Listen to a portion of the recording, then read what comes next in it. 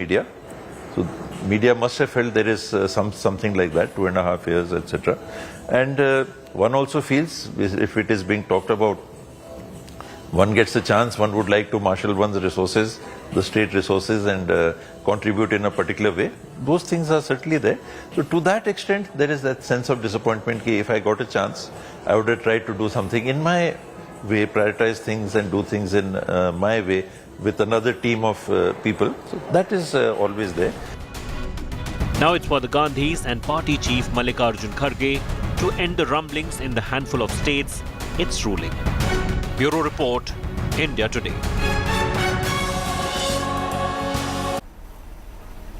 Slipping into a short break, coming up next, no decision on BJP tickets even after the Central Election Committee meet.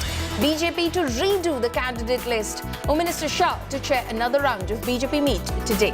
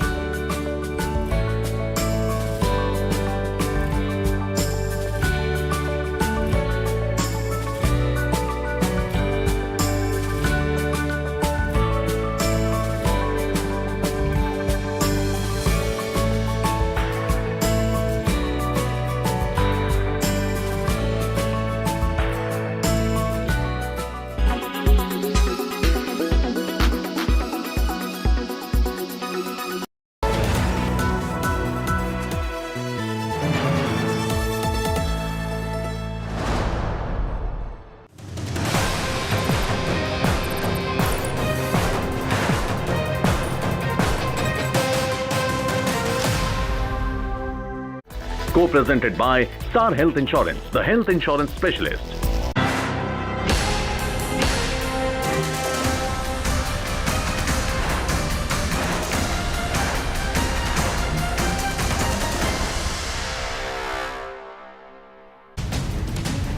The confusion over Congress's CM face in Karnataka continues. Amid the ongoing tussle between Sitaraman and DK Shivakumar, the Karnataka Congress chief's attempts to bring Congress chief Mallikarjun Kharge's name into the race has raised eyebrows within party circles.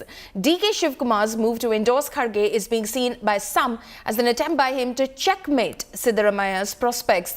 Shivakumar's statements that he would love to work under Kharge if he becomes the chief minister has got tongues wagging among many in the state Congress. Moreover, Karnataka Congress chief's endorsement for Kharge has also reignited the debate on Dalit CM and old versus new within the party. However, he has maintained that the party's decision is final.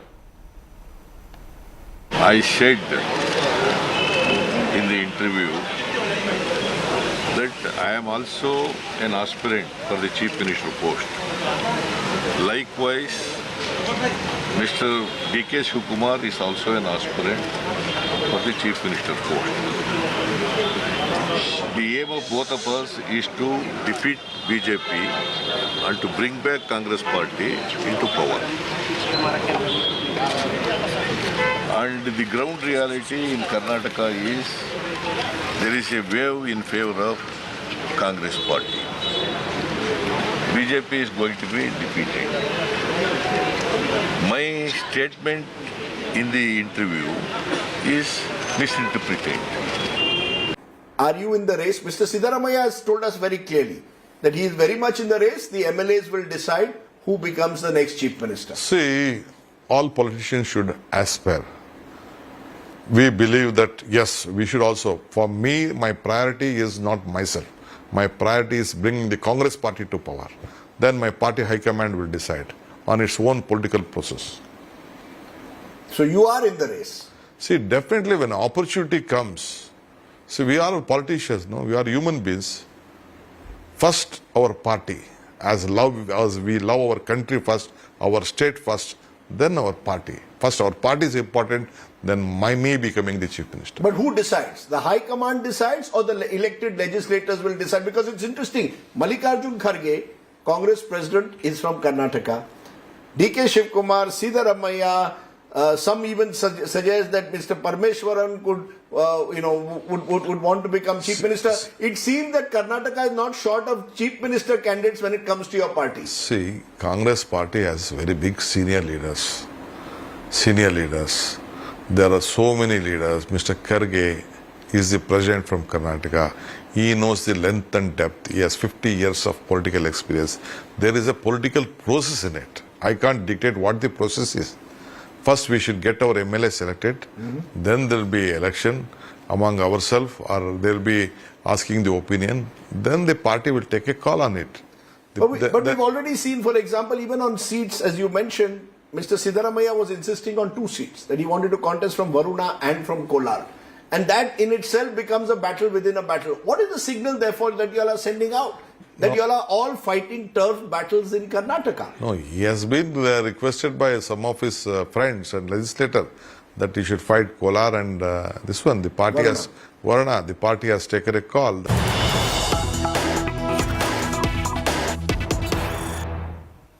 News coming in right now. Judgment in RSS Tamil Nadu rally case. Supreme Court dismisses plea by the Tamil Nadu government.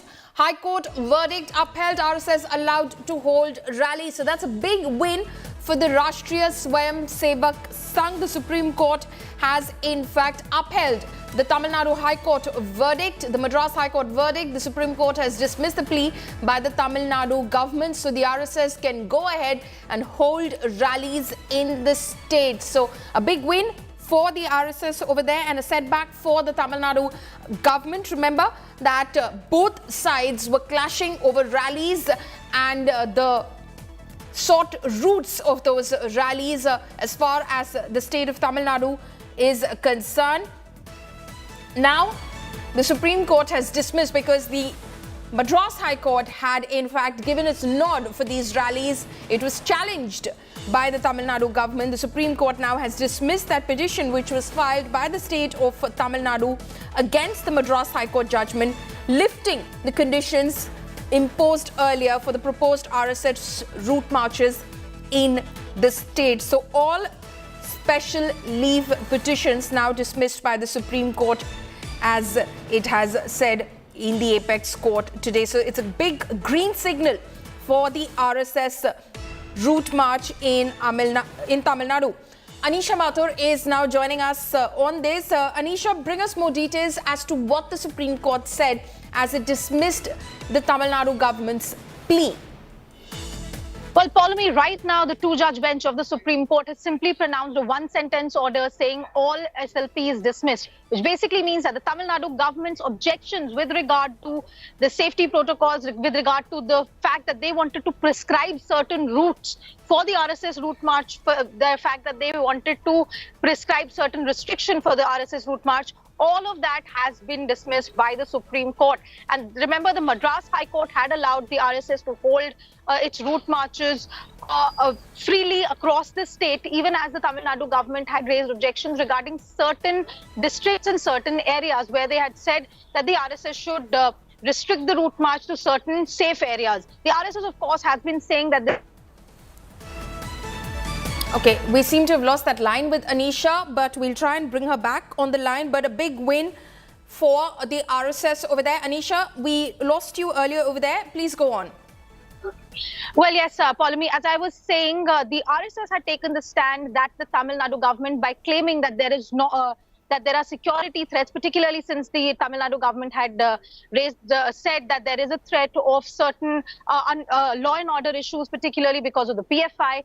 The RSS had said that the Tamil Nadu government is vacating its responsibility to uphold law and order and is trying to restrict the freedom of speech, expression and assembly that is granted to all persons under the Indian Constitution. Now, this, of course, comes as a big win for the RSS, which will be able to hold its route marches. Remember, they wanted to do this in March, then they wanted to do it on the 5th of April, and now the judgment has finally come. So we'll have to see how the RSS is going to respond to this judgment and whether the Tamil Nadu government now is going to raise any further objections with regard to the safety of the routes that the RSS wants to take. Back to you.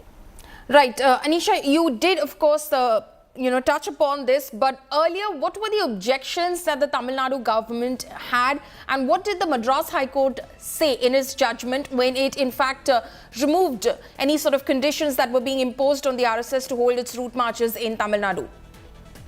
Well, the Tamil Nadu government in its appeal before the Supreme Court had raised certain points regarding law and order issues. In certain areas where there had been a bomb blast, there had been certain law and order issues, there had been certain communal tensions in particular, the Tamil Nadu government had suggested that the RSS does not hold an open route march on all the roads and all the streets, which is what they wanted to do, but restricted to certain areas. They had also suggested in certain districts that the RSS could hold its marches inside a stadium instead of going through the residential or heavily populated areas, because there could be some problem with regard to law and order. They had also said that PFI, which is now a banned organization, they had raised certain objections, and there was a threat of stone pelting or otherwise retaliation by the PFI or its affiliated organizations in case the RSS raised any sort of the route marches. It could also create communal tensions in the state.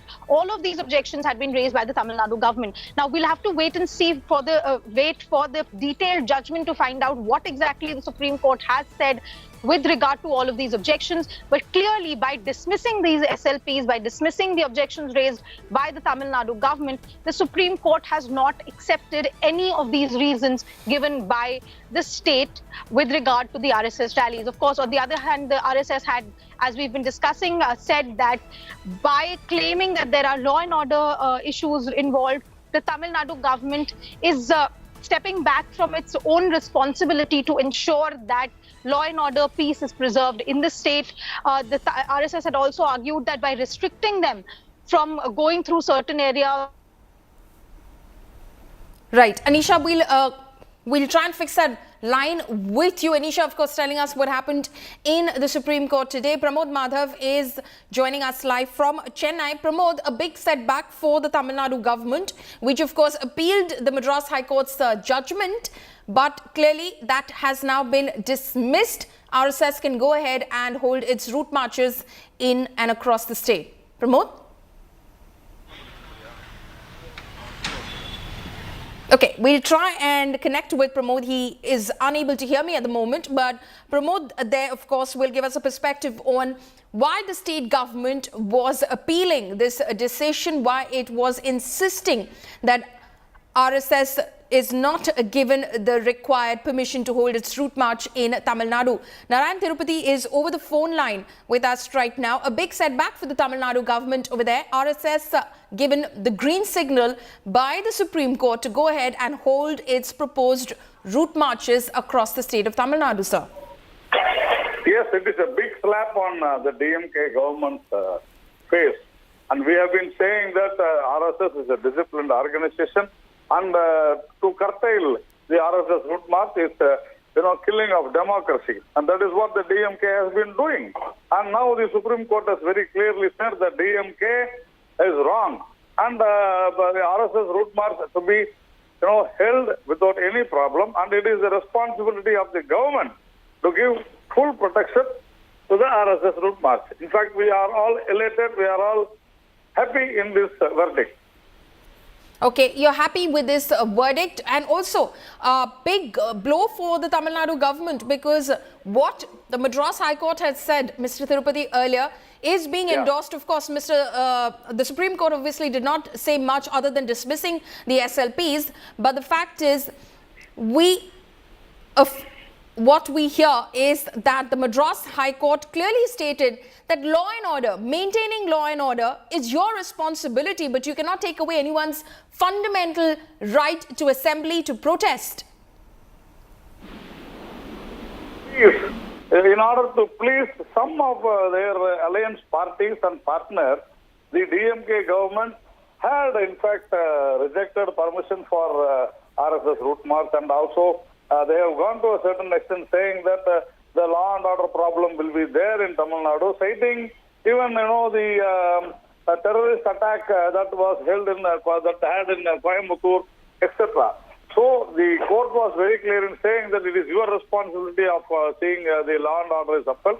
And now the Supreme Court has rightly and very rightly it has dismissed the DMK. It is a very big jolt and a big slap on DMK's government.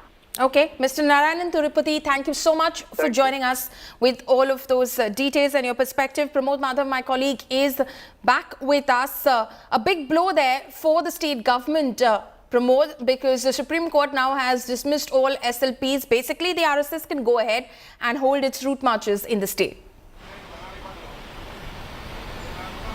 Absolutely, Paulami, but the instance here is that, just like you mentioned, it is definitely a setback for Tamil Nadu, because earlier this march was supposed to be conducted on 2nd of October, Gandhi Jayanti. That is a period when Tamil Nadu government denied permission. However, not in all districts, but 2 districts they were provided permission, and in other places the Tamil Nadu government stated that RSS march can occur inside a closed arena, claiming that the state cannot provide protection everywhere at the same time. So this was a kind of argument that was placed by the Tamil Nadu government, over which RSS went to the court. The march was supposed to happen on November. That too got stalled away as Tamil Nadu government approached the Supreme Court. And just like Narayanan Tirupati said, the Tamil Nadu government was keeping 2 important arguments. One, the ban of PFI, and the other one, the Coimbatore blast. And citing these 2, Tamil Nadu government said that it is not possible to provide adequate security. However, RSS march occurred in Pondicherry on 2nd of October, and 2 districts in Tamil Nadu as well. After the Supreme Court's verdict, RSS netas in the state of Tamil Nadu are now discussing how should they proceed with this. Okay, so is it likely that Pramod, that the state government could again seek a review of this decision, because clearly the state government was adamant on what it believed, that law and order would be disturbed if the RSS went ahead and held these route marches, as a result of which it actually went to the Supreme Court protesting the decision of the Madras High Court.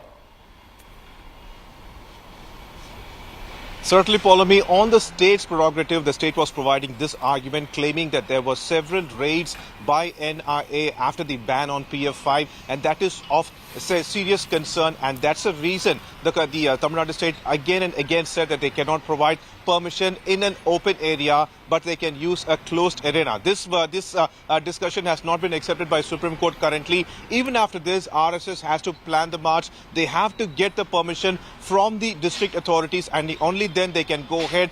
What the state's going to decide, we will see only then.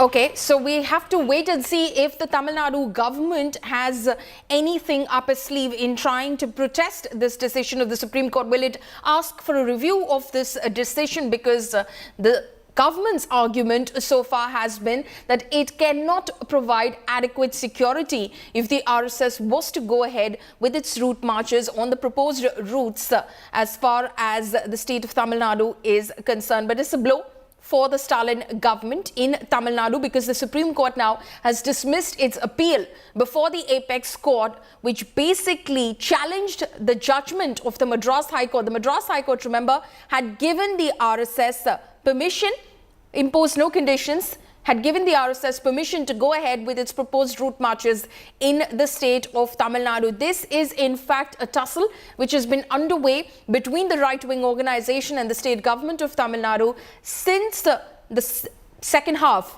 of last year. It was on October 2nd that the RSS had proposed these route marches across the state of Tamil Nadu. But as Pramod was pointing out, it only could go ahead with it in Pondicherry, in Puducherry, and in 2 districts of Tamil Nadu. Pramod continues to be live with us. Pramod, which were the areas that the state deemed as extremely sensitive in terms of the proposed routes of the RSS for these marches? For now, Polami, Tamil Nadu has not provided a separate kind of data or a map in particular, but last time, Cuddalore and Ariyalur were the two districts where the march was allowed, and the march in the state of Tamil Nadu did occur probably for 500 meters or so, post which there was a meeting that was also held. But in other areas, especially the Coimbatore surroundings and things, what the state did was that it left it to the authorities from the district itself to go ahead and decide it. But at that point, the court also, the initial order before Madras High Court order stated that they can conduct it, they have permission to conduct it inside a closed arena, which the RSS was not ready to do because it wanted to happen in a public area. And this is where the tussle occurred. Even now, the Tamil Nadu government has to respond and state categorically that which are the places it is of high threat for an RSS march, Polami. Okay, Pramod, do we know details of these proposed route marches? Where did the RSS want to conduct these marches? How long were these marches supposed to be in terms of the distance covered, etc.? What we observed this particular RSS march in Cuddalore, where it was nearly a 500 meters march next to a very important temple in that area. Similarly, in Puducherry also, the march went for almost 1.5 kilometers through a market lane. There was no problem over there. We were present, and even the Puducherry's Home Minister Namachivayam also participated in that RSS march. In the state of Tamil Nadu, first it looks like, as we spoke to RSS netas, they claim that now they have to decide which are the areas they want to take the march forward, and they have to acquire the permission from the state government and district authorities. If there seem to be some kind of issue, the district authorities might provide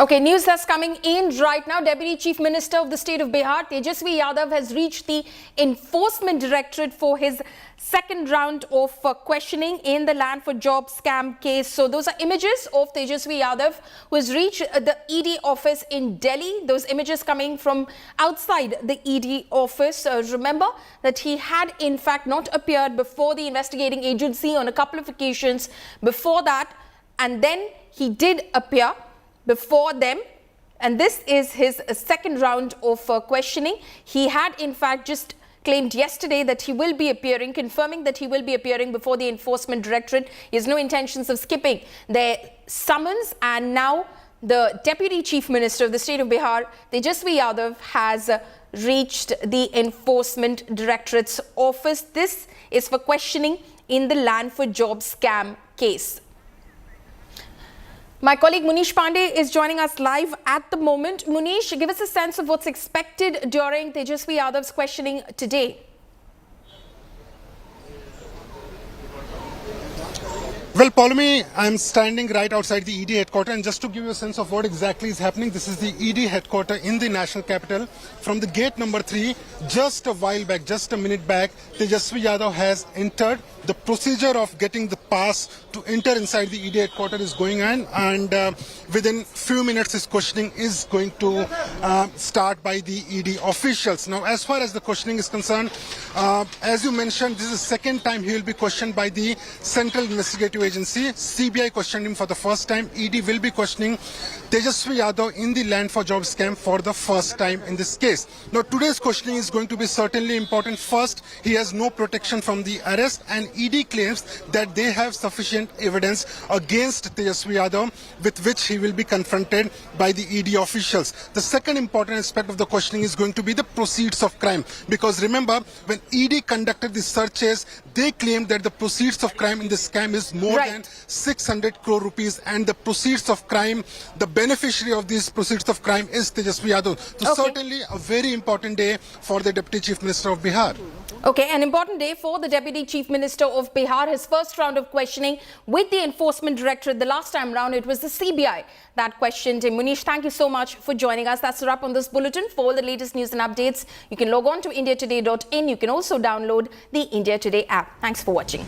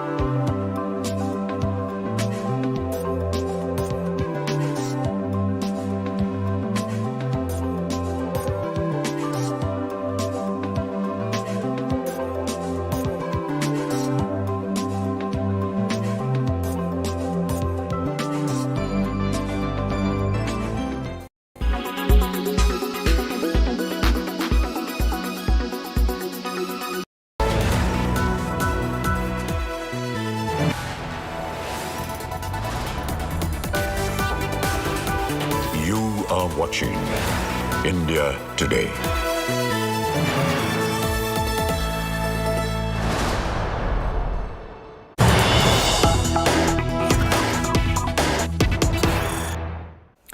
We'll kickstart this edition with some breaking news just coming in. Sachin Pilot has reached the Dharna site for a day-long fast. These are visuals coming in of Sachin Pilot. Remember, this has become a huge embarrassment for the Congress party with the dissent clearly out in the open. It's been brewing for a while now with Sachin Pilot now saying that he's going to sit on a dharna protesting against corruption. A huge embarrassment there for the Congress that has been observing the situation in the state of Rajasthan, where constantly Sachin Pilot and Chief Minister Ashok Gehlot have been at loggerheads.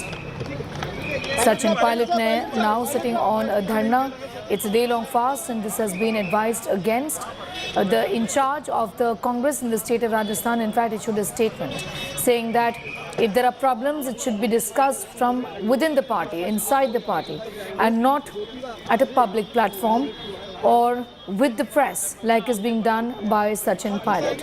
Also underscoring that Sachin Pilot continues to be an important person as far as Congress's scheme of things is concerned in the state of Rajasthan. This is anti-party, however, is what the Congress says. These protests that Sachin Pilot has launched against the current political dispensation in Rajasthan, which interestingly is his own government, the government of the Congress party. In spite of warnings from the Congress party, Sachin Pilot is on a dharna.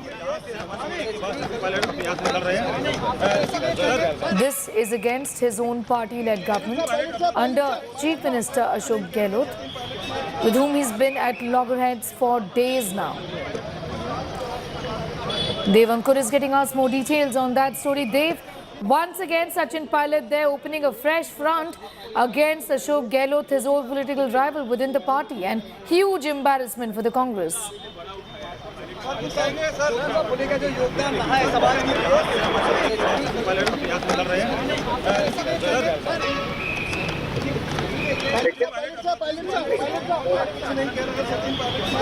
Devik, if you can hear me, I was talking about the fact that in spite of the warnings, Pilot is going ahead with his dharna. Undoubtedly a huge embarrassment there for the Congress.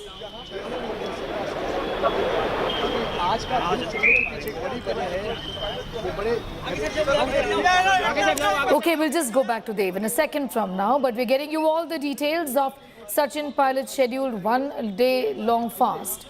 The Congress has issued a stern warning to the former Rajasthan Deputy Chief Minister and said any such thing that he does is going to be seen as an anti-party activity.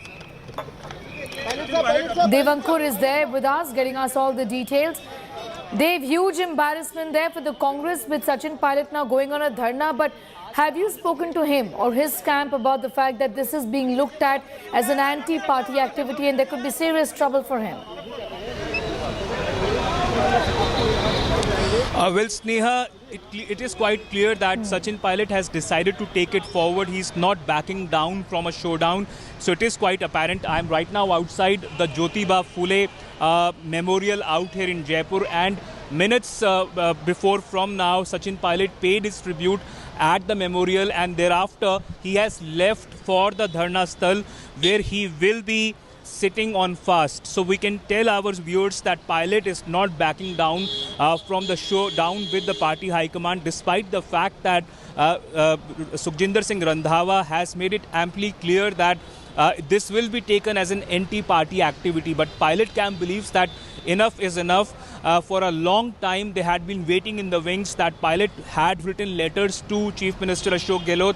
He also claims that he had raised this as an issue before the party high command, but despite that, no action was being taken on this matter, and that is why he's going ahead with this fast. Now, if the party does go ahead and issue a disciplinary notice to him, perhaps Pilot is also ready to what seems like a possible outcome of this. He can be, asked to explain his stance, and if the party is not satisfied with that, there is a likelihood that he can be even suspended from the party. But it seems that for the time being, at least, Pilot has weighed his pros and cons and clearly he feels that time is of essence right now, and that is why perhaps he believes that given the fact that assembly elections in Rajasthan are hardly about 6 months away, so it feels for him, he thinks that now the time is ripe for him to go ahead with this Dharna and perhaps even think about other possibilities, perhaps maybe an alliance with the likes of the RLP, the Aam Aadmi Party.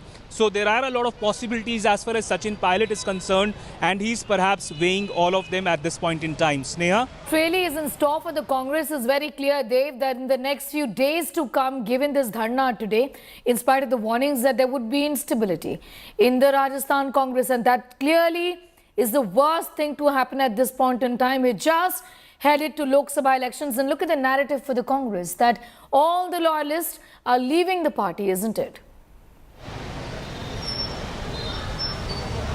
Oh, absolutely. In fact, you know, Pilot knows for a fact that Congress is in a bad shape right now, but the Congress actually feels that perhaps this is designed to, somehow Pilot is playing selfish out here. The party feels that Karnataka elections are around the corner. They will be taking place next month, and for Pilot to go on a fast against his own government in a state like Rajasthan, the biggest state in the country, perhaps will, mar Congress's chances, not just in Rajasthan, but in other places also, like perhaps Karnataka, Madhya Pradesh, where elections are due this year itself. So that is why party is not taking this very lightly.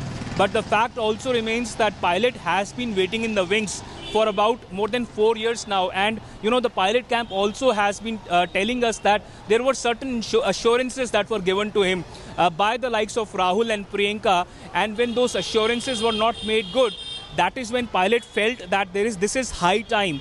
On the surface of it, Sneha, he times and again claims that if this sequence of once the BJP coming to power and then the Congress coming to power for the last around 25 years in Rajasthan, if that has to be broken, then clearly something has to change. And he feels that something is regarding the leadership in Rajasthan. He claims that the youth wants leadership change. He claims that he has given his blueprint to the party high command, but the party is not acting on it. He has also mentioned that, Sneha, last year in September, when the party CLP meet was supposed to happen, that was sabotaged by leaders of Gehlot camp, and no action, no apparent strong action was taken against them. He also feels that is also something which has really dissuaded or demotivated party workers, that this kind of a dissidence was allowed to go scot-free, and that is why also he we'll just come back to you in a few seconds from now. These visuals, in fact, to tell our viewers who've just joined us, are of Sachin Pilot. These are pictures coming in live from Jaipur city. Now Sachin Pilot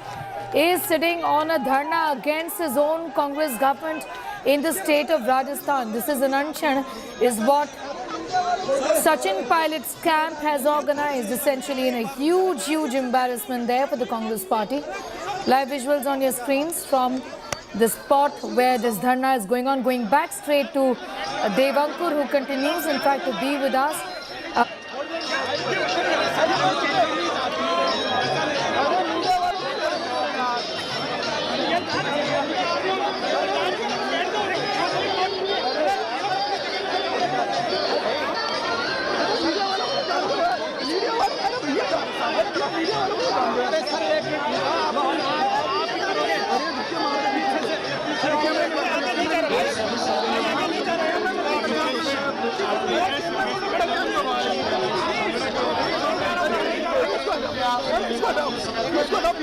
Okay, so we have these visuals in fact coming in from Jaipur of Sachin Pilot's protest. It's a day-long dharna against, guess what, his own government. This is the Congress government in the state of Rajasthan that a Congress leader is protesting against. This is being seen as a grave indiscipline as far as the Congress's central leadership is concerned. Utterly dismayed at what's happened. They've also issued a public statement, but this has been brewing for a while, and Dave has been taking us through how this has been brewing. Dave, you were telling us about the personal ambitions of Sachin Pilot and how promises were unfulfilled, isn't it?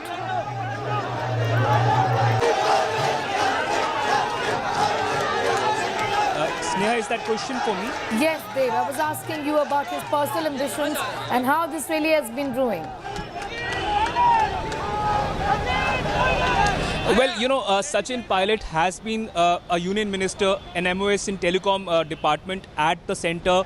He has been the deputy chief minister of Rajasthan. He has also been the state president, Sneha. Perhaps, one thing that remained as an ambition for him for the last about 10 years is the chief minister's post. I've several times spoken with him, Sneha, off camera as well, and he maintains that while the Congress was in opposition in Rajasthan, he was one of the leaders who had, taken to the streets when the police was even lathi charging them, when, there were several protests, several agitations that were being carried out by the Congress in Rajasthan. He was there at the forefront. But the fact is that there were with him hundreds of party workers, party leaders, who he claims has so far not gotten their dues. So time and again, in 2020, Sneha, when that entire rebellion had happened, when Ashok Gehlot had called him Nakara, Nikamma, Gaddar, and all of those terms were coined for him, he felt that, an impression was created about him that he's hankering for the chief minister's post for himself, that he was being selfish, and that is the kind of narrative that was built about him as well. But over a period of time, over the last 3.5 years, even Pilot has matured to a certain extent. He knows now that the issues that he's raising are things which, have resonance with people. Issues like paper leak. Paper leak is a big issue in Rajasthan. There are at least around 25 lakh youths who are, directly or indirectly being impacted by cases of paper leak in Rajasthan, and there have been several of them. So he raised that matter. He mentioned that the big masterminds, the big sharks of paper leak cases should be targeted, they should be nabbed, they should be put behind bars. He also raised the matter of corruption cases during Vasundhara Raje regime. He mentioned that there have been a number of cases during the Vasundhara Raje regime. There was one case regarding carpets worth lakhs of rupees being stolen from the chief minister's office while Vasundhara was the chief minister, and there were people close to him who were, accused in that case. There was a 45,000 crore mining scam which allegedly happened during Vasundhara Raje regime. That was time and again raised by Ashok Gehlot and Sachin Pilot while Congress was in opposition. So he says that when they were in opposition, at that time they had got a number of evidences which were in a way implicating Vasundhara Raje regime in those cases. Now if they had those so-called evidence back then, how is it that while the Congress is in government, it is not pursuing those cases? Now that issue, the issue of corruption, also has resonance with people.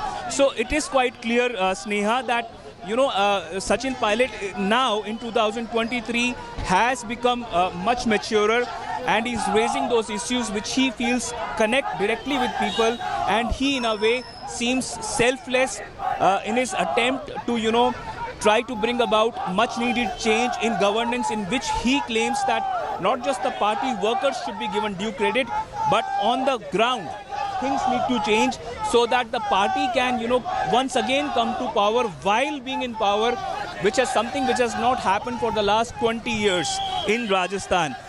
Congress has not been able to rule consecutively the state of Rajasthan for the last more than 20 years. So clearly, Sneha, despite his personal ambitions, despite the fact that him being really keen on getting the chief minister's post, it is perhaps these issues that he has been raising which also have resonance on the ground with people. I can tell you out here at the Jyotiba Phule Memorial in Jaipur on the birth anniversary, Rajasthan Chief Minister Ashok Gehlot can come in any moment. He might speak with the media about this act of Sachin Pilot going on fast against the Gehlot government in Rajasthan, and what will Gehlot's possible stance be is something which can be really interesting to take note of. But at this point in time, it is quite clear that a showdown, a big one at that, is quite imminent in Congress circles in Rajasthan. Sneha? Just coming back to you for more on that story, Dev Ankur is getting us that detailed report. Visuals of Sachin Pilot now there sitting on a dharna against his own Congress government.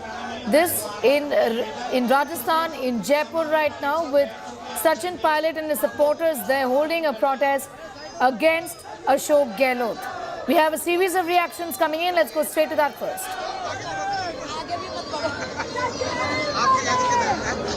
आज जननेता आदरणीय सचिन पायलट जी एक दिन के सांकेतिक धरने पर यहाँ पर बैठेंगे।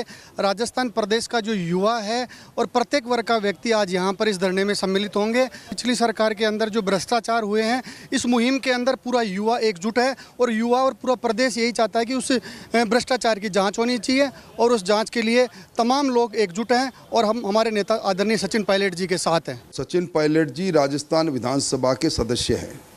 राजस्थान विधानसभा के 5 बजट सत्र पूरे हो गए। एक शब्द अगर वो बोले होते, क्योंकि इससे बड़ा लोकतंत्र में मंच नहीं, वो कबीना के अंदर उप मुख्यमंत्री रहे, 18-19 महीने रहे, कबीना की बैठक में प्रस्ताव लाकर बात करते तो समझ में आते। वो इस सरकार में, गहलोत सरकार में कोयले घोटाले की खरीद घोटाले की बात करते, महंगी बिजली खरीद घोटाले की बात करते, वो टीएडी के अंदर फर्नीचर घोटाले के नाम पर जनजाति के जिस तरह बजट का दुरुपयोग किया उसकी बात करते। इन कई अनुत्तरित बातें हैं, उनकी बात करते तो बहुत अच्छा रहता। मैं समझता हूँ कहीं पे निगाहें, कहीं पे निशाना चलेगा नहीं। अरे जो भी बात है वो घर में होनी चाहिए ना, घर से बाहर नहीं होनी चाहिए।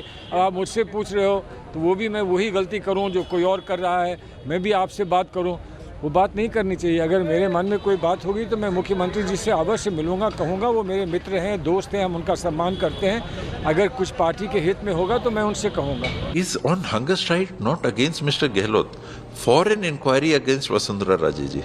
There is a lot of difference. You know, once he says, I am in revolt against Ashok Gehlot and his government.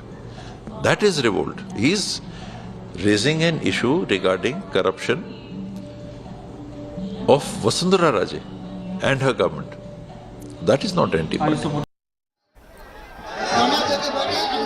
All right, so interestingly, a bit of a split in opinion as well. This isn't anti-party, is what a section of the Congress says. He's taking on Vasundhara Raje and the government. But what really is Sachin Pilot protesting against? The fact is that he's raised several concerns as far as the functioning of the Ashok Gehlot-led Congress government in Rajasthan is concerned.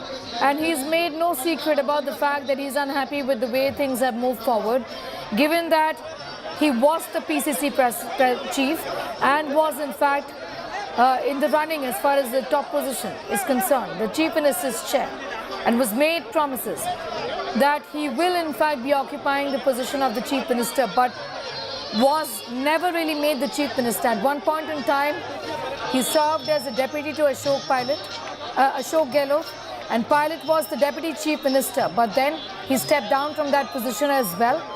Now continues to be a member of the Congress party, but is raising slogans and is sitting on a Dharna against corruption in the state of Rajasthan. Ashok Gehlot is soft on corruption is what Sachin Pilot says. The party in the at the central level says this is anti-party and this is against the Congress essentially, is what the Congress party has said. Let's go back once again to these pictures coming in live from Jaipur.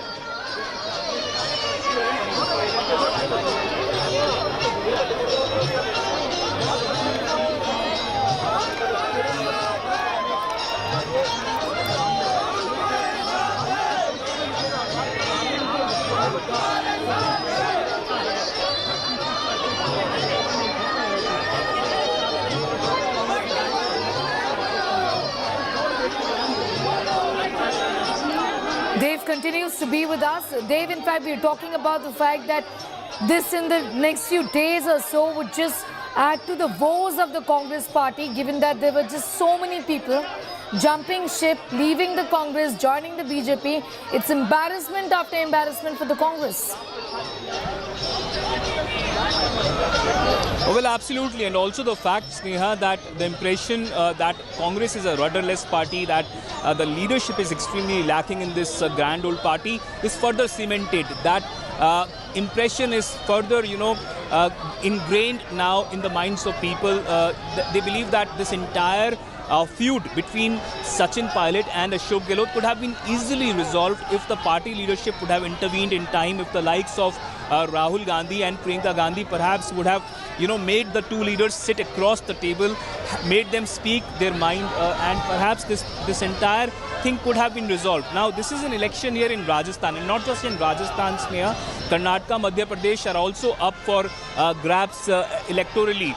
And the fact that Congress is in such deep dissidence, in such deep troubles in Rajasthan, the fact is that it is the Congress that is likely to be worst affected in this matter. In fact, our political sources have also told us that Pilot had been in dialogue. He had been speaking with different political leaders, and an alliance between the RLP, which is led by Hanuman Beniwal. It is a regional party in Rajasthan, the Aam Aadmi Party, and if Pilot makes his own front, is not something which is ruled out. It is something which is likely to happen, or perhaps in the realm of possibility at this point in time. Also, the BJP has perhaps the most to gain in this entire thing. If Sachin Pilot breaks away from Congress, forms his own alliance, it is the Congress's fortunes that he will hurt the most. But clearly, despite all of that, Ashok Gehlot is in no mood to vacate the CM's chair, let Sachin Pilot become the chief minister. And on the ground, Sachin Pilot is one leader which Congress really should have held on to and ensured that he's made to go to other parts of the country as well. But that is something which, as I mentioned, it's the impression that it's a leaderless party, a rudderless party, a party which is not being able to hold on to young leaders like Himanta Biswa Sharma, leaders like RPN Singh, Milind Deora, and maybe even Sachin Pilot perhaps go their way in some time to come. So this is something which is really worrisome for the party, and also shows that in Rajasthan, the elections, the upcoming assembly elections, are something which is going to be really interesting. There can be new combinations, a new alliance, and perhaps even the arithmetics can be in such a way that the fact that Sachin Pilot is known to be one leader who has a very strong hold in the Gujar community. Now, the Gujar community, Sneha, has a strength of around 8 to 9% in Rajasthan. Then the RLP leader Hanuman Beniwal, who is the founder of that party, has a stronghold on the Jat community in the state. The Jats are around 12% in Rajasthan. Now, if these two entities come forward and together, along with the Aam Aadmi Party, which can target the middle class section and the lower middle class with its welfare policies and its subsidized benefits that it promises to provide to the people. Now, that can really be a lethal combination, or perhaps a deadly combination politically speaking, and can really make a dent in at least 40 to 45 seats in Rajasthan. Rajasthan has a total of 200 assembly seats in the state, and perhaps if these 40 to 45 seats can sway towards this alliance, which is in the realm of possibility, then if not the king, then Sachin Pilot can most probably at least play the kingmaker. So perhaps he feels that at least that can be done, and that can salvage some pride for him, because for the last 9 years he had been dreaming of somehow play an important role in the state politics. Perhaps take the top post. But these are ambitions which were not fulfilled. I'll just come back to you, Dave, in a moment from now. Preeti Chaudhary is also with us. Preeti, what is the central leadership in Delhi now thinking? They've issued a notice. They've said this is indiscipline. However, they did say that Sachin Pilot is indispensable. He's important to the party. But what are they going to do now, moving forward from here on? That's a conundrum, a big one for Sachin Pilot. Because if you look at it, Neha, now the high command, proverbial Congress high command, has clearly picked sides. It started with yesterday, where, shortly after Sachin Pilot had announced that he's going to be sitting on a one-day fast, he might seem to suggest that this is against Vasundhara Raje Scindia and corruption. It has nothing to do with the Congress. But seemingly, it's been viewed, and especially the kind of statements he has made at the back of announcing the fast, it has been viewed as a fast against his own government in Rajasthan. Now, in midst of all of this, what really happened, if you look at the chronology, is after Sachin Pilot announces that he's going to sit on a one-day fast, you have, a unique from the Congress which comes out seeming to suggest that they have full faith in Ashok Gehlot, and Ashok Gehlot is doing a brilliant job. He's handled issues of corruption tenaciously. and they have full faith in the leadership of Ashok Gehlot. Completely skirting the issue of Sachin Pilot, not even addressing it. The Congress would have thought that they would have gotten away with it by not addressing, the big elephant in the room, which is Sachin Pilot wanting to sit on this one-day dharna. Then, late at night, at about 11:30 at night, the Congress in charge then issues out an official communique. In the meanwhile, Sneha, the Chief Minister Ashok Gehlot has been down with COVID. So, he's not making any public statements, but clearly it mustn't have gone down well at all with Ashok Gehlot, who wanted the Congress to give out a stern message. And that really happened at 11:30 at night when the Congress in charge, Mr. Randhawa of Rajasthan, sent out an official communique saying that if Sachin Pilot actually sits on this path, it's going to be anti-party activity. So the Congress has clearly fixed right. What we are being given to understand that of late, Sachin Pilot feels he's been completely pushed into a corner. He's been waiting his time for whatever promises he says were promised to him to be delivered, especially after the fiasco of the CLP of what went down a few months ago. He has been trying to get in touch with the Congress High Command. That's, his text messages, as per our sources, are going unanswered. So this is his last throw of the dice, Sneha, if you look at it politically speaking. Because 6 months, that's it. You have 6 months to Rajasthan elections. Will somebody like Sachin Pilot decide to sit this election out and say, I'm going to bide my time? Whereas many would suggest he's only 45 and maybe he should do that. But, of what we've seen, is he a man in a hurry, of course. We've seen, right from 2020, where he put together the rebellion of sorts to what went down in the CLP meet. So his entire Jan Sampark Yatra, which he's been on, over the last couple of months. It would be also interesting to note who is he meeting in this, the rallies that have taken place, the Jan Sabhas that have taken place over the course of the last few months by Sachin Pilot have, interesting to note, been consolidated only in the Jat-Gujar belt. So with what Dave was also pointing out, could be an option, because does Sachin Pilot really have an option right now? Because by sitting on this path, he's made it very clear. It was a catch-22 situation for Sachin Pilot. To sit or not to sit, because to sit, he's made it clear that he's indulged in anti-party activities. What our sources are also telling us, Neha, that Sachin Pilot has made it amply clear that it's not going to be a community letter by Mr. Randhawa that he's going to abide by. He needs to speak directly to the High Command, or at least Mr. Kharge. Yes. Mr. Kharge, when he came in, at last when he was one of the observers, before of course he became president. Yes. He was one of the observers with Mr. Ajay Makan, who had come, from Delhi to Jaipur for the CLP, where the decision of possible change of power had to be made. And at that point of time, Mr. Kharge had noted and thereafter had also, apparently seems to have sided with, Sachin Pilot's cause. But of late, since he's become president, there is, a feeling in the pro-Sachin Pilot camp that Mr. Kharge has made his deal with Ashok Gehlot, who was practically done in his views. If you look at it, the proverbial High Command cowered down to what Ashok Gehlot wanted. They couldn't get him down to Delhi to become president. They wanted him to do that and make place for Sachin Pilot. That never quite happened. Ashok Gehlot dug in his heels. The entire fiasco of the CLP with the MLAs never quite showed up.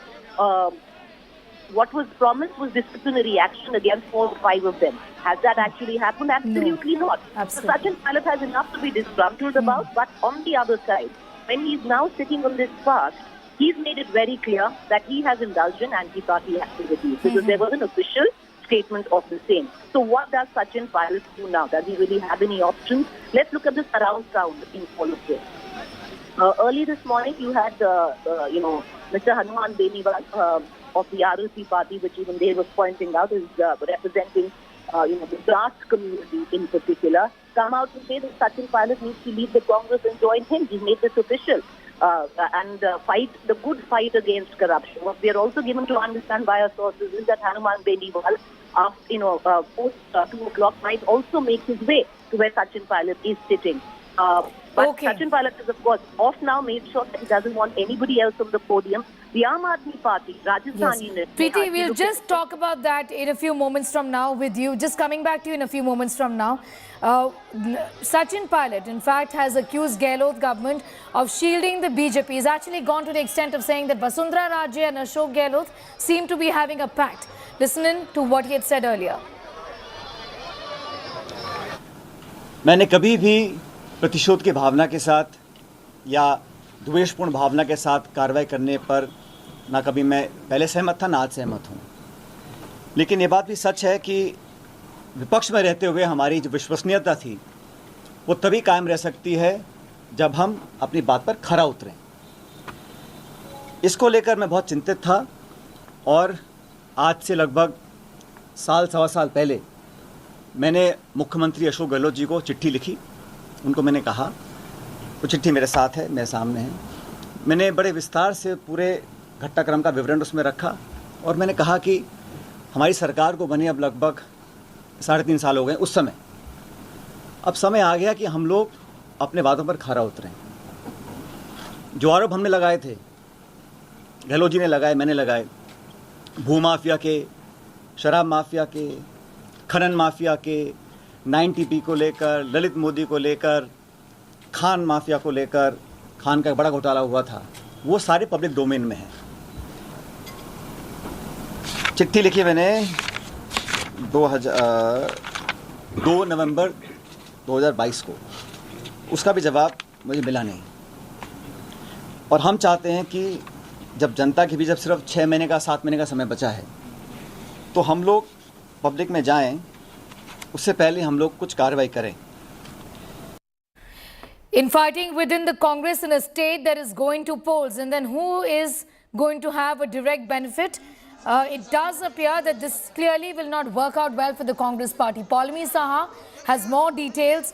Will it then be advantage BJP in a state that is ruled by the Congress, which is split right in the middle? It's the leadership and they're bickering and bickering just so publicly. Follow me.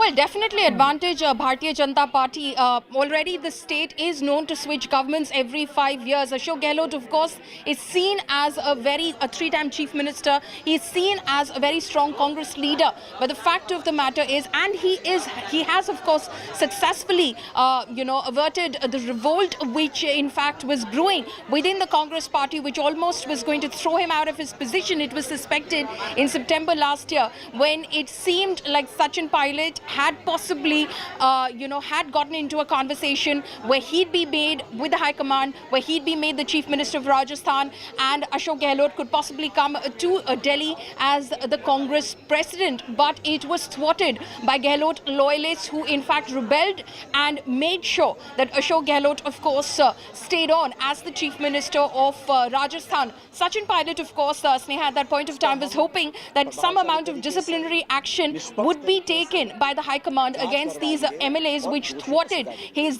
plans, but that did not happen. No sort of disciplinary action has been taken against those rebels, and Sachin Pilot continues to be, someone who is now basically waging a lone battle. How many MLAs join him, how many legislators join him, it remains to be seen. But at the moment, of course, he seems to have dug his heels in. This is definitely advantage Bharatiya Janata Party. The Congress is very embarrassed, not just because the Rajasthan polls, of course, are just only 8 months away.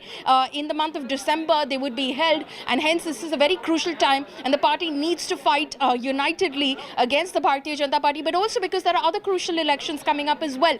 The first one, of course, is the Karnataka election. At such a time, for them to be engaged in firefighting in another state and to put in all their resources over there, this clearly shows that the Congress is very upset with Sachin Pilot for having staged this Dharna, quite literally against the party, which they believe is against the party. The Congress is saying this is not against Ashok Gehlot, this is against the Congress party. This is anti-party activity as far as they're concerned. In fact, the Rajasthan Congress chief, Sukhjinder Randhawa, was earlier considering the possibility of coming to Rajasthan, of coming to Jaipur. He's in Chandigarh, coming to Jaipur and then possibly having a conversation with Sachin Pilot and Ashok Gehlot as well, quelling this dharna even before it began.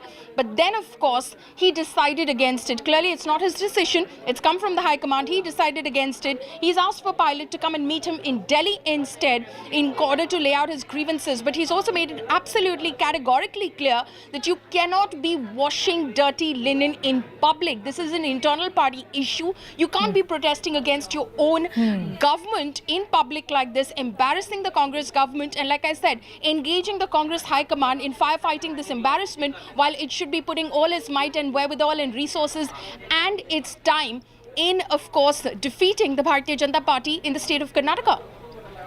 All right, Paulmi, I'll just come back to you for more on that. Paulmi has made it clear that from the letter, it does appear that the Congress High Command, so to speak, isn't very happy in that letter. However, the letter also talks about the fact, Dave, that ever since Randhawa was the AICC in charge of Rajasthan, why is that none of these issues were raised in in the party forum when there is an opportunity to do so? Why make this public? So, is this really about corruption, or is this about your personal ambition? That's the message from Randhawa, isn't it?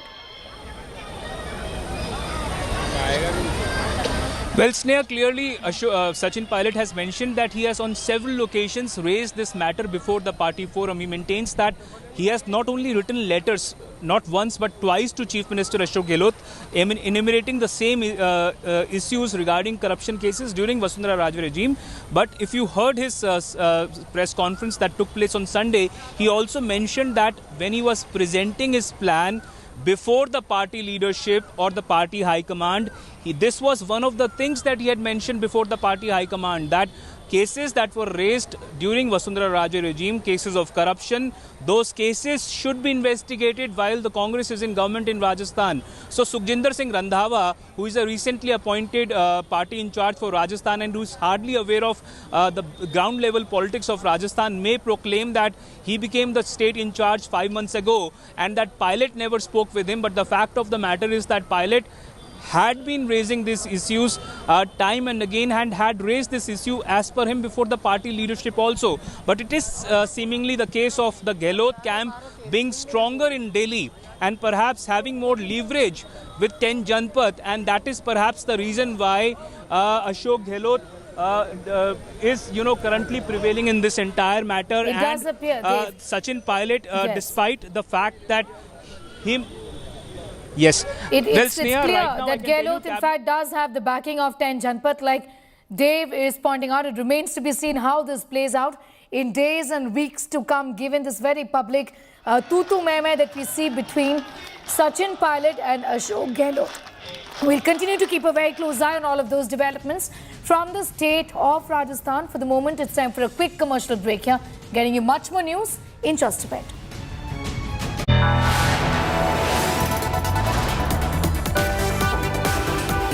You are watching India Today.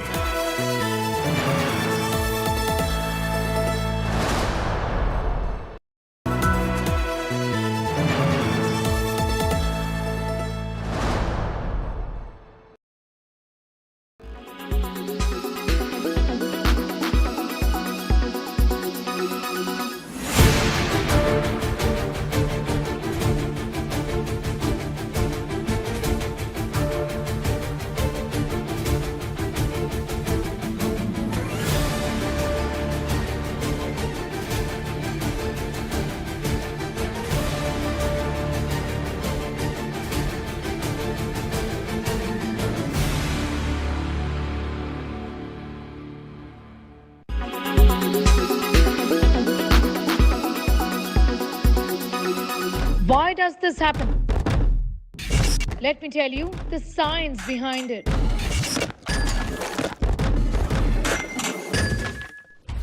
For more informative videos like this, keep watching India Today News Mode.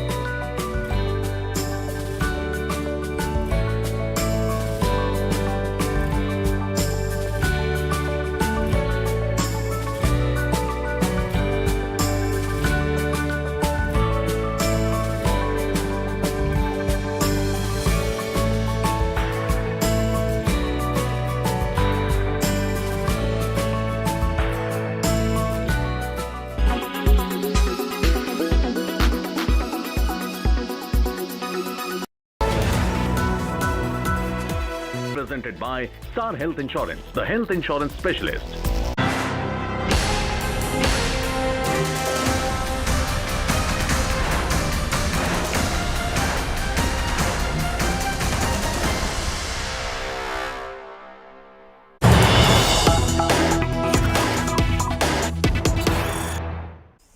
Some breaking news just coming in. This is the inside scoop on the Karnataka BJP candidate list. The High Command we're hearing is not happy with the list that was recommended and prepared by the state BJP. The Prime Minister and the Home Minister want fresh faces, but it's a tightrope walk. In Karnataka, every individual MLA has his own vote bank of 10,000 to 50,000, ranging from seat to seat. The state unit is telling the High Command if you remove sitting MLAs, they'll contest as independents. If you don't give tickets to former MLAs, they'll contest as independents. The moment they all contest as independents, they take the BJP votes away and not the opposition. And hence the party will lose. Well, that's a simple mathematical calculation being done by the state BJP there. Akshita is getting us more details on that story. What then is the BJP top leadership thinking about the fear of losing the state of Karnataka if at all the disgruntled MLAs walk away? Akshita. So this is a huge conundrum, Sneha, that the BJP leadership currently deals with. If you look at the state versus the central leadership right now, we've been seeing marathon meetings taking place. On Sunday, there was a CEC also that happened, after which there was speculation that on Sunday night, on Monday, we'd get the candidate list. Still no sight of it. Nagarjun Dwarkanath tells us the reason for that is because the central leadership right now isn't in agreement with some of the names that have been proposed by the state leadership. Remember that they have a very clear process that has been put forth where they said that they will go ahead and select MLAs based on what district leadership has to say. Now, the central leadership of the BJP has reportedly said that they want to remove a lot of the current MLAs, and the state leadership isn't for that. There's a huge factor of anti-incumbency, but beyond that, and a couple of examples that Nagarjun has given us is one of Haveri, the other of Mudigere. Take these two examples for instance. In the case of Haveri, the MLA is Olekar. His sons have been convicted in a corruption case, so the central leadership is against them. In the case of Mudigere also, MP Kumaraswamy, the MLA, has been convicted in a check bounce case, has got 4-year jail term as well. Again, the central leadership is saying these kind of convicted MLAs, get rid of them. The BJP state unit, on the other hand, is saying it's not as simple as that. The moment you remove them, there will be a problem of them being disgruntled, not backing off, and they'll go ahead and contest as independents, which will thereby lead to the BJP vote share being cut, being swallowed in these districts. Akshita, be with us is coming back to you. Sagai Raj also has more details on that. Sagai, these would be real concerns, given that MLAs might just walk away from the party. Already an incumbent government in the state of Karnataka, with the Congress also regaining a foothold. This is a huge and valid concern, isn't it? Absolutely, and B.S. Yadurappa, talking to media yesterday in Bengaluru, has also clarified that close to 10 to 12 MLAs, sitting MLAs, might not get the ticket, and the ultimate decision will be taken by High Command. And it is quite unusual for even B.S. Yadurappa to come in between the meeting where the meeting is still happening in Delhi to come up with the final numbers of the probable candidates for this particular election. And so we need to wait and watch what are the criteria, how many of them will be getting, and how many of them are going to miss the ticket. And if you try to understand the procedure within the BJP, few days back there was an internal voting which was being done by BJP, where around 18 to 20 leaders from every single districts have been called, and they had given candidates of 3 where they have to elect internally. So there was an internal election which was being done in wherever the BJP feel that BJP is not quite strong, or there are candidates who have not performed well, or there are anti-incumbency on all those places. So there was an internal election which was also being done, and even that particular report is already given to High Command to take a decision on this. So there are several calculations which has been done by BJP. Remember, even the Prime Minister was also part of this particular meeting. So you need to understand the seriousness of this particular meeting by the BJP. So they don't want to leave any stone unturned when it comes to the finalization of candidates, and that is the reason they are taking more time to release the list from Delhi. from Delhi. But what is Delhi then planning, Akshita? Are they of the opinion that the situation can be handled? Are they looking at a situation where social engineering and cadre consolidation would be a winning formula for the BJP in the state of Karnataka? Believe that even by going ahead and making these sweeping changes in the candidate list, they can still pull off a win and ensure that, if there's any sort of breakout breakdown of BJP votes because of some of the existing MLAs contesting as independents, they can still sail through. But there's a big question mark right now, Sneha, on this delay, because even on the ground, it doesn't all go well. It's clear then that there are differences within the BJP. Remember that the last date for filing nominations is April 20th, just about 9 days to go. So the time is ticking, essentially the clock is ticking, and the BJP will have to come out with their list at the earliest. Also keep in mind that unlike the Congress, where the regional leadership is so strong, in the BJP the central leadership always has a word on exactly what's going to be happening in state units. So it'll be interesting to see who really wins this tussle. But an interesting point that Sagar Raju also made was the manner in which B.S. Yadurappa seems to have essentially put up his hands and said that I'm not going to be a part of these meetings as of now. So is there more to be read into that as well? Is this the state leadership saying, look, it's the central leadership that's going to take the final call, we'll just go ahead and heed with the decisions, we'll have to wait and see. But as I said, right now the clock is ticking. The more the delay, the more they're giving an upper hand to the Congress, who've already been questioning why the BJP hasn't released even a single list yet. Akshita, I'm going to thank you for the moment for getting us those details. Also, Sagai Raj, for getting us up to speed with those developments as far as the elections in Karnataka and the list of the BJP. Like Akshita said, not even released, not one name has been released just yet. And this undoubtedly will give enough ammunition to the Congress to go hammer and tongs against the BJP. We have more news coming in. Let's go straight to that now.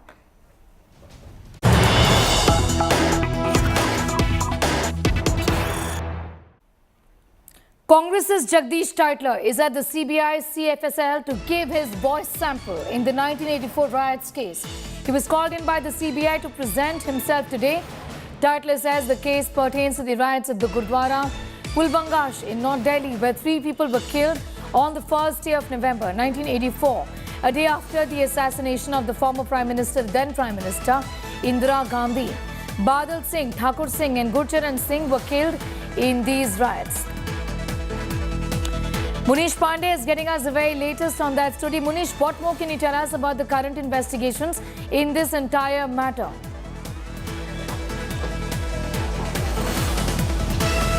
Well, Sneha, as we speak, Congress's Jagdish Titler is inside the CBI headquarters, where in the forensic laboratory, his voice sample has been taken. Now, the case pertains to killing of 3 people at the Gurudwara in the North Delhi during the 1984 riots, a day after then Prime Minister Indira Gandhi was assassinated. As far as the CBI's investigation in this case is concerned, CBI had earlier filed the closure report in the case, saying that Jagdish Titler had no role in these riots, but the court refused to accept. Then CBI was asked by the court to conduct re-investigation in the case. CBI asked Jagdish Titler to go through a polygraph test, to which he refused. But the court said that the CBI's plea is maintainable, after which the CBI restarted their entire investigation. And today, as we speak, Jagdish Titler is inside the CBI headquarters in the forensic lab, where he is giving his voice sample. What CBI sources are telling us that they have certain voice samples already in their bank, and they will be matching those audio clips with the audio of Jagdish Titler. This will be done by the scientific experts of the CBI headquarters, and after matching, they will file a report before the court whether Jagdish Titler was involved in this entire riots case or not. But as far as Jagdish Titler is concerned, he has been time in maintaining that he is innocent, he has done nothing wrong. But politically it will have a far-reaching political implications, because what we have seen earlier, that the Bharatiya Janata Party or other political parties have time and again shot their gun at the Congress party, and especially against Jagdish Titler, saying that he is someone who was part of the riots. Sneha. That's right. Munish, I'm going to thank you for the moment for getting us those details. Well, Congress leader Jagdish Titler, in fact, continues to be in the dock on this entire matter as far as the case against him in connection with the 1984 anti-Sikh riots in Delhi is concerned.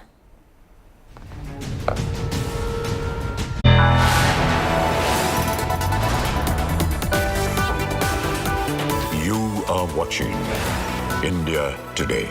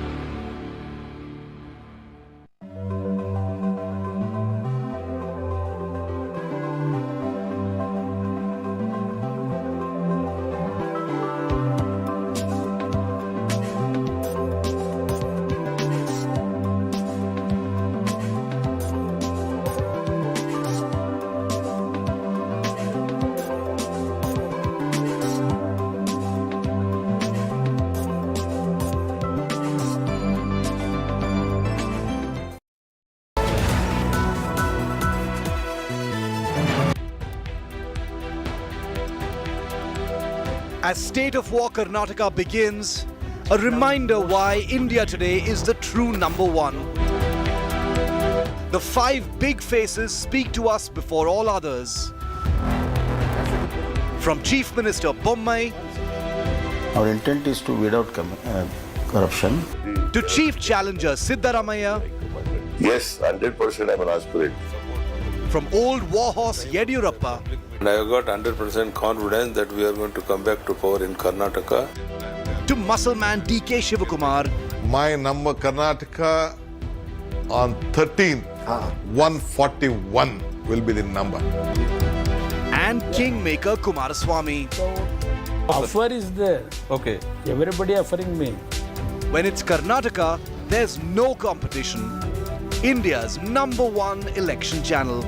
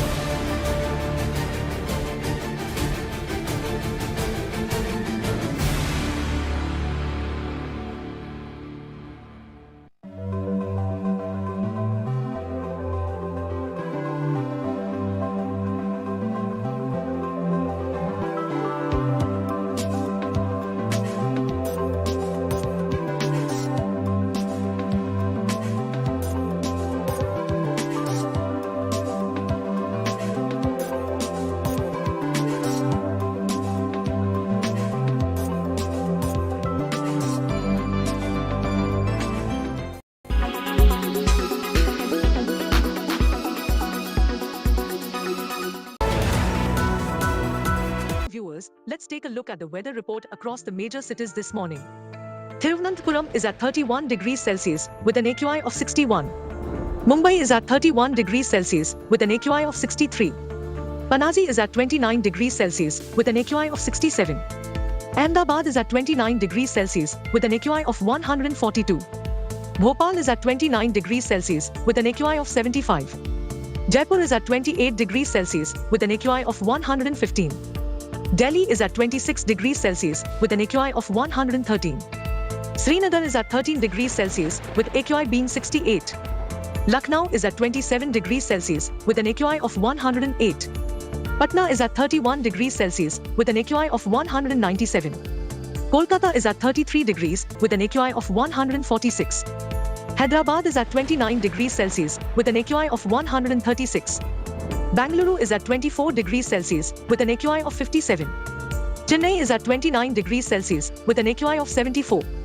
This is all we have for you in this segment. Hope wherever you are, you find favorable weather around you. Keep watching India Today for all the weather updates with me, AI Sana, all through the day. So sorry.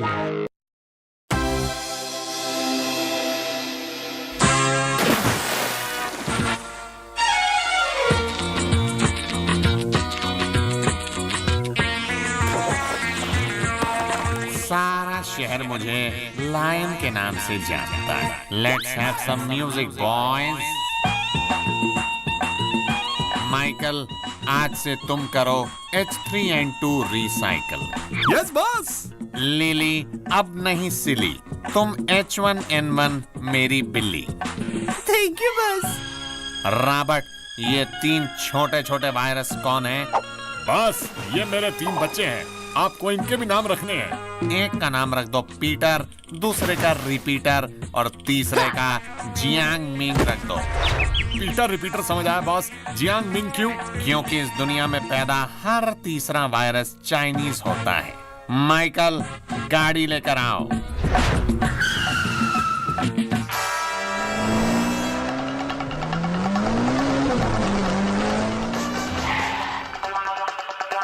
अरे बाप रे, speed बढ़ाओ। Boss, ये smart boy तो फिर से पीछे पड़ गया, क्या करे? राइट का इंडिकेटर देकर गाड़ी लेफ्ट मोड़ लो, स्मार्ट बॉय कंफ्यूज हो जाए।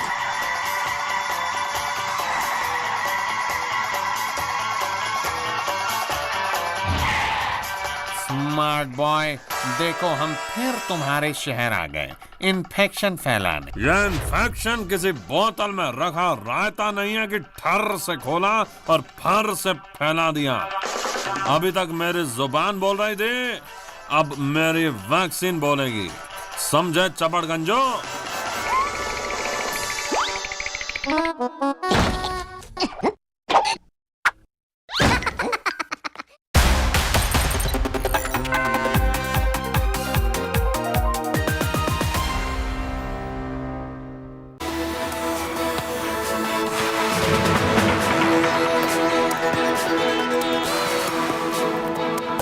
Hi there, very good afternoon. You're watching India Today TV. This is Lunch Break. I'm Sneha Mordani. Let's get started with the headlines in this edition first.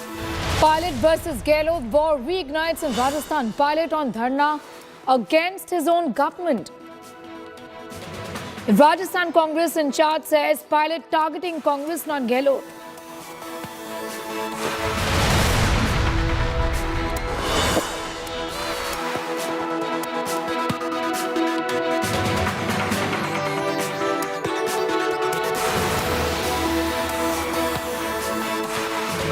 ED heat on Tejaswi Yadav over land for job scam. ED grills Tejaswi over 600 crore proceeds of crime. Finance Minister Nirmala Sitaraman's firm rebuttal to negative Western perception of India and Washington says don't listen to perceptions built by people who have not even visited the ground.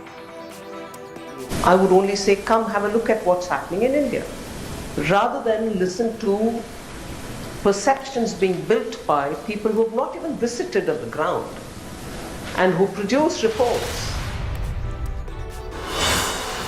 Big win for the RSS in Supreme Court. Plea by Stalin government to stop RSS route march on Tamil Nadu has been junked.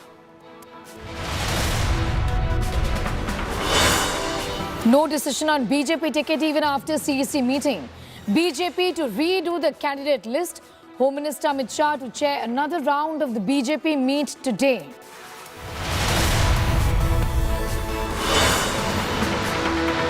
Amul versus Nandini war boils over. BJP targets Sitaraman on milk poor, says Siddha brought Amul in Karnataka, claims Sitaraman supports cow slaughter.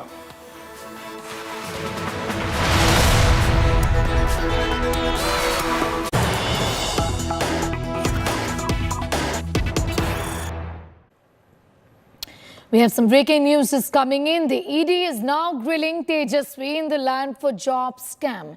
Tejaswi's line of questioning has been accessed by India Today. Give us details on your properties. Explain properties worth 600 crore rupees. Who owns Benami bungalow in Delhi is the question that ED is asking. How did you buy 150 lakh rupee property at 4 lakh rupees? What is your link to firms behind laundering? What do you know about land for jobs scam? These are questions that the ED is asking of Tejaswi Yadav as he's being questioned on the land for jobs scam matter.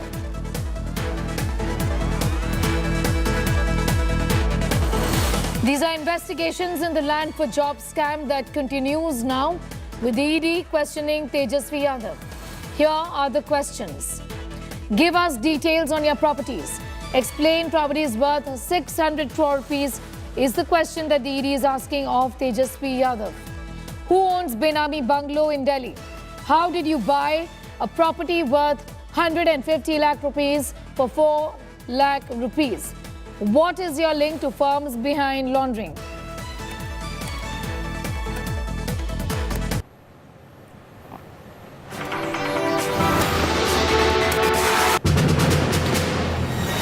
The CBI, remember, has already filed a charge sheet in an alleged land for job case against former Railway Minister Lalu Yadav and his family members.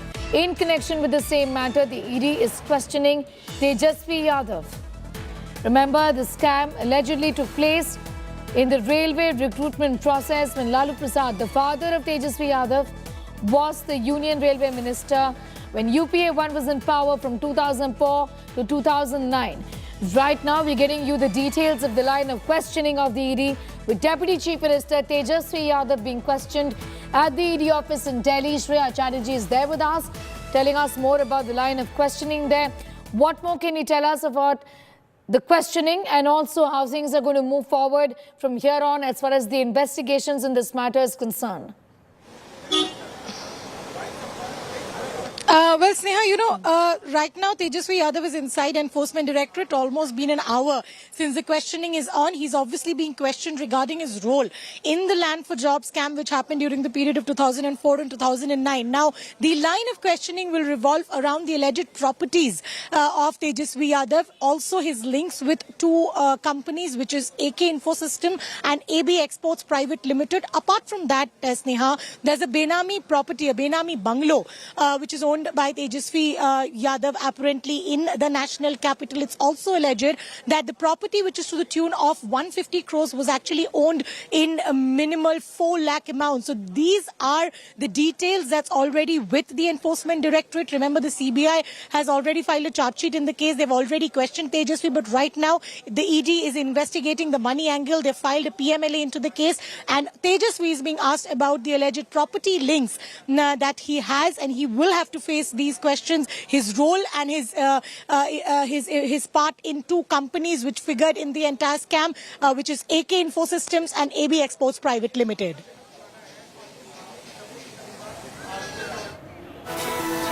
Shreya Chatterjee getting us all those details as far as the investigations in this matter is concerned. Tejaswi Yadav, the Deputy Chief Minister of Bihar and son of Lalu Yadav, being questioned by the ED today.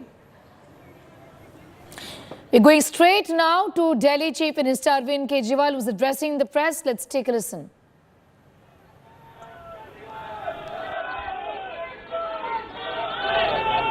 आज इस खुशी के मौके पे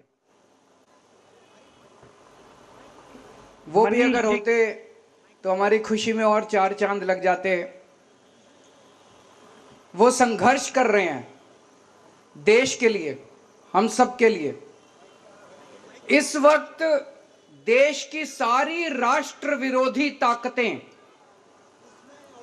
जो इस देश का भला नहीं चाहती, जो इस देश की तरक्की नहीं चाहती, वो सारी ताकतें मिलके आम आदमी पार्टी का विरोध कर रही हैं।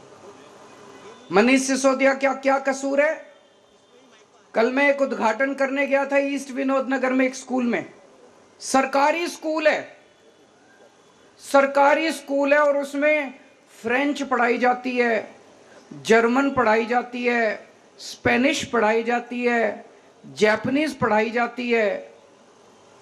मेरी पढ़ाई हिसार के सबसे बड़े प्राइवेट स्कूल में हुई थी।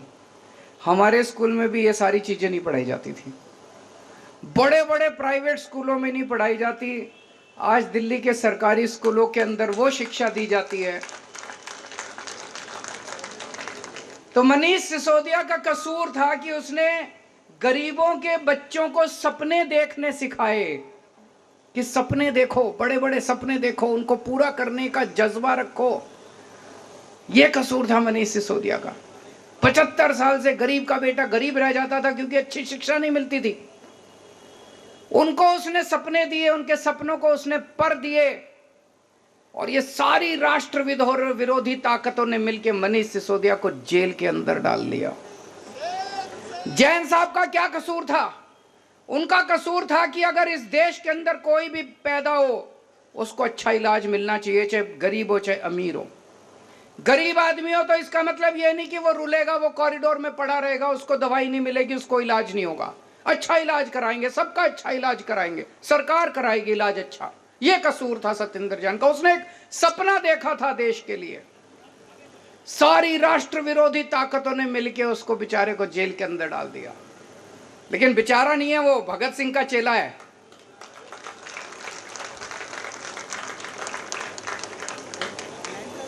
तो ये सारी राष्ट्र विरोधी ताकतें आम आदमी पार्टी को रोकना चाहती है, लेकिन ऊपर वाला हमारे साथ है। किसी की हिम्मत नहीं है। मैं हमेशा कहता हूं, no one can stop the idea whose time has come. इस पूरी यात्रा में बहुत सारे ऐसे लोग हैं जिन्होंने बहुत कुर्बानियां दी, बहुत संघर्ष किए। हमारे बहुत साथी हैं जिन्होंने खूब डंडे खाए। आपने भी खाए? अच्छा, 1 महीने बेड पे थे, फ्रैक्चर हो गया था। बहुत डंडे खाए, जेल गए, बहुत लोग जेल गए। हमारी संतोष कोहली शहीद हो गई। हमारे साथ मीरा सान्याल जी होती थी। बिपिन करके एक लड़का था पंजाब में, चुनाव में प्रचार के दौरान उसका हार्ट अटैक हो गया। और भी ऐसे कई लोग हैं जिनको हमने इस यात्रा के दौरान खोया है। आज इस मौके पे हम उन सबको याद करते हैं और भगवान से प्रार्थना करते हैं कि उन सबको शांति दे, उनकी आत्मा को शांति दे, अपने श्री चरणों में उनको स्थान दे। बहुत सारे ऐसे लोग हैं जिन्होंने बहुत संघर्ष किया। अपने परिवार नौकरी करते थे, अच्छी अच्छी नौकरियां छोड़ के आ गए, क्योंकि उन्होंने सबने सपना देखा था कि एक दिन ऐसा आएगा जब देश के अंदर अच्छी शिक्षा मिलेगी। वो सब बड़े खुश हैं कि दिल्ली के अंदर, अब पंजाब के अंदर जिस तरह से मॉडल गवर्नेंस का बनाया जा रहा है, उनके सपने पूरे हो रहे हैं। बहुत लोगों ने संघर्ष किया है और आज टाइम है अपनी आइडियोलॉजी को याद करने का, अपनी विचारधारा को याद करने का। आम आदमी पार्टी की विचारधारा के 3 स्तंभ हैं। याद है ना सबको? याद नहीं है? 3 स्तंभ हैं। कट्टर ईमानदारी, मर जाएंगे, देश के साथ गद्दारी नहीं करेंगे, बेईमानी नहीं करेंगे, एक टाइम की रोटी कम खा लेंगे लेकिन बेईमानी नहीं करेंगे। बेईमानी का पैसा घर में नहीं आएगा। कट्टर ईमानदारी। दूसरा स्तंभ है कट्टर देशभक्ति। देश के लिए जरूरत पड़ेगी तो जान हाजिर है, फांसी पे चढ़ जाएंगे। और तीसरा स्तंभ है इंसानियत। इंसान को इंसान समझना है। इन लोगों की तरह गुंडागर्दी नहीं करनी। गुंडागर्दी हमारी विचारधारा नहीं है, उनकी हो सकती है। इंसानियत, इंसान के लिए कुछ भी करने की जरूरत पड़े, इंसान से कोई इंसान से मोहब्बत करनी है। हम गाते हैं ना, इंसान का इंसान से हो भाईचारा, यही पैगाम हमारा। तो इंसानियत तीसरी हमारी आइडियोलॉजी है। पहली बार देश के अंदर पहले कहते थे चुनाव लड़ने के लिए इतना पैसा चाहिए, बेईमानी तो करनी पड़ती है। हमने दिखा दिया कि ईमानदारी से चुनाव लड़े भी जा सकते हैं और जीते भी जा सकते हैं। All right, Arvind Kejriwal, then the national convener of the Aam Aadmi Party, talking about the struggles his party has had to face Remember, it's a setback with the Election Commission withdrawing the national party status of the TMC and the NCP. And the gainers here are the Aam Aadmi Party. Granting national party status to AAP is the biggest ever boost to Arvind Kejriwal's Aam Aadmi Party. While TMC is mulling ways to challenge the decision of the Election Commission, AAP is obviously on cloud 9. More on this report.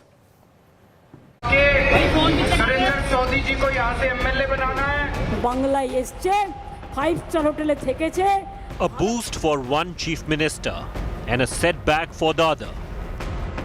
Arvind Kejriwal's Aam Aadmi Party granted the status of a national party. The Delhi CM welcomed the move with a jubilant tweet. In power with large majorities in Delhi and Punjab, a 6.77% of vote in Goa and 5 seats in Gujarat worked wonders for Aam Aadmi Party to get the national tag. The reverse happened for Mamata Banerjee's Trinamool Congress and Sharad Pawar's NCP and the CPI. Because of its underperformance in states outside West Bengal, the TMC lost the national status it won in 2016. The West Bengal BJP insisted the TMC deserved de-recognition as a national party. Trinamool Congress का जो गो तस्करी है, कोयला तस्करी है, उसका पैसा लेकर तरह तरह के जगह में घूमे, छोटे छोटे राज्य में गए, गोवा में गए, आसाम में गए, मेघालय में गए, ज्यादा जगह पे उनको मुक्की खानी पड़ी। वहाँ के जनता ने उनको अपनी औकात समझा दिया और अभी जो डेटा उपलब्ध है उससे उन लोगों का नेशनल पार्टी का जो तकमा है वो चला गया। Trinamool, however, downplayed the loss, saying it won't impact its positioning in the 2024 general elections. Our party is not officially reacting to it. We'll later give our reactions. I do not want to comment this early. TMC has overcome many obstacles. It will overcome this obstacle also. The Election Commission follows set technical criteria for granting national status to any political party.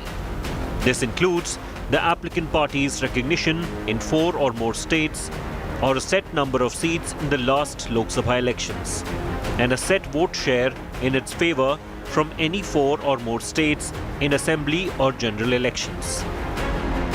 With the Election Commission removing Trinamool, the NCP and the CPI and adding Aam Aadmi Party to the list, 5 national parties now enjoy the national status, Congress and the BJP included. Bureau Report, India Today.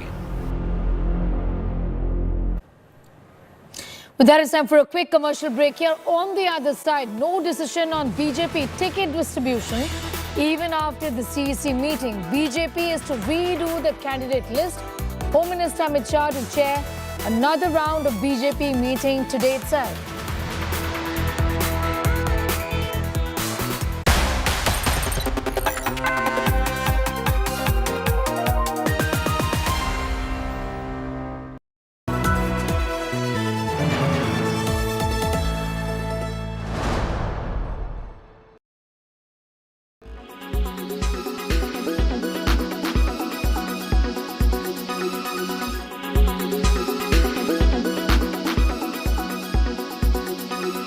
Why does this happen? Let me tell you the science behind it.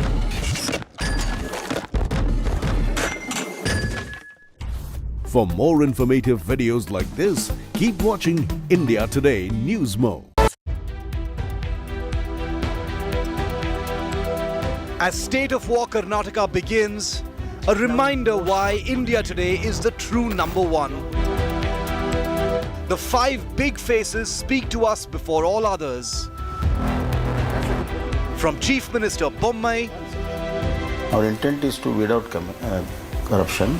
to Chief Challenger Sitaraman, Yes, 100% I'm an aspirant. from old warhorse Yediyurappa, And I got 100% confidence that we are going to come back to power in Karnataka. to muscle man DK Shivakumar, My number Karnataka on 13th, 141 will be the number. and Kingmaker Kumaraswamy. Offer is there. Okay. Everybody offering me. When it's Karnataka, there's no competition. India's #1 election channel.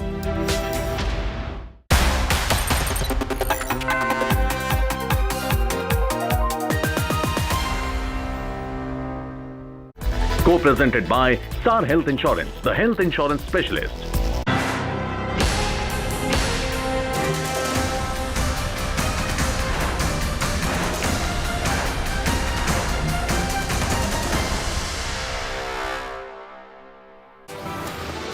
Well, with less than a month left for the assembly elections, the BJP and the Congress are busy finalizing the list of candidates. BJP is yet to release its first list of candidates. Even after the Prime Minister chaired a CEC meeting on Sunday, BJP has gone back to the drawing room to redo the list. Home Minister Amit Shah is going to be looking at the list once again today. Chief Minister Bommai claims the High Command was collecting ground information on various constituencies and new candidates, and the list might be released today itself. Union Minister Prahlad Joshi says the BJP is being cautious with its list and there's no confusion really within the party. The Congress, meanwhile, has taken a jibe at the BJP for being so indecisive over BJP tickets, saying there is chaos and confusion within the party. The Congress, on the other hand, is expected to finalize its third list of candidates in the next couple of days. It has declared candidates for 166 tickets so far. ಪಟ್ಟಿ almost ಅಂತಿಮ ಹಂತದಲ್ಲಿ ಬಂದಿದೆ. ಕೇಂದ್ರದ ಗೃಹ ಮಂತ್ರಿಗಳು ಅವರ ಜೊತೆ consultation ಮಾಡಿ, ನಮ್ಮ ರಾಷ್ಟ್ರೀಯ ಮತ್ತು ಪ್ರಧಾನಮಂತ್ರಿಗಳ ಜೊತೆ ಕನ್ಸಲ್ಟೇಷನ್ ಅನ್ನು ಮಾಡಿ ಅವರ ಅನುಮತಿಯನ್ನು ಪಡೆದು ಆದಷ್ಟು ಬೇಗ ನಾವು ಮೊದಲನೇ ಪಟ್ಟಿಯನ್ನು ಬಿಡುಗಡೆ ಮಾಡಲಿಕ್ಕೆ ಗೊಂದಲ ಇಲ್ಲ. ಅನೇಕ ಸಂಗತಿಗಳನ್ನು ನಾವು ಬಹಳ ದೊಡ್ಡ ಮಟ್ಟದ ಒಂದು ಪಟ್ಟಿಯನ್ನು ಬಿಡುಗಡೆ ಮಾಡ್ತಾ ಇದ್ದೇವೆ. ಹಾಗಾಗಿ ಎಲ್ಲ ಇನ್ಪುಟ್ಸ್ಗಳನ್ನು ಕೇಳಿದ್ದಾರೆ. We want to be very very cautious. ನಿನ್ನೆ ದಿನ ಎಲ್ಲ ಕ್ಷೇತ್ರದ ಬಗ್ಗೆ ಚರ್ಚೆಗಳಾಗಿತ್ತು. ಮತ್ತೊಮ್ಮೆ ಅವರೇನೋ ಒಂದೆರಡು ಮೂರು ಕ್ಲಾರಿಫಿಕೇಶನ್ ಕೇಳಬೇಕು ಅಂತ ಕರೆದಿದ್ರು ರಾಷ್ಟ್ರೀಯ ಅಧ್ಯಕ್ಷರು. ಅವ್ರಿಗೆಲ್ಲ ಎಕ್ಸ್ಪ್ಲೈನ್ ಮಾಡಿ ಬಂದಿದ್ದೇನೆ. ಇವತ್ತು ಸಾಯಂಕಾಲದೊಳಗಡೆ ಅಥವಾ ನಾಳೆ they are going to clear ವಿಳಂಬ ಇಲ್ರಿ. ನಿನ್ನೆ ಇವತ್ತೆಲ್ಲ ಚರ್ಚೆ ಆಗಿದೆ, ಇವತ್ತು ಫೈನಲೈಸ್ ಮಾಡ್ತಾರೆ. Why is it that Mr. JP Nadda and Mr. Amit Shah, having held marathon meetings, BJP has not been able to declare a single candidate till date? Does that not show and prove to our brothers and sisters of Karnataka the manner and fashion in which there is chaos and confusion in the Bharatiya Janata Party? It also proves that Bharatiya Janata Party is a sinking ship. ಉಳ್ಕೊಂಡಿದ್ದ ಸೀಟ್ನ screening committee ಮಾಡಿದ್ದಾರೆ. ನಮ್ಮ ಇಬ್ಬರು opinion ತೆಗೆದುಕೊಂಡಿದ್ದಾರೆ. Ultimately AICC ಅಧ್ಯಕ್ಷರು ಮತ್ತು ಬೇರೆ ಸಮಿತಿಯವರು ಕೂತ್ಕೊಂಡು ತೀರ್ಮಾನ ಮಾಡಿ ತಿಳಿಸ್ತಾರೆ. ನಾವು ಹೋಗ್ತಾ ಇದ್ದೀವಿ. ನಿಮ್ ತಿಳಿಸದೆ ನಾವೇನು ಮಾಡಲ್ಲ. BJP all 224 candidates are chief ministerial candidates. So everybody has their own list. We all know that BJP is a broken house. Here in Karnataka, they have looted enough and more, and people who have looted enough and more are absolutely watching the game to be get unfolded. But however, this is an internal matter of BJP, but we know through our sources that there is a huge infighting and there is huge lobbying, and BJP is absolutely not able to decide. RSS has a list, Mukunda has a list, Mr. BL Santosh has a list, Yediyurappa has a list, Bommai has a list, everybody has a list. So we don't know what list is going to come, but however, BJP is a broken house. BJP is really definitely not even going to cross 60 seats. Well, the BJP has not released its list. They are expected to do so today itself. The Congress says what's going on.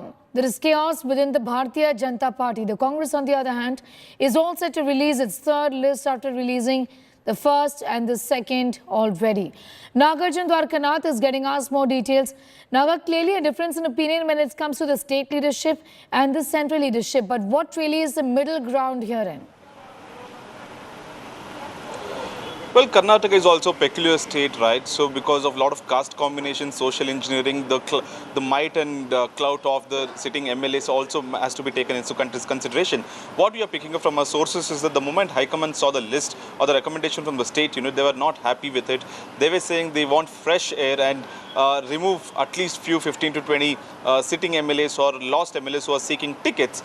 but the state unit is trying to negotiate with the High Command, saying that it would be very difficult because these people who miss out on tickets will try to contest independently and they are likely to take BJP votes. So they would be shrinking our vote share, and when it's a three-way fight, the third person will benefit out of it, most likely Congress or JDS depending on the area, and they'll win the seats. And hence sitting MLAs, removing them like the Gujarat model will be quite difficult in Karnataka.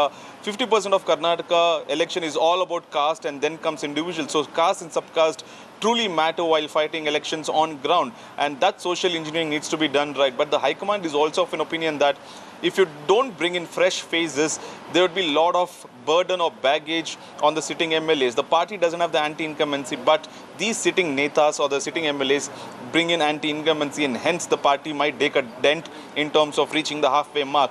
If you bring in fresh faces, fresh air, there's no baggage for the opposition to blame them, and hence it's quite easy for a win. Look at what happened in Gujarat is what the High Command is saying. The negotiation that happened for the first time since the CEC, the list is not announced. Remember 2 days back, the Prime Minister went straight from Karnataka after Bandipur, went and met the CEC, he headed the panel.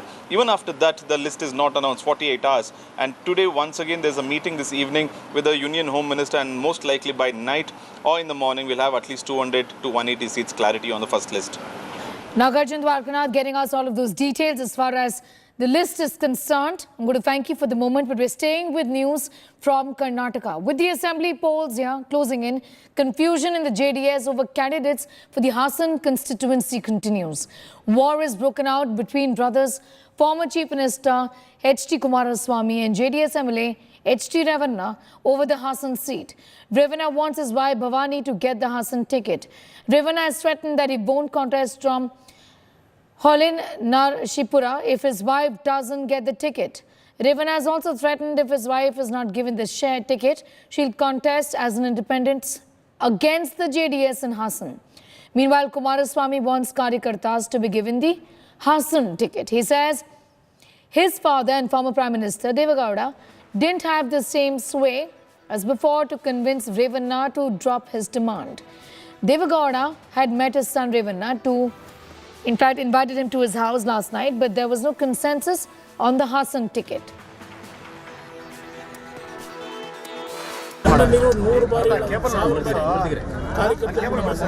ನಾನು ಬಹಳ ಸ್ಪಷ್ಟವಾಗಿ ಹೇಳಿದ್ದೇನೆ, ಹಾಸನದಲ್ಲಿ ಕಾರ್ಯಕರ್ತರಿಗೆ ticket ಕೊಡಬೇಕು ಅಂತ. ಅದರಲ್ಲಿ ನನ್ನ ರಾಜಿ ಪ್ರಶ್ನೆ ಇಲ್ಲ. ಅವರು ಟ್ರೈ ಮಾಡಿದ್ರು, ದೇವೇಗೌಡರು ಇವತ್ತು ರೇವಣ್ಣ ಅವರನ್ನು ಕನ್ವಿನ್ಸ್ ಮಾಡತಕ್ಕಂಥ ಶಕ್ತಿ ಇಲ್ಲ. ಸಹ ರೇವಣ್ಣ ಅವರನ್ನು ಕನ್ವಿನ್ಸ್ ಮಾಡತಕ್ಕಂಥ ಶಕ್ತಿ ಇಲ್ಲ. ಅದೇ ನಮ್ಮ ದುರಾದೃಷ್ಟ. ಏನು ಮಾಡೋದು? So there is no question going either nearer to Congress or nearer to BJP. My journey will start from 10th onwards. All the old Mysore area, Hassan, Mandya, Chikmagalur, these are the old Mysore areas. I am going to Chitradurga, tour this area. This is our strong belt.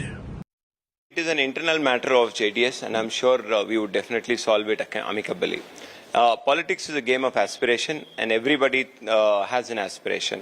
And Bhavani Revanna having an aspiration from Hassan seat is absolutely no wrong. And Kumaraswamy has his own understanding what needs to be done. But this is an internal matter of party, and I'm very sure that when we sit across and this would be resolved amicably, and a suitable candidate would be given ticket, and we are very sure to win that ticket.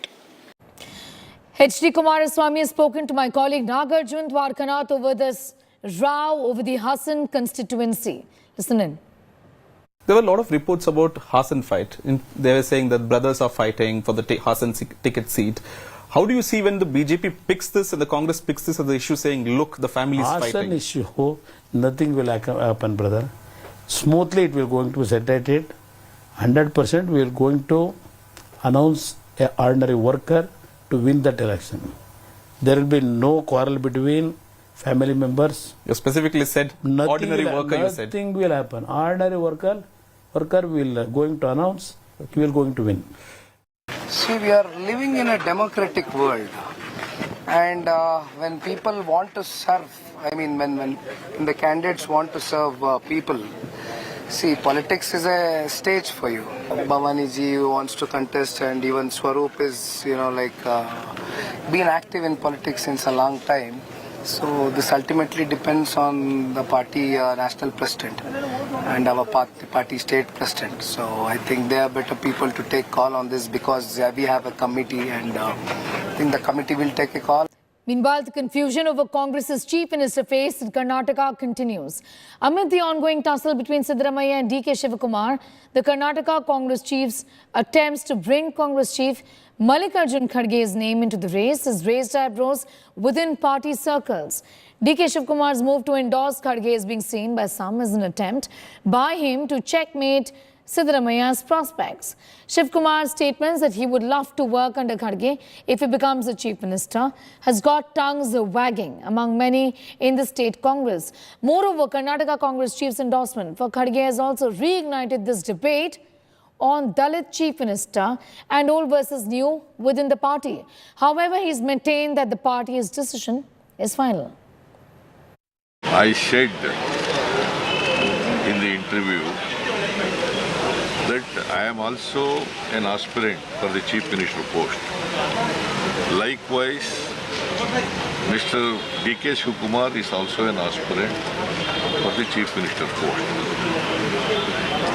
The aim of both of us is to defeat BJP and to bring back Congress party into power. And the ground reality in Karnataka is there is a wave in favor of Congress party. BJP is going to be defeated. My statement in the interview is misinterpreted. Only one alliance JDS is open for is an alliance with Kannadigas and people of Karnataka. And right now it is very premature to tell anything. It is an internal matter of Congress whether they are going to have Siddaramaiah, Yediyurappa or Siddaramaiah, Mr. Mallikarjun Kharge or DK Shivakumar as chief minister or any other chief minister candidate. We know one thing, only party which has come out with their list and only party which has decided their chief ministerial candidate is GDS. Kumaraswamy is going to be our chief minister, and the only people whom we are going to rely for our betterment is Kannadigas. I want my party to take a call on it. I want my legislature to take a call on it. We have aspiration, we all are human beings. Why not? I am senior to everyone. You said 85.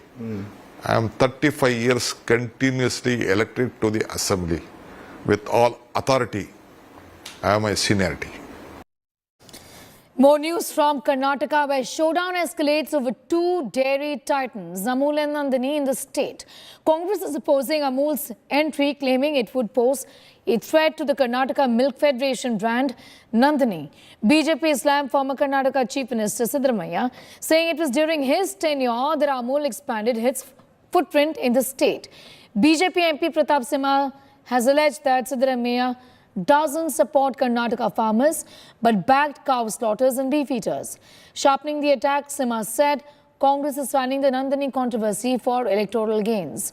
State Congress Chief DKS has hit back, saying that it's an insult to Kannada pride and will impact farmers in this way.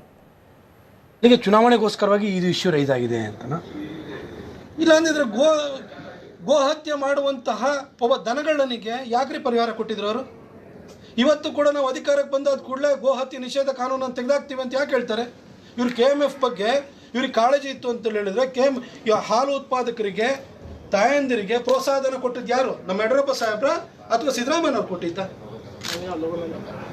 ನಮ್ಮ ಸರ್ಕಾರ ಕೊಟ್ಟಿರುವಂಥದ್ದು ಗೋ ಹತ್ಯೆ ನಿಷೇಧ ಕಾಯ್ದೆಯನ್ನು ತೆಗೆದಾಕ್ತೀವಿ ಅಂತ ಯಾಕೆ ಹೇಳ್ತಾರೆ ಅಂದರೆ ಇವ್ರಿಗೆ ಗೋ ಬೇಕಾಗಿಲ್ಲ ಹಾಲು ಕೊಡೋ ಗೋ ಬೇಕಾಗಿಲ್ಲ ಅದನ್ನು ತಿನ್ನೋರು ಓಟ್ ಮಾತ್ರ ಇವ್ರಿಗೆ ಬೇಕಾಗಿರುವಂಥದ್ದು ಇವ್ರು ಗೋವನ್ನು ಹತ್ಯೆ ಮಾಡಿ ತಿನ್ನುವವರ ಪರವಾಗಿದ್ದಾರೆ ಅನ್ನೋದಕ್ಕೆ ಇದಕ್ಕಿಂತ ದೊಡ್ಡ ಸಾಕ್ಷಿ ಬೇಕಾಗಿಲ್ಲ ಜನಕ್ಕೆ ಇವ್ರ ಬಗ್ಗೆ ಅರಿವಿದೆ ಹಾಗಾಗಿ 2018ರಲ್ಲೇ ಇವರಿಗೆ ಸರಿಯಾದ ಪಾಠವನ್ನು ಕಲಿಸಿದ್ದಾರೆ. We all want to protect the Nandini brand which has been built up with such care, but I think by media has to be found. And certainly one of the good things we should have is Nandini should also be exported to more states. If we start getting too protectionist, we may not be helping we may not be helping our national economy. But at the same time, I understand the concerns of those who are working in Karnataka, who are, after all, contributing to the success and quality of the Nandini brand. And we have to take their needs into account as well.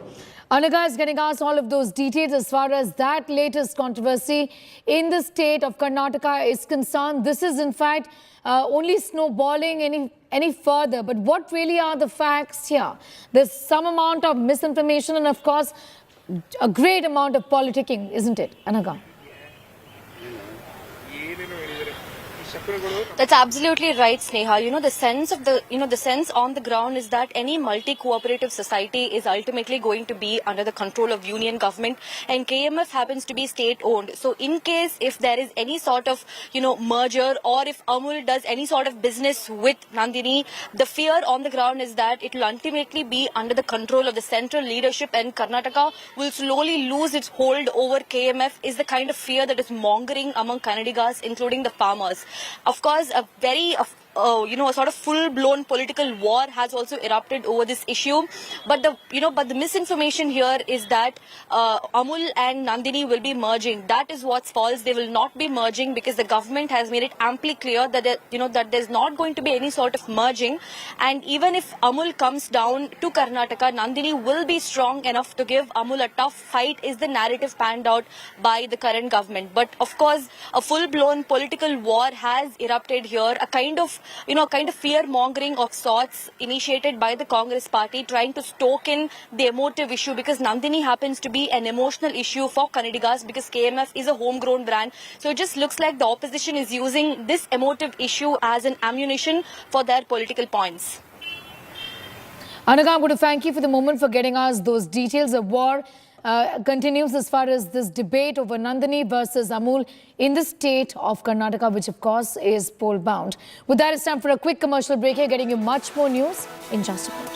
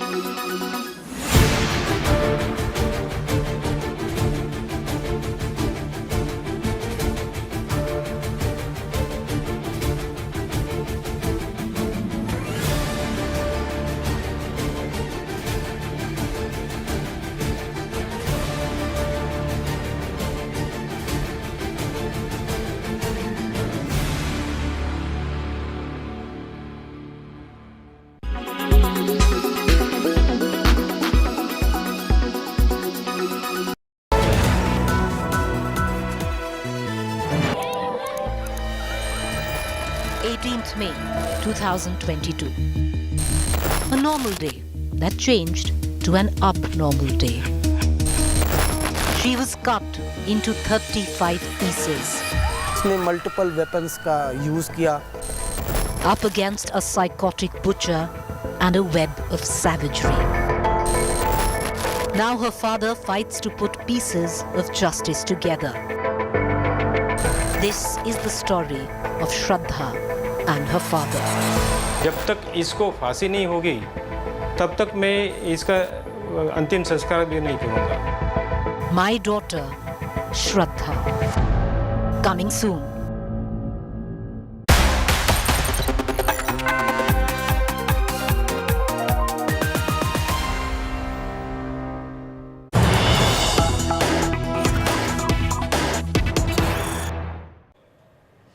We have some news just coming in. Khalistanis are using Twitter bot army to promote violence against Hindus in India.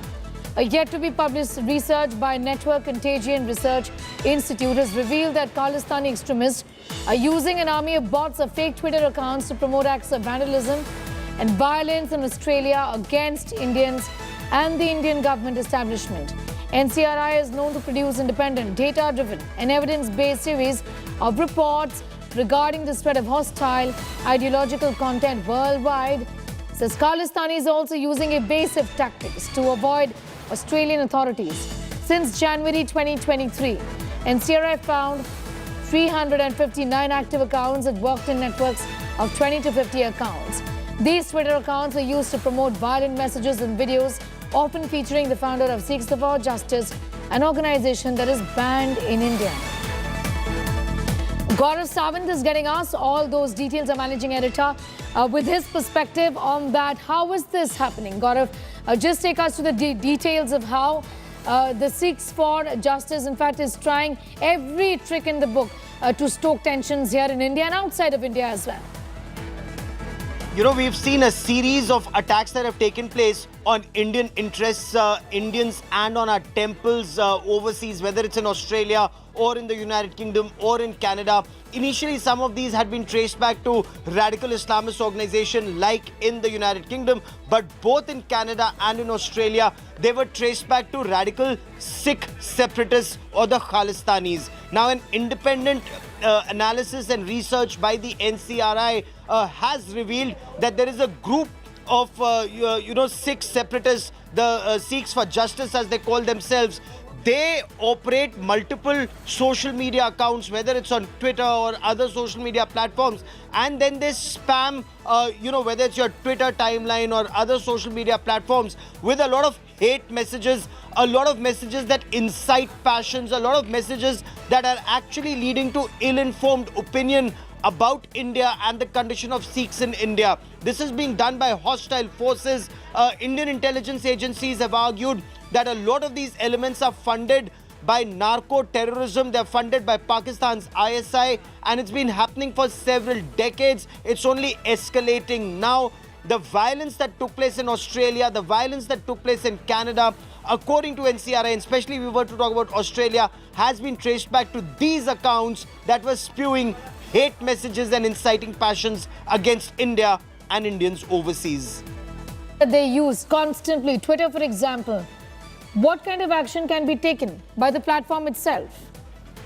India has repeatedly been raising these issues with the social media platforms. Several Twitter accounts have been blocked, several have been banned. But since it's a bot operation, they end up acquiring a lot more, and they keep spamming your timeline. They keep sending out these messages. I'm sure it's happened to you. It's happened to a lot of journalists where one after the other they get hundreds of messages. The timeline is flooded with half-truths and absolute lies about what's happening.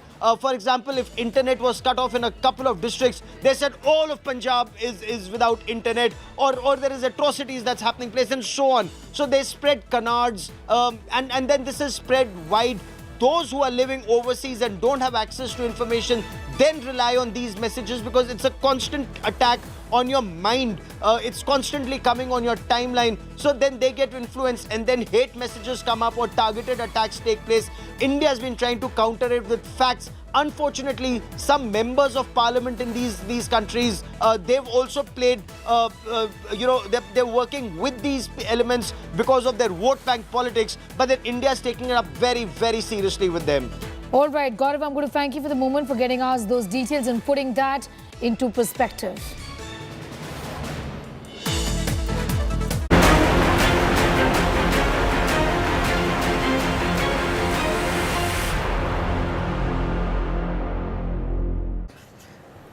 The Finance Minister Nirmala Sitaraman has given a befitting reply to negative Western perception of India. Well, at the Peterson Institute for International Economics in Washington, D.C., Sitaraman replied to questions about Muslim minorities in India being subject to violence. The Finance Minister slammed Western media and said that India has the second largest Muslim population in the world and that the population of Muslims is only growing in numbers. She also claimed that Muslims continue to conduct normal lives in India. She also went on to say a brand Western write-ups on India's stand on Muslims a complete sham. A delegation of 6 Americans also met the finance minister. The delegation said that Khalistan movement is fizzling out due to pro-Sikh steps being taken by Prime Minister Narendra Modi, and added that a handful of Khalistanis are giving a bad name to Sikh communities. India has the second largest Muslim population in the world, and that population is only growing in numbers. if there is a perception or if there's in reality their lives are difficult or made difficult with the support of the state, which is what is implied in most of these write-ups, I would ask, will this happen in India, in the sense, will the Muslim population be growing than what it was in 1947? As opposed to, let us say, I take the name of the country and therefore the contrast can be sharper, as opposed to Pakistan, which was formed at the same time. India was divided into two, Pakistan. Pakistan declared itself an Islamic country, but however said, minorities will be protected. Every minority has been dwindling in its number, or if I may use the word which is harsher, decimated in Pakistan. Even some of the Muslim sects have also been decimated. Violence prevails against Muhajirs, Shia, and every other group you can name, which is not accepted by the mainstream, I don't know, Sunnis probably. Whereas in India, you would find every strand of Muslim doing their business, their children getting educated, fellowships are being given by the government, and I would want to see where exactly is that one state where. And again, law and order is a very state subject, it's not the government of India's subject. Each province has its elected government, they take care of the law and order in those states. So across the board in India, if violence is happening to make Muslims get affected, itself is a fallacy as a statement. It cannot be so. Each province and its police are different. They are run by the elected governments in those provinces. So that itself tells you how these reports have no clue of the law and order systems in India. I would only say, come have a look at what's happening in India, rather than listen to perceptions being built by people who have not even visited on the ground and who produce reports. The first thing is, of course, we are reaching near saturation in providing the basic facilities in India. Earlier, the discussions would be on poverty alleviation. Have we removed this many number of people from out of poverty and lifted them out? Today, the approach of the government is to empower the poor people with at least the basic amenities, and that is give them some good house to live in, which is made of concrete and not this thatched roof, with toilets in them, with drinking water reaching them through pipes, electricity, and a good road, not just to the village but also to the streets in the village, and then connect them to the nearest highway, connect them with good transport facility, and so on. So saturation, financial inclusion, so that each member of the household has a bank account and they get every such benefit which has to reach them, but directly into their bank account rather than through a middle agency. So in each one of these, we are reaching saturation, which means if there are 100 people today who are eligible to get them, they would get, we are nearer 98, 99. And of course, newer people can get added as the population grows. We'll keep attending to them, but saturation should be attained. So that is one of the goals which we'll. Second, we are now focusing very much on skilling people, each according to their level. So skilling centers are now spread all over the country. The gradation of the skilling vary according to individuals, and businesses and private sector entrepreneurs are also tied into it, so that there is a link between the kind of training that businesses want and actually those who are getting the training, so that immediately they can get recruited. So there will be a lot of skilling emphasis. India's digitization program will be going at full throttle, and it will cover most aspects of our lives. Today it covers health, education, and also financial transactions. We expect it to move on to other areas as well, so that there's greater ease of living and transparency, economy gets even more formal, and therefore with that you find the economy has its full strength coming on board, rather than having a second layer which remains in the grey area. It's quite unfortunate that a certain perception is being formed about India in the Western press, and a large part of it is because of what the opposition members of parliament and leaders have been saying abroad, particularly people like Rahul Gandhi, who go abroad and make all kinds of sweeping statements about persecution of minorities back in India and seek foreign intervention in India's internal affairs. The Western media has in part formed its perception based on that, and in part on basis of what some factions of the media here speak.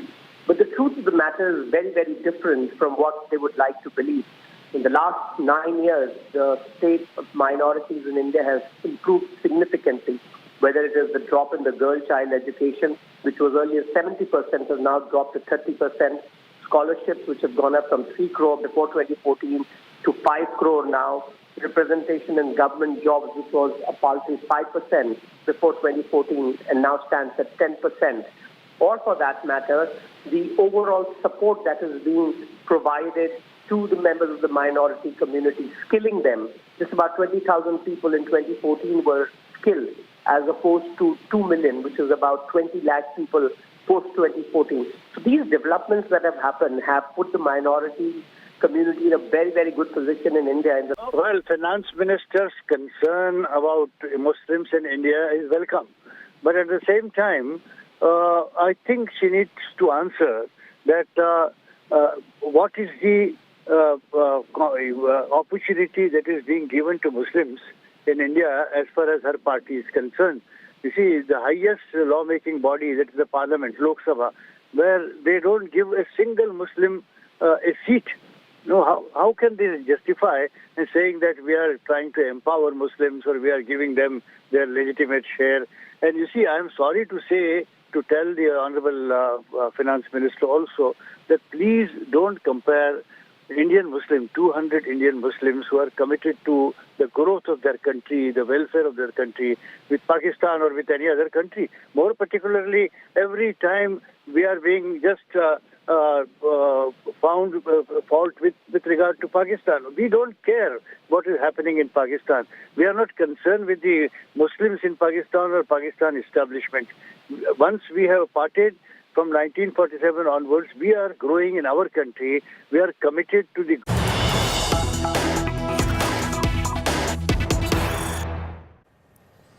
Some news just coming in. The noose seems to be tightening around Amritpal after key aide of Amritpal has been nabbed. Aide Papalpreet taken to Assam jail. Amid tight security, the aide has now been taken to a Dibrugarh jail. Papalpreet Singh, a close aide of Waris Punjab, the chief Amritpal Singh, arrived at the Dibrugarh airport. The Punjab police team reached Dibrugarh with him by a Vistara flight. He is being brought to Dibrugarh Central Jail amid tight police security. Amid tight security, the aide of Amritpal has now been taken to Dibrugarh in Assam. These are pictures on your screen. First on India Today of this man who is an aide of Amritpal Singh, who continues to be absconding. A key aide of Amritpal, Papalpreet, has now been taken to custody and he's been taken to a jail in Dibrugarh amid tight security.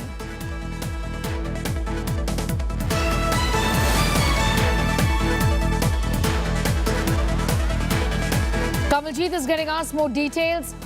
Kamal, we know that Amritpal's closest aide, Papalpreet, was arrested in Amritsar and is facing charges under the stringent provisions of the NSA. What kind of assistance did he provide to Amritpal, and what's been their equation ever since? You know, Amritpal's closest aide was Papalpreet, and that is why at 42 he is also a former journalist. So wherever he was hiding, it was through Papalpreet's contacts, whether it was Baljeet Kaur in Kurukshetra, whether it was Pilibhit. So Amritpal was really heavily relying on Papalpreet. But what we know is that on 18th of March, when the first time the police went to hunt on Amritpal and his aides, that is when the duo had actually fled together. And on the 28th, especially 28th of March, The second time around, when they closed in on Amritpal, then also they were together. But that's the time then they got separate, is what our sources indicate to us. And this is what he's actually told the Punjab police, that since then both of them have been separate. Now this also comes amidst a lot of speculations that perhaps Papal Preet ran out of options and surrendered before Punjab police and eventually was arrested and taken to Dibrugarh. What is important and significant is the sort of network Papal Preet had. He's known to be a hardliner. Today also we know that in Punjab and Haryana High Court, there was a petition on at least 5 of the detainees where questions were asked. And we've been told that even though Punjab government has filed its reply, the court has actually asked Union Government of India to file its reply on the petition regarding the NSA and the maintainability of it all. So all this is going to be extremely crucial. And meanwhile, ahead of Baisakhi, a big shot in the arm coming in for Punjab police with a crucial arrest of Papal Preet. Now the question is, where is Amritpal? If Papal Preet is in the net, can he be far away? And this is where there is a high security which has been formed across several Akal Takts right here in Punjab, and they are very hopeful that the arrest would be made of Amritpal very shortly. With his key aide under the net and under radar, it is very clear that even Amritpal may be running out of options. Well, running out of options, and what important leads could he give about the whereabouts of this man who's been absconding for weeks together? I'm going to thank you, Kamal, for getting us those details. In other news, it's a big setback for the Stalin government. The Supreme Court has given the go-ahead for the RSS march. In Tamil Nadu, the apex court today dismissed all pleas from the Tamil Nadu government, challenging the nod for the RSS's proposed march in the state. The Stalin government had approached the Supreme Court, seeking a stay on the Madras High Court order, allowing the RSS rally, but now the government has not got any relief from the top court either. The Madras High Court on the 10th of February allowed the route marchers in spite of the state refusing permission, citing the threat of attack on the marchers from the band outfit the Popular Front of India. The government proposed that this rally be restricted to 2 districts, which the RSS challenged. The BJP has now hailed the Supreme Court order and said that this exposes the Stalin government's agenda. The Supreme Court has dismissed their appeal. At least from now, Mr. Stalin should understand, we should give values for the society, should give values for the discipline, organization like RSS, and I think they may not change. But this is definitely an ideological battle, which we have won. Pramod Madhav is getting us more details on that story. Pramod, it does appear that the Stalin government at this point in time doesn't really have an option, with the Supreme Court also turning down their plea, isn't it? Well, on one side, BJP is calling this as an ideological battle and something they have won. But on the other hand, DMK, earlier also, the government, Tamil Nadu government has been stating that they were denying the permission for this march, claiming a kind of threat after the ban of PFI. This is the only explanation that was given by the Tamil Nadu government, that is DMK government, and also they stated that like a march across Tamil Nadu, there is no possible way for them to provide protection. However, the Supreme Court was not ready to accept the explanation by the Tamil Nadu government. Now, we spoke to RSS netas from the state who have said that they have received the verdict only now and they are looking into what should be done in the future. Yet they have to go to the district authorities of each and every district. They have to give them a particular date, and this has to be only, authorized by the Tamil Nadu government and the district authorities. We are waiting from the state government as to what will be done then. Well, as far as law and order situation concerned, it solely is the state government's responsibility, and we'll wait and watch how that plays out in days and weeks to come when the rally is carried out by the RSS. Pramod, I'm going to thank you for the moment for getting us those details. A story and much more going up on our website too. That's indiatoday.in. You can also download the India Today app. My colleague Pooja with the latest news in just a bit.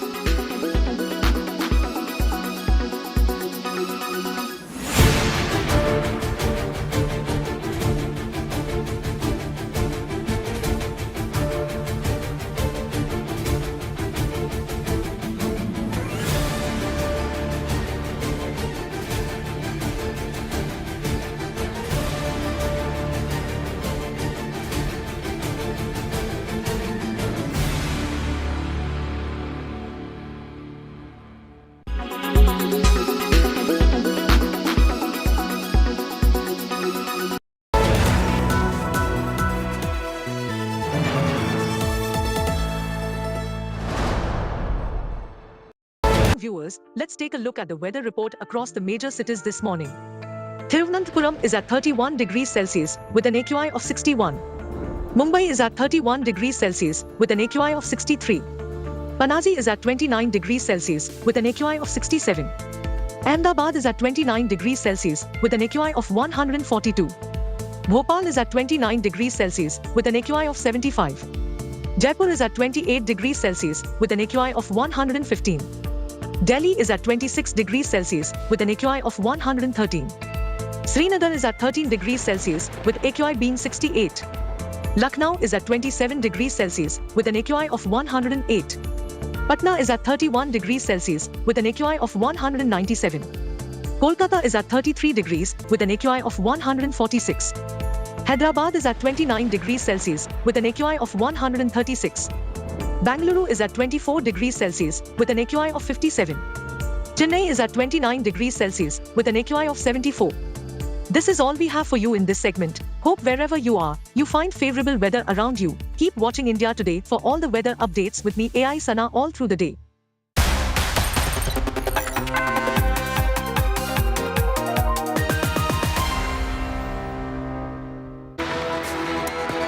Good afternoon and welcome. Thank you so much for tuning in. This is Lunch Break. I'm Pooja Shali. Let's begin first with the headlines. Sonia Gandhi writes an editorial slamming government at the centre, says Modi is destroying pillars of democracy, alleges CBI and other institutions are being misused by Modi government. But in Rajasthan, the Congress has infighting to deal with. Pilot versus Gehlot again. Pilot on Dharna against his own government. Rajasthan Congress in charge says Pilot is targeting Congress, not Gehlot. Meanwhile, it is ED heat on Tejaswi Yadav over land for job scam. ED questions Tejaswi Yadav over 600 crore rupees proceeds of crime to him.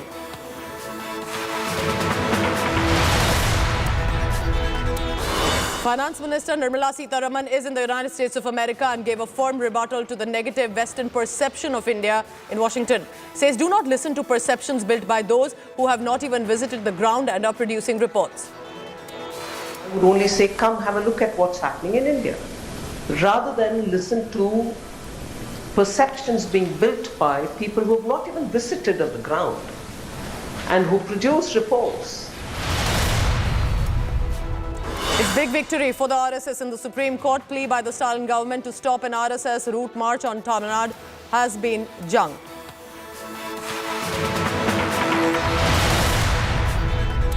No decision on BJP ticket even after the CEC meeting. BJP is likely to redo the candidate list. Home Minister Amit Shah, back from Arunachal Pradesh to Delhi, will chair another round of meeting likely today evening.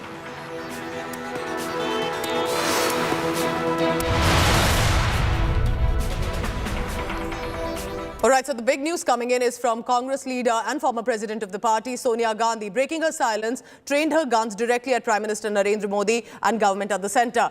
She wrote an editorial titled, "An enforced silence cannot solve India's problems." Sonia Gandhi has said that Modi-led government at the centre is systematically dismantling pillars of democracy and 3 pillars specifically. So she's mentioned the recent disruptions in the parliament, branding it a government-led strategy to prevent opposition from raising issues like unemployment, inflation and the Adani scam. She's also accused Bharatiya Janata Party and the RSS of egging on hate and violence and Prime Minister Modi of ignoring it. She's also brought out opposition's charge that the government is misusing central investigation agencies, adding the cases against those who joined the BJP are miraculously evaporating.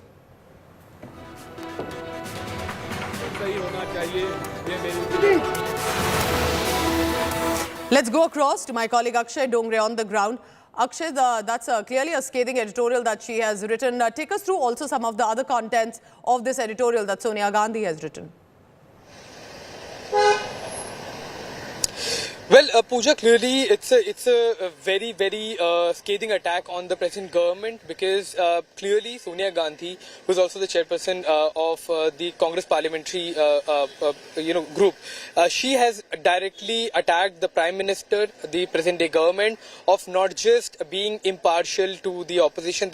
She has written that all the 3 parts of the government, or rather our country, all the 3 main pillars of our democracy, be it the the legislative, the executive, or the judiciary, all of them are being dismembered. All of them are being attacked by the government of our country. Now, that's a scathing attack. We are talking about legislative, where Sonia Gandhi has alleged that the financial bill was rammed through the parliament while Prime Minister was in his constituency. When we talk about the judiciary, she has written that many of the former judges, retired judges, have been targeted, have been attacked verbally. She has also written that the executive also is not doing its job properly, because there is systematic dismemberment of the democracy that is going on right now in the government. So that's a very, very scathing attack that has come directly from Sonia Gandhi. It is very rare that she writes, or rather she expresses her opinion politically when it comes to the media, but this elaborate article starts from stating that the Prime Minister's actions speak louder than words, but then when we read that entire article, it goes on to attack Prime Minister on each and every level of the government. She has mentioned about the Adani scam, she has mentioned about other issues that the opposition has been trying to raise, but then there is also a question, Pooja, that why the opposition party is not able to take these matters to the public on the ground, because if we remember the opposition, when Bharatiya Janata Party was in opposition, we used to see a lot of protest on the ground happening almost every day, be it the LPG price, be it the other inflation issues, be it the corruption issues. All of these battles were That's the whole on the point, ground. Akshay, that if the Congress is so strongly believes in what it is saying in editorials, why is it not able to reach out to the masses? Because the BJP is on the ground.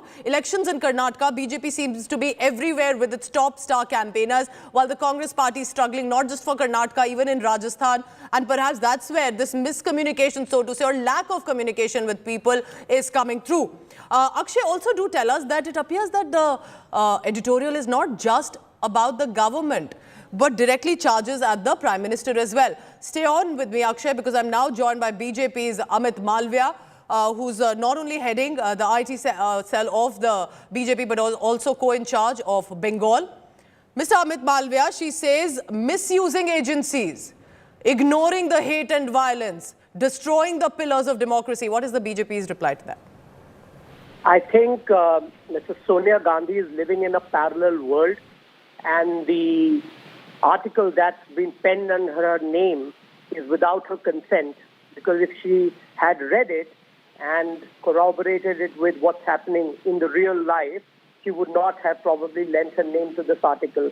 I want to remind Mrs. Gandhi that when she speaks about misuse of agencies, it is the courts that have put her on the dock as far as the National Herald scam is concerned, and the agencies are investigating it. The lawyers in the Congress party went all out to defend Sonia Gandhi and Rahul Gandhi, but did not get any relief from the court. Therefore, for her to allege that there is misuse of agencies seems to be quite far-fetched. Not just that, recently, Congress party senior advocate Abhishek Manu Singhvi went to the court alleging misuse of agencies, and the court, the Supreme Court, found no merit in it.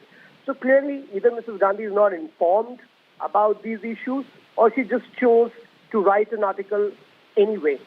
Having said that, it is Sonia Gandhi's prerogative to make an argument in the parliament.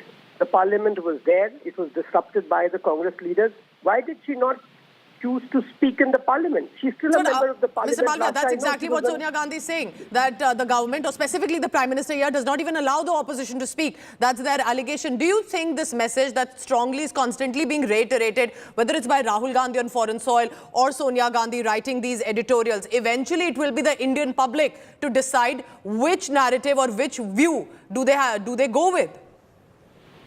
Look, repeating a lie again and again won't make it the truth. So Sonia Gandhi and Rahul Gandhi can repeat a lie 1,000 times, write editorials, go to foreign shore, make the same intervention, but that's not going to change the reality here in India.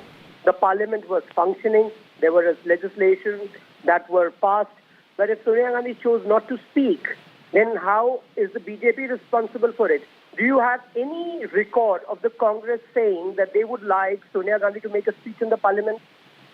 I don't remember Sonia Gandhi ever expressing her desire to speak, or the Congress, for that matter, communicating to the chairs that Sonia Gandhi wants to speak. Then how can Sonia Gandhi say that she was not allowed to speak?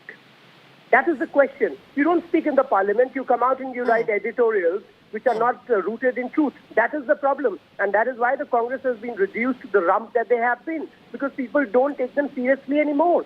They say things which are not born in reality. And that is what is the raison d'etre of the Congress party today. And that is why Sonia Gandhi and Rahul Gandhi today remain as irrelevant as they can be. All right, very important. Mr. Amit Malviya, I appreciate you speaking to India Today. Thank you very much.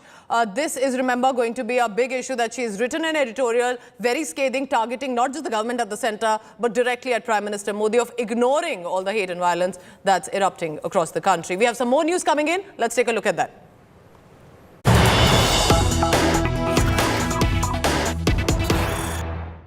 All right, big news coming in. Jagdish Titler, accused of involvement in the 1984 anti-Sikh violence, is at the CBI's CFSL department to give his voice sample in the same 1984 riots case. He was called in by the Central Bureau of Investigation to present himself. And let's now listen into the reactions coming in on that. Nothing to do with 84. There's another case which they wanted my voice. So I've given my voice. So, but that case was also related to... Ask them, if you ask them, you know, if that is the case, then it will be something makes it. Because बात हुई नहीं है. नहीं कोई और बात. In your party also there is so much of influx which is happening. Sachin Pilot is sitting on protest. I don't want to speak on anything. आपने पूछ लिया, मैंने बता दिया.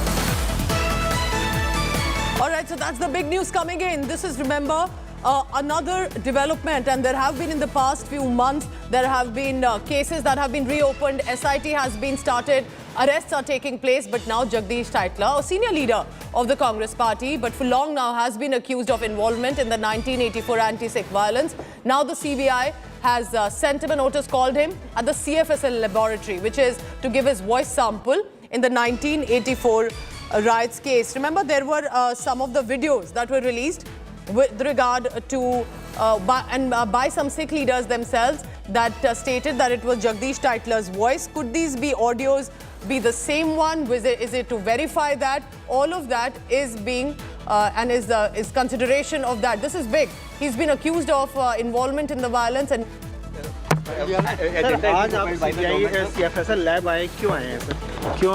It has been 39 years, sir.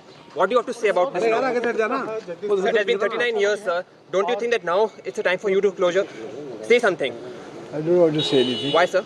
I want let them do it. Let the government do their own job. Sir, no, the government is doing their own job. But what do you now regret about what you have done? What have you done? What have I done? Which have you? See again, you are one person. You are one person who makes a person something. What have you done? What have you done? What have I done? Sir, if you yourself said 25 years and now you tell me what you have done. After 39 years, sir. Sir, जो voice samples दिए गए कौन सा आरोप लगाया है? Sir आपको main कौन सा आरोप लगाया? एक जना पुट करे सर कौन सा आरोप? सर पुल पंगस मामले में जो एक की डेथ हुई, तीन की डेथ हुई थी और आग लगाई गई थी गुरुद्वारा में, उसके लेकर उसके तो बारे हुआ ही नहीं बात. उसके बाद हुई नहीं. ये तो बिल्कुल डिफरेंट. पता करो जाके. Nothing to do with that 84. Director Sahab, you regret about the entire incident which happened? You've been made as a key suspect. They would have found something evidence now. If there is one evidence, no, I'm prepared to hang myself. Let me tell you that. If there was evidence, one evidence, they would have registered a FIR against me. 30 years they have not done it. They're still doing an inquiry. And now you're asking me, that look at the way kind of things which they're saying to me. बिल्कुल गलत बात है, झूठी बात है. कोई case 84 का नहीं है. There is something else which they wanted my voice. Sir वो क्या बातें थी? किस मामले को लेकर फिर आए? आप उनसे पूछिए.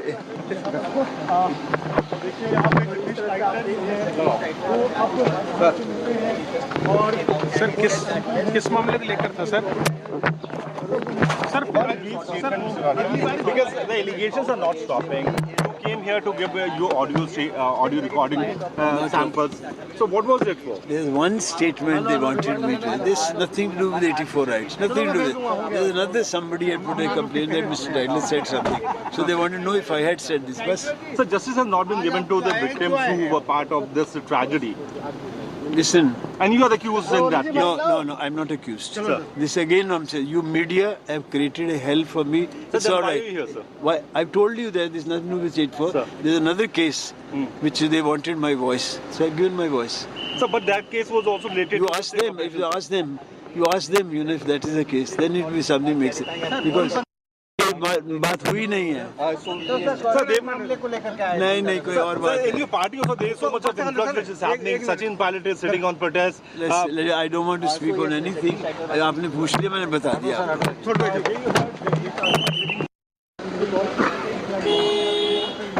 Of course, a question would also emerge since 1984, calling him now, so many years later, for a voice sample.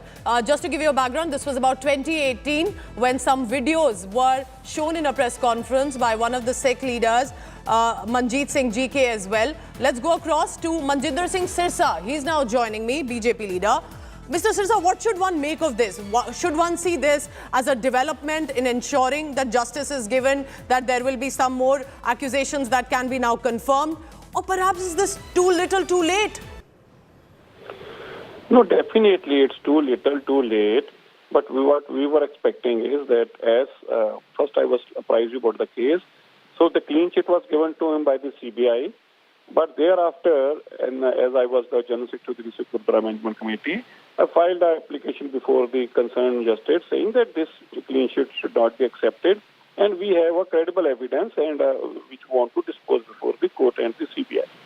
Thereafter, this clean sheet was withdrawn, and the chance was given to the witness, and the witness has given a statement under 164 couple of weeks back, just a few days back, in fact, a week back. So thereafter, now the CBI is duty bound to investigate this case. At the time, in 2018, there was one audio which was recorded by one of the friend of this Jagdish Titler, who happens to be some, I don't know, one kind of a business into some gun business he was there. So whatsoever reason he was with him and he recorded his statement, which Delhi Gurdwara Management Committee later did a press conference and gave that evidence also to the CBI.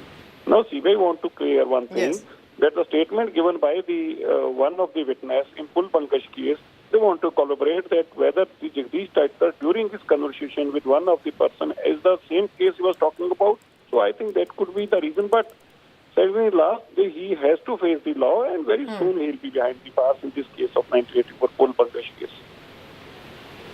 Mr. Sirsa, I have one more question. You know, at this point, of course, the Congress is also often criticized the manner in which, while people have not had him back in the electoral discourse, but the Congress has been associated with Titler for a very long time. Even for recent elections in Delhi, there was a mention. How do you look at the political situation? He says media has made the life hell for me when there have been enough serious accusations against him. And now he says this is not even that same case. What does one make of what he's saying? So first of all, it is not he has made the hell of hundreds and hundreds of Sikhs. He has killed the innocent people, and one of the witnesses, as I told you earlier, has disposed before the magistrate that he was the one who came to the Pulbangshi and killed the innocent people. Secondly, the Congress has been saving all this, not just Jagdish Titler, but also Sachin Kumar, Kamal Nath, HKL Bhagat. The Congress has been time and again saving them. But in spite of their best efforts, we are able to get Sachin Kumar behind bars, and he got a life imprisonment. And we are sure that the same fate Jagdish Titler will also have. Soon he'll be also indicted and convicted in this case. And Jagdish Titler today saying that this case ka koi matlab nahi, it's totally a wrong statement. Yes, see, the case under which Jagdish Titler has been called is a case which is related to 1984, where Jagdish Titler has given some statement in front of one of his friends, who then became a witness and said कि मेरे सामने इसने बताया था कि मैंने इतने सिखों को ऐसे मरवाया. And for that reason only, they have called him for the sample of his voice sample. So it is connected, it is directly connected to 1984, and this case CBI has called because no other case is pending before CBI of Jagdish Titler. It's the same case of 1984 killings for which CBI has summoned Jagdish Titler. We can only hope, Mr. Sirsa, that justice, even if years later, is ensured for the victims of the anti-Sikh riots that took place in 1984. It will never be enough, but at least one step there. And can voice sample at least lead to much more conviction? Perhaps that could be a better step. Manjidhar Singh Sirsa, thank you very much for speaking to India today. Ashutosh Mishra also joins me. Ashutosh, he says, this is not related to 1984. Media is making hell for me. But for the longest time that we have known, there have been serious allegations that in North Delhi in 1984, a day after the assassination of then Prime Minister Indira Gandhi, he was accused of leading a mob and a riot to attack the Sikh community. Well, Pooja, there have been literally, key evidences in this case who have named Mr. Jagdish Titler as a key conspirator during the 1984 riots. And this case pertaining to November 1, 1984 at Pulbangash area where he made provocative speeches. Now, since there have been eyewitnesses, those statements have already been request you to please stay on with me because we are constantly getting reactions now. Please stay on because RP Singh of the BJP is also now joining me. Mr. RP Singh says, Mr. RP Singh, Jagdish Titler, while coming out of the CBI CFSL laboratory, says, this has nothing to do with 1984. This is a different case. Now, which different case it is, that he does not elaborate. So, do you want to tell us more about why and how can this voice sample help in any way of a possible conviction of Jagdish Titler? Because he said, my life has been made hell by you, the media, he says. Well, he has been boasting at a place where there was a video sting being done on him, where he is boasting that he is trying to influence the judiciary and he has got certain people appointed as the judicial officers, and then he has tried to influence them. But now that news is tightening around him, the gentleman named Abhishek Verma, who was probably his business partner earlier, he didn't allow his narco test to be done. He is also on record. His narco test has been done. He is also on record saying that Mr. Titler probably used him to influence certain witnesses and sending the witnesses abroad. And those witnesses are also prepared to be on record, saying that how they were influenced by money and by getting them assignments and jobs abroad. But ultimately, news is tightening around his neck. And let me tell Mr. Titler, he might try to do his best, but as a community, we will never forgive and forget what he did to the community and what he did to the... We're saying, is this not too little, too late? 84 pertains the case, or even later, if these videos that have surfaced, and now it's 2023. You must remember Jallianwala Bagh and Udham Singh. 21 years, but I'm not saying that I'm not asking anyone to follow that process, yes. But yes, this matter has to be pursued, and we will pursue. I've been pushing it personally in court, whether it's the 84 without the exec committee report or Mr. Titler. And my daughter is a lawyer. She'll pursue after me. We are not going to let it go. We'll go through the legal process, whatever is judicial process which is available to us, the courts which is available to us. But we'll ensure that Titler faces the ultimate prosecution. Well, that's a fair point. For the victims who have suffered, it's never forgotten. So clearly, even in 2023, possibly, if this can lead to any sort of further opening of the cases as well, it could be appreciated. Thank you so much, Mr. RP Singh, for speaking to India Today Television. Listen again as we put all sides to the story of what Jagdish Titler said when he was coming out of the laboratory and spoke to the media persons. TBI, anything about it? Who says I recorded a statement? So you came here to give your voice sample. Yeah. Sir, you were called for voice sampling, sir. The case is very old. Do you think this is agenda? आज आप CBI CFSL lab आए क्यों आए हैं sir? क्यों आए हैं? It has been 39 years, sir. What do you have to say about this? It has been 39 years, sir. Don't you think that now it's a time for you to closure? Say something. I don't want to say anything. Why, sir? I want let them do it. Let the government do their own job. Sir, the government is doing their own job. But what do you now regret about what you've done? What have you done? What have I done? Which have you? See again, you are one person. You are one person who makes it a person something. What have you done? What have you done? What have I done? Sir, if you yourself said 25 years and now you tell me what you have done. After 39 years, sir. Sir जो voice samples दिए गए कौन सा आरोप लगाया है? Sir आपको main कौन सा आरोप लगाया? एक जना पुट करे सर कौन सा आरोप? सर पुल पंगस मामले में जो एक की डेथ हुई, 3 की डेथ हुई थी और आग लगाई गई थी गुरुद्वारा में, उसके लेकर उसके तो बारे हुआ ही नहीं बात. उसके बाद हुई नहीं. ये तो बिल्कुल डिफरेंट. पता करो जाके. It nothing to do with that 84. 4 thing. Titler sir, you regret about the entire incident which happened? You've been made as a key suspect. They would have found something evidence now. If there is one evidence, no, I'm prepared to hang myself. Let me tell you, if there was evidence, one evidence, they would have registered a FIR against me. 30 years they have not done it. They're still doing an inquiry. And now you're asking me, look at the way kind of things which they're saying to me. बिल्कुल गलत बात है, झूठी बात है, कोई case 84 का नहीं है. There is something else which they wanted my voice. Sir वो क्या बातें थी किस मामले को लेकर फिर आए थे? आप उनसे पूछिए.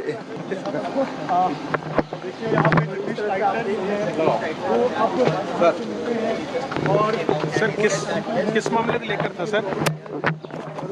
Sir, because the allegations are not stopping. You came here to give your audio recording samples. So what was it for? There's one statement they wanted me to. This has nothing to do with 84 rights. Nothing to do with it. There's another somebody had put a complaint that Mr. Titler said something. So they want to know if I had said this. So justice has not been given to the victims who were part of this tragedy.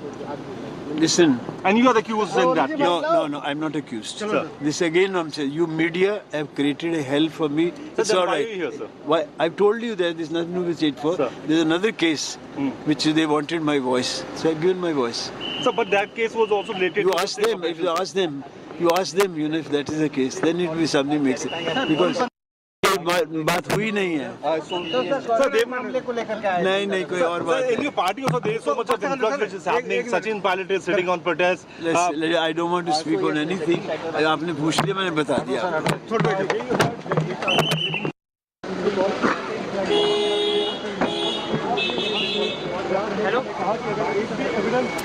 So let's get more information and updates coming in from Ashutosh Mishra. Ashutosh, we heard now the full excerpt of what he had said, and it's very interesting. He said, I'm not even an accused. If they really wanted to take action against me, they would have filed an FIR. Nothing has been done properly. And importantly, he says, if one evidence also comes, I'll hang myself. That's the level of confidence that Jagdish Titler has right now. So how are we looking at this voice sample issue that he's just given a sample about?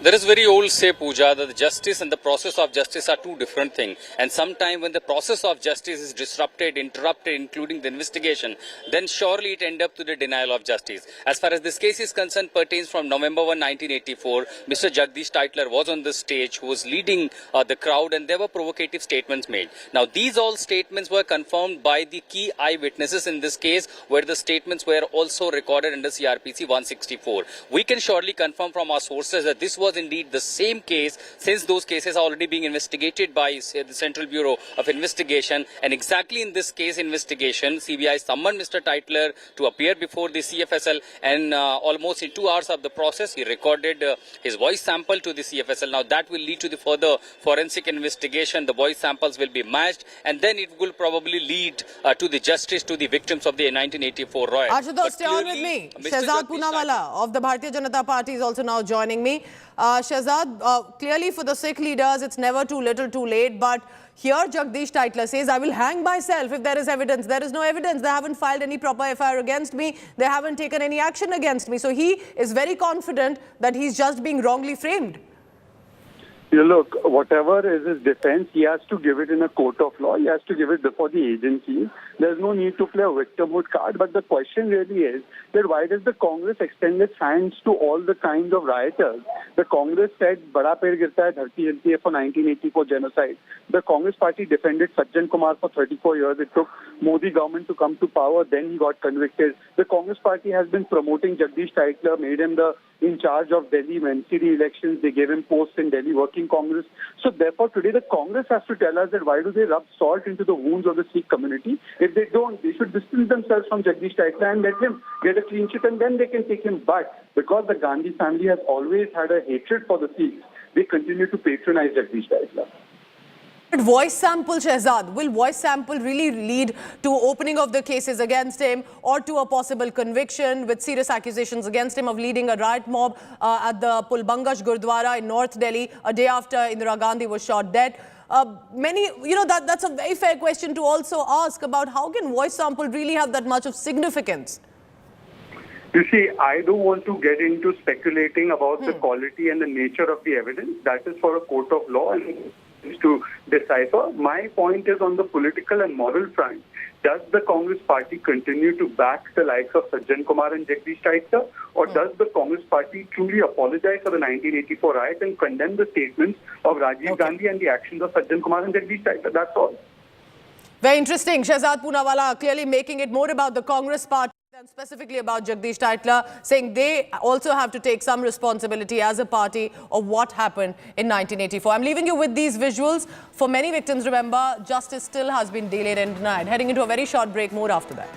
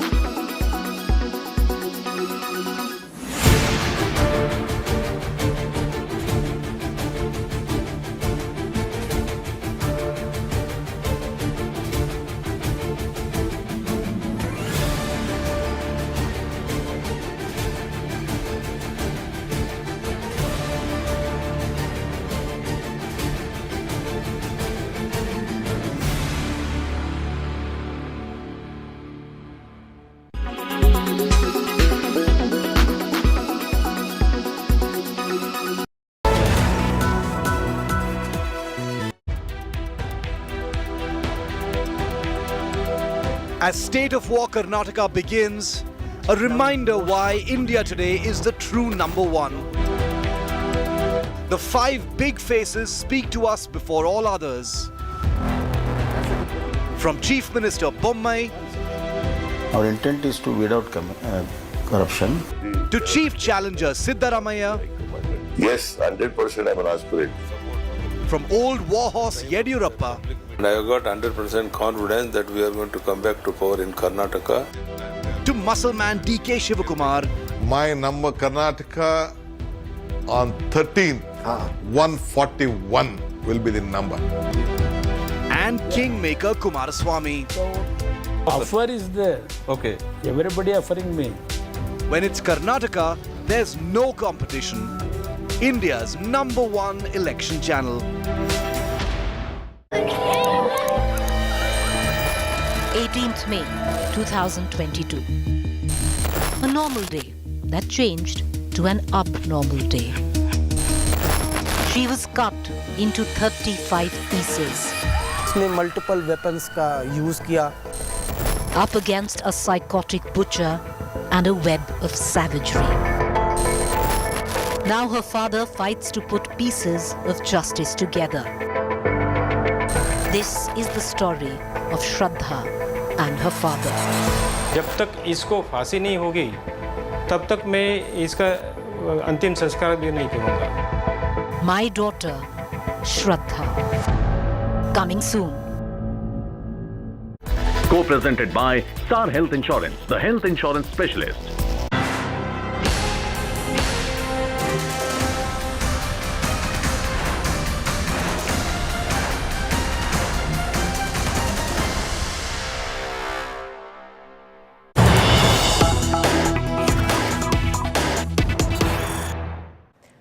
In election-bound Karnataka, it is now the milk war. Pro-Kannada workers are protesting in Belagavi. Protests have broken out that Amul, which is the popular All India brand, has now made an entry into Karnataka, starting with online sales as well.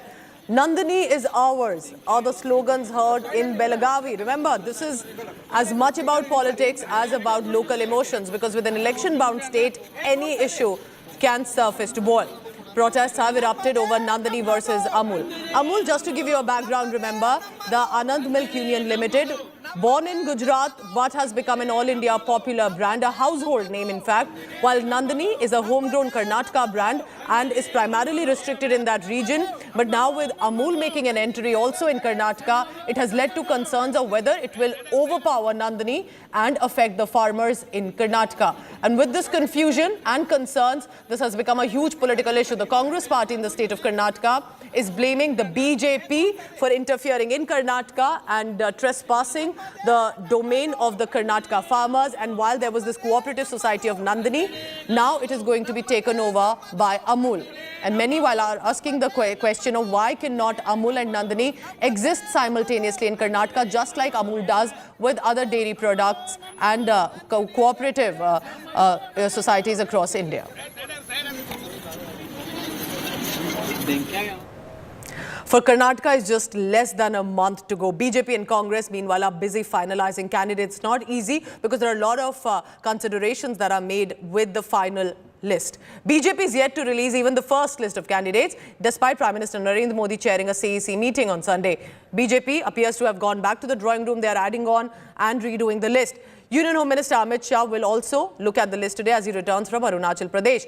Chief Minister Basavaraj Bommai, meanwhile, claiming the High Command was collecting ground information on various constituency and candidates, and the last list and the latest could be released by either today or tomorrow morning. This is interesting because Union Minister Prahlad Joshi said that the BJP is being extremely cautious with the list, that there should be no confusion within the party. What about the Congress? Congress has taken a jibe at the BJP for being so indecisive. They are saying it because the Congress has already released 2 lists and are finalizing the remaining. And they are saying that there is complete chaos and confusion within the BJP. ಪಟ್ಟಿ almost ಅಂತಿಮ ಹಂತದಲ್ಲಿ ಬಂದಿದೆ. ಕೇಂದ್ರದ ಗೃಹ ಮಂತ್ರಿಗಳು ಅವರ ಜೊತೆ consultation ಮಾಡಿ, ನಮ್ಮ ರಾಷ್ಟ್ರೀಯ ಮತ್ತು ಪ್ರಧಾನಮಂತ್ರಿಗಳ ಜೊತೆ ಕನ್ಸಲ್ಟೇಷನ್ ಅನ್ನು ಮಾಡಿ ಅವರ ಅನುಮತಿಯನ್ನು ಪಡೆದು ಆದಷ್ಟು ಬೇಗ ನಾವು ಮೊದಲನೇ ಪಟ್ಟಿಯನ್ನು ಬಿಡುಗಡೆ ಮಾಡಲಿಕ್ಕೆ ಗೊಂದಲ ಇಲ್ಲ. ಅನೇಕ ಸಂಗತಿಗಳನ್ನು ನಾವು ಬಹಳ ದೊಡ್ಡ ಮಟ್ಟದ ಒಂದು ಪಟ್ಟಿಯನ್ನು ಬಿಡುಗಡೆ ಮಾಡ್ತಾ ಇದ್ದೇವೆ. ಹಾಗಾಗಿ ಎಲ್ಲ ಇನ್ಪುಟ್ಸ್ಗಳನ್ನು ಕೇಳಿದ್ದಾರೆ. We want to be very very cautious. ನಿನ್ನೆ ದಿನ ಎಲ್ಲ ಕ್ಷೇತ್ರದ ಬಗ್ಗೆ ಚರ್ಚೆಗಳಾಗಿತ್ತು. ಮತ್ತೊಮ್ಮೆ ಅವರೇನೋ 2-3 ಕ್ಲಾರಿಫಿಕೇಶನ್ ಕೇಳಬೇಕು ಅಂತ ಕರೆದಿದ್ರು ರಾಷ್ಟ್ರೀಯ ಅಧ್ಯಕ್ಷರು. ಅವ್ರಿಗೆಲ್ಲ ಎಕ್ಸ್ಪ್ಲೈನ್ ಮಾಡಿ ಬಂದಿದ್ದೇನೆ. ಇವತ್ತು ಸಾಯಂಕಾಲದೊಳಗಡೆ ಅಥವಾ ನಾಳೆ they are going to clear ವಿಳಂಬ ಇಲ್ರಿ. ನಿನ್ನೆ ಇವತ್ತೆಲ್ಲ ಚರ್ಚೆ ಆಗಿದೆ, ಇವತ್ತು ಫೈನಲೈಸ್ ಮಾಡ್ತಾರೆ. Why is it that Mr. JP Nadda and Mr. Amit Shah having held marathon meetings, BJP has not been able to declare a single candidate till date? Does that not show and prove to our brothers and sisters of Karnataka the manner and fashion in which there is chaos and confusion in the Bharatiya Janata Party? It also proves that Bharatiya Janata Party is a sinking ship. ಉಳ್ಕೊಂಡಿದ್ದ ಸೀಟ್ನ screening committee ಮಾಡಿದ್ದಾರೆ. ನಮ್ಮ ಇಬ್ಬರು opinion ತೆಗೆದುಕೊಂಡಿದ್ದಾರೆ. Ultimately AICC ಅಧ್ಯಕ್ಷರು ಮತ್ತು ಬೇರೆ ಸಮಿತಿಯವರು ಕೂತ್ಕೊಂಡು ತೀರ್ಮಾನ ಮಾಡಿ ತಿಳಿಸ್ತಾರೆ. ನಾವು ಹೋಗ್ತಾ ಇದ್ದೀವಿ. ನಿಮ್ ತಿಳಿಸದೆ ನಾವೇನು ಮಾಡಲ್ಲ. BJP all 224 candidates are chief ministerial candidates. So everybody has their own list. We all know that BJP is a broken house. Here in Karnataka, they have looted enough and more, and people who have looted enough and more are absolutely watching the game to be get unfolded. But however, this is an internal matter of BJP, but we know through our sources that there is a huge infighting and there is huge lobbying, and BJP is absolutely not able to decide. RSS has a list, Mukunda has a list, Mr. BL Santosh has a list, Yediyurappa has a list, Bommai has a list, everybody has a list. So we don't know what list is going to come, but however, BJP is a broken house. BJP is really definitely not even going to cross 60 seats. So, with our sources, we tried to find out what could be the reason for suspense and delay by the BJP to release the list. Congress using that to target the BJP. Here's what we have discovered. The BJP High Command, that specifically the senior leadership in Delhi, is not exactly happy with some of the recommendations that have come. Remember, this is about cadre, winnability of a candidate and much more. Prime Minister Modi and Home Minister Amit Shah also would like to have some fresh faces. That means some of the sitting MLAs of the BJP government in Karnataka could actually be dropped. BJP brass has also added that they will be working on social engineering, which means a lot of permutations, combinations. It could be caste factors, it could be community, but importantly, it will be about which candidate can win and ensure work in the area.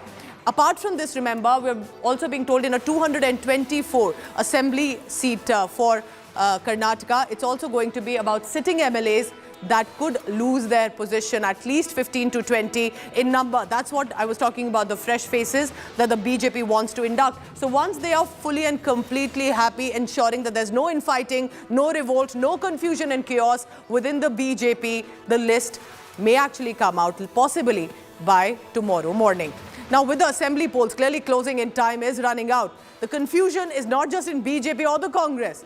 It's also in the JDS, the Janata Dal Secular of HD Kumaraswamy, and that is within the family, between two brothers, that this war in political circles have broken out. Former Chief Minister HD Kumaraswamy, senior leader of the JDS, and his brother Revanna, actually his wife Bhavani Revanna, is being asked to give a seat from Hassan, to which Kumaraswamy has not given an approval just yet. We are being told this has led to a rift within the brothers, among the brothers as well, and within the constituency there is deliberation happening of whether or not the JDS would want to give this ticket, primarily looking at different issues, and one of them, remember, a winnability of a candidate is often a part of that consideration. But here's how this has got serious. Revanna has threatened that he will not contest from Holanaresi if his wife Bhavani does not get the ticket, because he already has a ticket from the JDS. Revanna further has threatened if the wife is not given, he may even, or she actually, may even contest independent against JDS in Hassan. Kumaraswamy wants a worker, a karyakarta, to be given the ticket from Hassan. He says his father and former Prime Minister Deve Gowda didn't have the same sway as before to convince Revanna to drop his demand. So basically, Deve Gowda is not able to really forge any peace between the brothers. Deve Gowda had met his son Revanna to his house last night, but there was no consensus that could be reached on Hassan's ticket.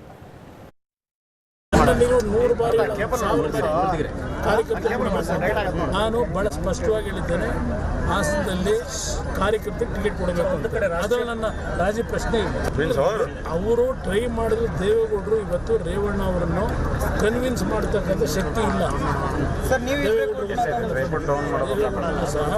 Revanna ಅವರನ್ನು convince ಮಾಡತಕ್ಕಂಥ ಶಕ್ತಿ ಇಲ್ಲ. ಅದೇ ನಮ್ಮ ದುರಾದೃಷ್ಟ. ಏನು ಮಾಡ್ತಾರೆ? There is no question going either nearer to Congress or nearer to BJP. My journey will start from 10th onwards. All the old Mysore area, Hassan, Mandya, Chikmagalur, these are the old Mysore areas. I am going to Chitradurga, tour this area. This is our strong belt. It is an internal matter of JDS, and I'm sure we would definitely solve it amicably. Politics is a game of aspiration, and everybody has an aspiration. And Bhavani Revanna having an aspiration from Hassan seat is absolutely no wrong. And Kumaraswamy has his own understanding what needs to be done. But this is an internal matter of party, and I'm very sure that when we sit across, and this would be resolved amicably, and a suitable candidate would be given ticket, and we are very sure to win that ticket. So listen in now to the reactions coming in. HD Kumaraswamy and his son Nikhil Kumaraswamy spoke to my colleague Nagarjun Dwarkanath over the Hassan constituency issue. Listen in. There were a lot of reports about Hassan fight. They were saying that brothers are fighting for the Hassan ticket seat. How do you see when the BJP picks this and the Congress picks this as the issue, saying, look, the family is fighting? Hassan issue, nothing will happen, brother. Smoothly it will going to be settled. 100% we are going to announce an ordinary worker to win that election. There will be no quarrel between family members. You specifically said ordinary worker, you said. Nothing will happen. Ordinary worker worker will going to announce, he will going to win. See, we are living in a democratic world, and when people want to serve, I mean, when the candidates want to serve people, see, politics is a stage for you. Bhavani ji wants to contest, and even Swaroop is, been active in politics since a long time. So this ultimately depends on the party national president and our party state president. So I think they are better people to take call on this, because we have a committee, and I think the committee will take a call. Meanwhile, in the Congress camp, also there is confusion over the Chief Minister's face and a new twist.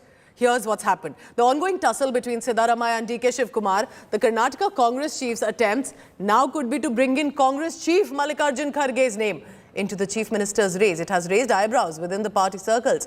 Shivakumar's move to endorse Kharge as the CM, if required, is being basically seen an attempt to checkmate rival Siddharamaya's prospects.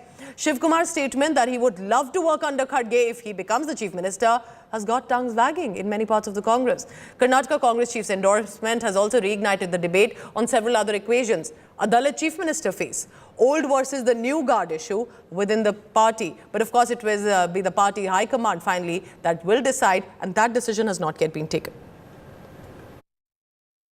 I said in the interview that I am also an aspirant for the Chief Minister post.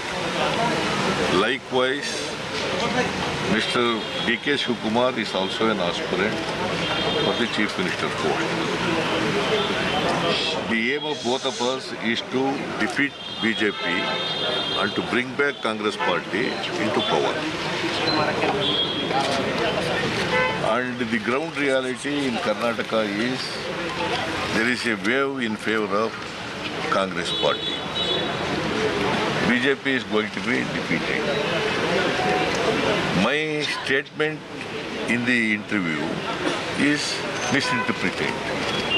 Only one alliance JDS is open for is an alliance with Kannadigas and people of Karnataka.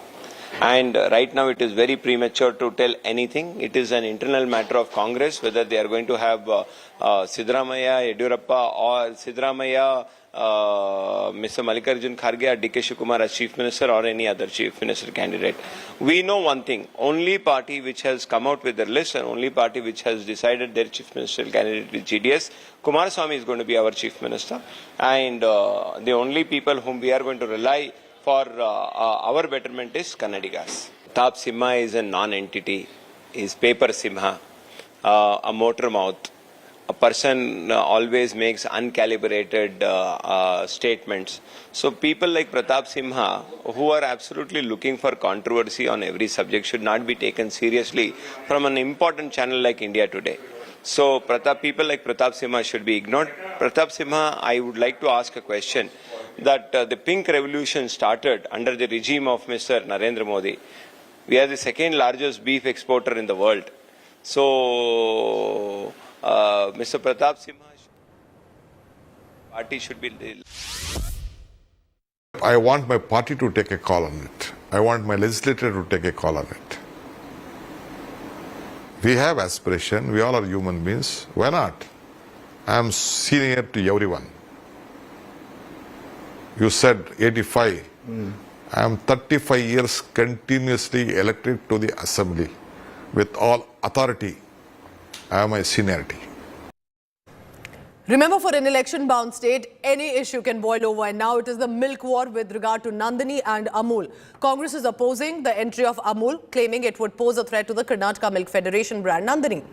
BJP has slammed former Karnataka Chief Minister Sitaraman, saying it was during his tenure that Amul expanded even its footprint in the state. BJP MP Pratap Simha is alleging Sitaraman doesn't support Karnataka farmers. He in fact backs the cow slaughterers and beef eaters. Sharpening the attack, Simha said Congress is fanning a Nandini controversy simply for electoral gains. DK Shivakumar has also hit back, claiming it's an insult to Kannada pride and will impact loss to the farmers too. He in fact visited one of the stores of Nandini, bought products, ensured all was caught on camera.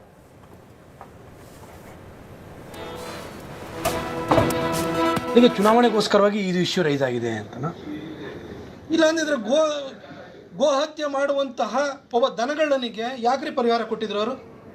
ಇವತ್ತು ಕೂಡ ನಾವು ಅಧಿಕಾರಕ್ಕೆ ಬಂದಾದ ಕೂಡಲೇ ಗೋಹತ್ಯೆ ನಿಷೇಧ ಕಾನೂನನ್ನು ತೆಗೆದಾಕ್ತೀವಿ ಅಂತ ಯಾಕೆ ಹೇಳ್ತಾರೆ?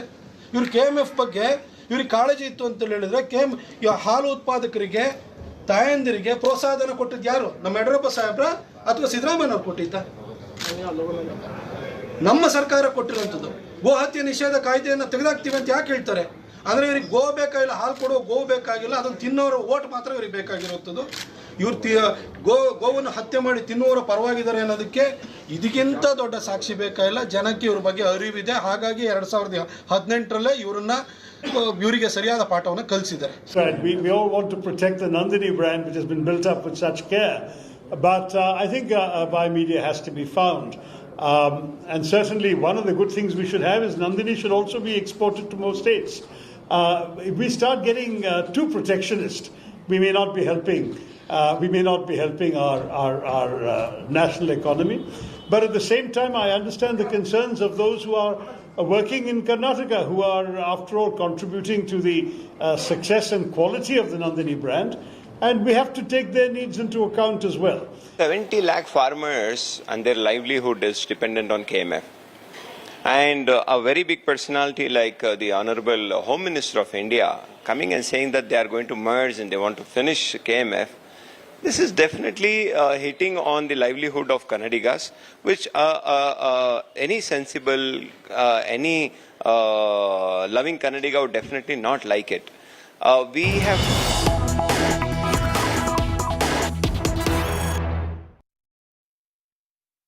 Order casually, national security casually, but the family's interest and the party's interest is what drives them the most. I must also reiterate, people of Karnataka, my brothers and sisters here have realized their aspirations can only be fulfilled by the Bharatiya Janata Party, and the biggest guarantee of a safe environment, of a state that has proper law and order machinery functioning, is the Bharatiya Janata Party and the lotus of Bharatiya Janata Party. In a way, today the Congress stands exposed, and they can't even muster the courage to take on these questions.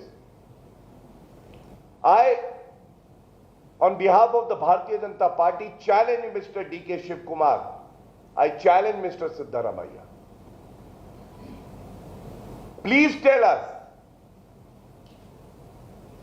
are you going to have friendly relations with any political party whose arm has been banned by the government of India?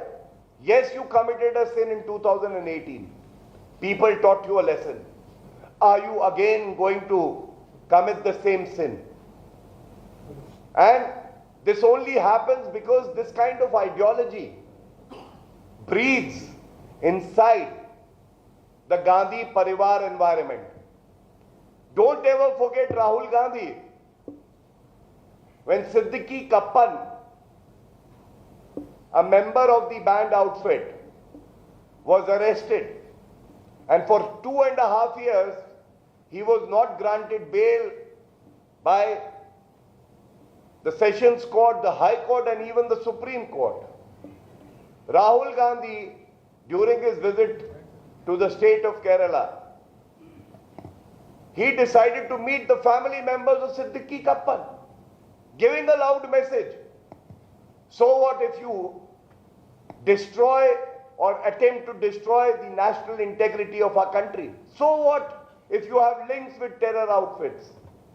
The Gandhi Parivar stands firmly with such persons of dubious record. And thus, time has come to raise these questions. And we all know media is the fourth pillar of democracy. Our duty is to raise these questions on every available platform.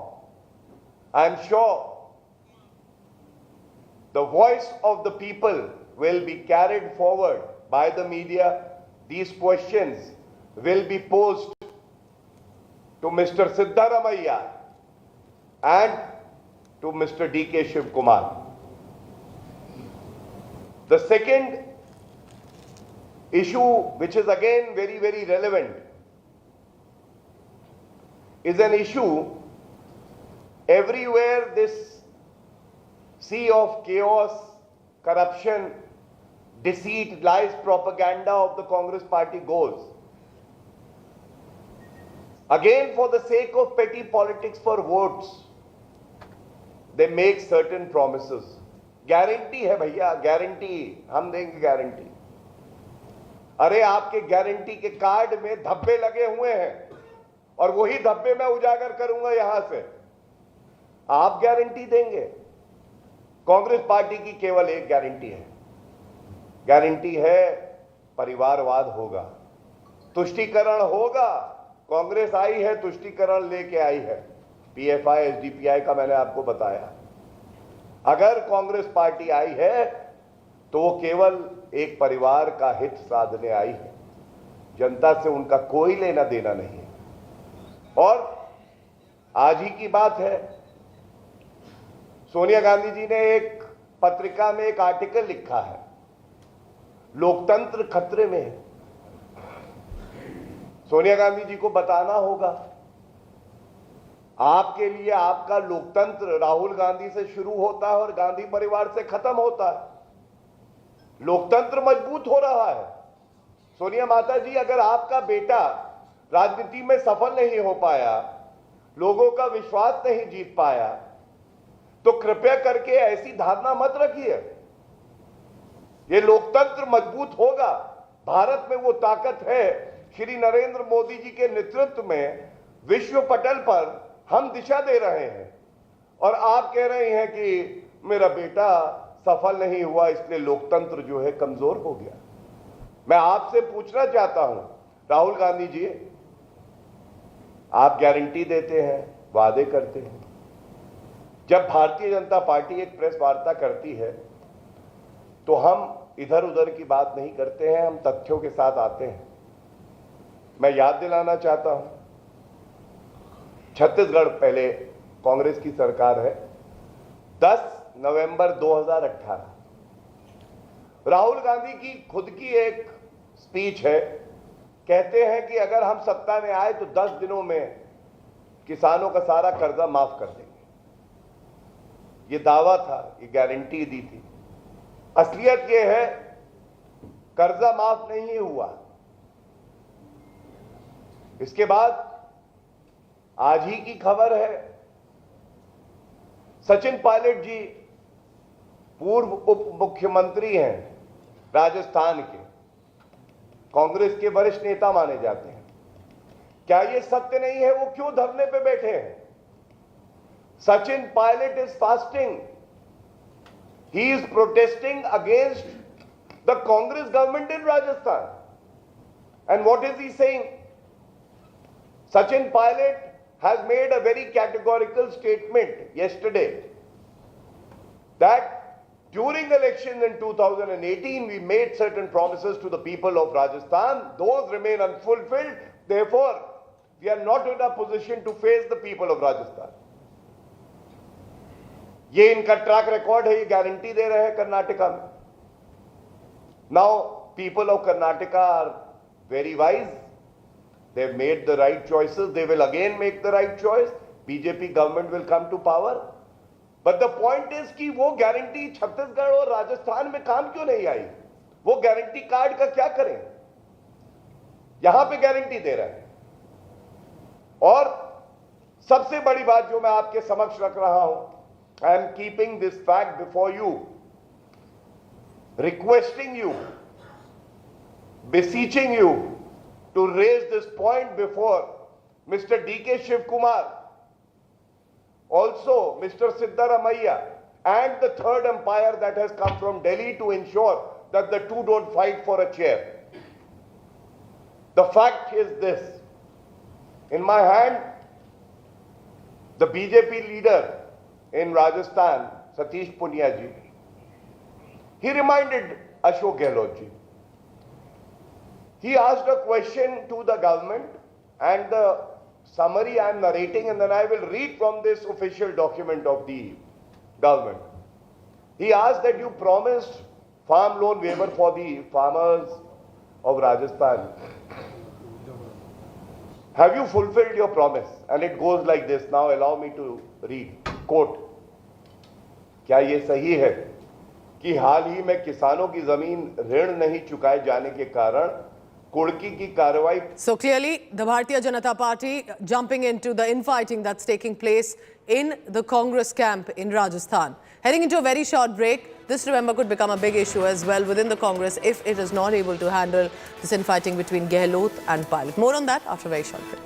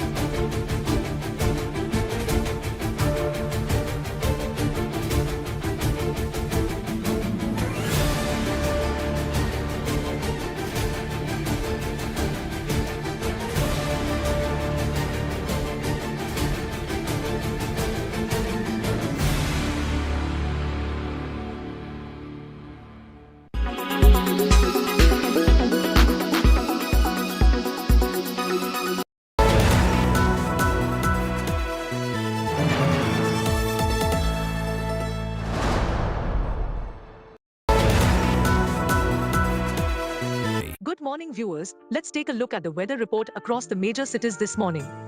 Thiruvananthapuram is at 31 degrees Celsius with an AQI of 61.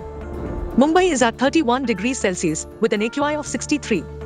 Panaji is at 29 degrees Celsius with an AQI of 67. Ahmedabad is at 29 degrees Celsius with an AQI of 142. Bhopal is at 29 degrees Celsius with an AQI of 75. Jaipur is at 28 degrees Celsius with an AQI of 115. Delhi is at 26 degrees Celsius with an AQI of 113. Srinagar is at 13 degrees Celsius with AQI being 68. Lucknow is at 27 degrees Celsius with an AQI of 108. Patna is at 31 degrees Celsius with an AQI of 197. Kolkata is at 33 degrees with an AQI of 146. Hyderabad is at 29 degrees Celsius with an AQI of 136. Bangalore is at 24 degrees Celsius with an AQI of 57. Chennai is at 29 degrees Celsius with an AQI of 74. This is all we have for you in this segment. Hope wherever you are, you find favorable weather around you. Keep watching India Today for all the weather updates with me, AI Sana, all through the day.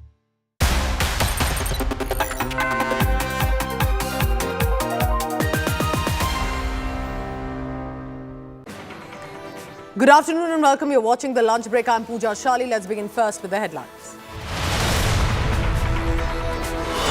Sonia Gandhi writes an editorial slamming government at the centre, says Modi is destroying 3 pillars of democracy, alleges CBI is being misused and other judiciary and the agencies as well by Modi government.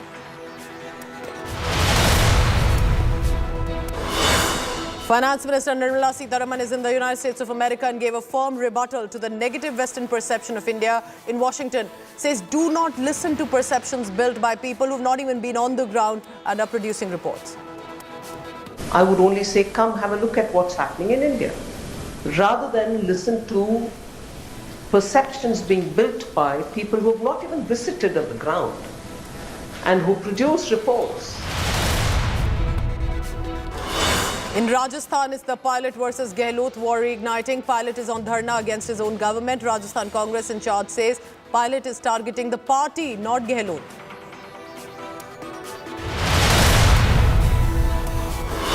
Meanwhile, the suspense continues on the BJP ticket list. No decision taken yet, even after the CEC meeting. BJP likely to redo the candidate list. Home Minister Amit Shah, coming back from Arunachal Pradesh to Delhi, will hold another round of meeting likely today.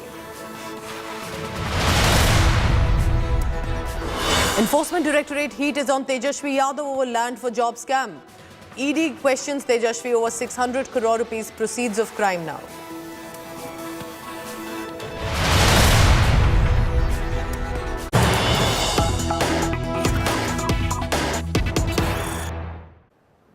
Ministers in the government are now responding to the editorial written by Sonia Gandhi, lashing out at the government of the centre. Remember, he's also the law minister and she has also targeted the judiciary, saying judiciary is also being misused by Modi government. He has slammed Sonia Gandhi over the remarks on judiciary and he asked, I quote him here, is Sonia lecturing us about democracy?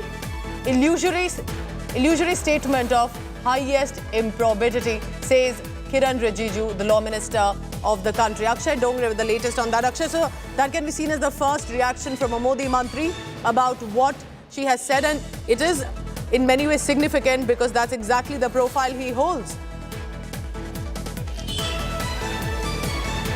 Well, absolutely, Pooja, and in fact, it was expected that the Union Law Minister will speak on this particular article because Sonia Gandhi, besides naming the Prime Minister specifically in this article of this newspaper that I'm holding in my hand right now, she specifically targets the Union Law Minister as well, where she says that the Union Law Minister calling some retired judges anti-national and warning that they will pay a price. She's calling this language deliberately being used by the minister. So, Kiran Rijiju has, why he has not been named, but the article clearly states that the Union Law Minister. So that there is a direct reference to a Union Law Minister, and that seems to be the reason for this sharp, hit back that has come. Because I want the viewer to listen into what Kiran Rijiju, the Law Minister of the country, has to say, how he's responding to Sonia Gandhi's scathing editorial at the Modi government. Just a few days back, Chief Justice himself said he is under no duress to perform his duty. He never gets any kind of undue pressure from the government to take or to toe certain lines. Despite that, there are people who are constantly saying that Indian democracy is severely compromised. Indian judiciary is almost dead.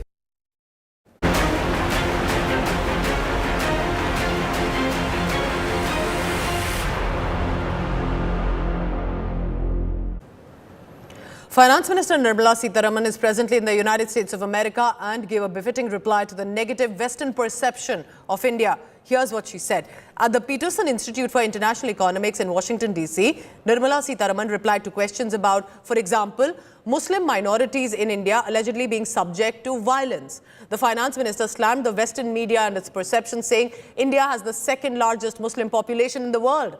And that population is only growing in numbers. She claims that the members of the Muslim community continue to conduct normal life in India, and it's for anyone to come and check themselves. Finance Minister further branded this Western write-ups, columns on India's stand on Muslims a complete sham. A delegation of Sikh Americans also met the Finance Minister. The delegation said the Khalistan movement is fizzling out due to the pro-Sikh steps that have been taken by the government, and added that a handful of Khalistanis will not decide about how the Sikh communities want to move forward, and in fact are giving bad name to the Sikhs across the world.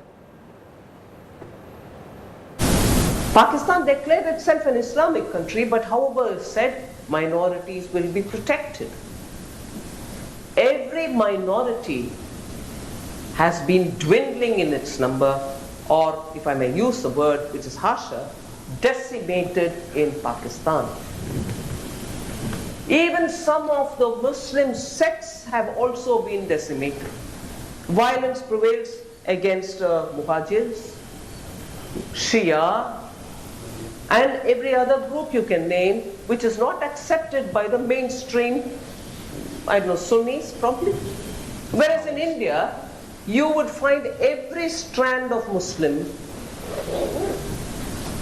doing their business, their children getting educated, fellowships are being given by the government. So across the board in India, if violence is happening to make Muslims get affected, itself is a fallacy as a statement.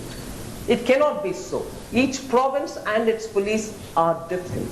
They are run by the elected governments in those provinces. So that itself tells you how these reports have no clue of the law and order systems in India. We are reaching near saturation in providing the basic facilities in India. Earlier, the discussions would be on poverty alleviation. Have we removed this many number of people from out of poverty and lifted them out? Today, the approach of the government is to empower the poor people with at least the basic amenities, and that is give them some good house to live in, which is made of concrete and not this thatched roof, with toilets in them, with drinking water reaching them through pipes, electricity, and a good road, not just to the village, but also to the streets in the village, and then connect them to the nearest highway, connect them with good transport facility, and so on. So saturation, financial inclusion, so that each member of the household has a bank account, and they get every such benefit which has to reach them, but directly into their bank account rather than through a middle agency. I would only say, come have a look at what's happening in India, rather than listen to perceptions being built by people who have not even visited on the ground and who produce reports.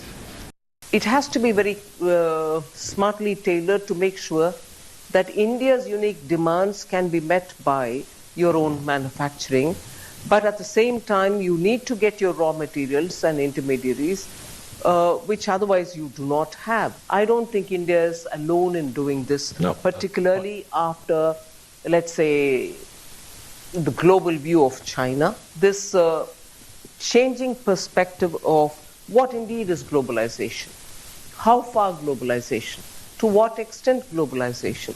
So when all these questions are happening and being discussed all over the world, India cannot be in isolation. And also looking at how just tariff is not going to be one way of controlling or preserving your capacities in manufacturing. So it is a strand, I suppose, in a larger debate of how the global trade will have to happen. It's quite unfortunate that a certain perception is being formed about India in the Western press, and a large part of it is because of what the opposition members of parliament and leaders have been saying abroad, particularly people like Rahul Gandhi, who go abroad and make all kinds of sweeping statements about persecution of minorities back in India and seek foreign intervention in India's internal affairs. The Western media has in part formed its perception based on that, and in part on basis of what some factions of the media here speak. But the truth of the matter is very, very different from what they would like to believe. In the last 9 years, the state of minorities in India has improved significantly, whether it is the drop in the girl child education, which was earlier 70%, has now dropped to 30%, scholarships, which have gone up from 3 crore before 2014 to 5 crore now, representation in government jobs, which was a paltry 5% before 2014 and now stands at 10%. Or for that matter, the overall support that is being provided to the members of the minority community, skilling them. Just about 20,000 people in 2014 were skilled, as opposed to 2 million, which is about 20 lakh people post-2014. So these developments that have happened have put the minority community in a very, very good position in India. Well, Finance Minister's concern about Muslims in India is welcome. But at the same time, I think she needs to answer that what is the opportunity that is being given to Muslims in India as far as her party is concerned. You see, the highest lawmaking body, that is the Parliament, Lok Sabha, where they don't give a single Muslim a seat. No, how can they justify in saying that we are trying to empower Muslims or we are giving them their legitimate share? And you see, I am sorry to say, to tell the Honorable Finance Minister also, that please don't compare Indian Muslim, 200 Indian Muslims who are committed to the growth of their country, the welfare of their country, with Pakistan or with any other country. More particularly, every time we are being just found fault with regard to Pakistan. We don't care what is happening in Pakistan. We are not concerned with the Muslims in Pakistan or Pakistan establishment. Once we have parted from 1947 onwards, we are growing in our country. We are committed to the growth of our country.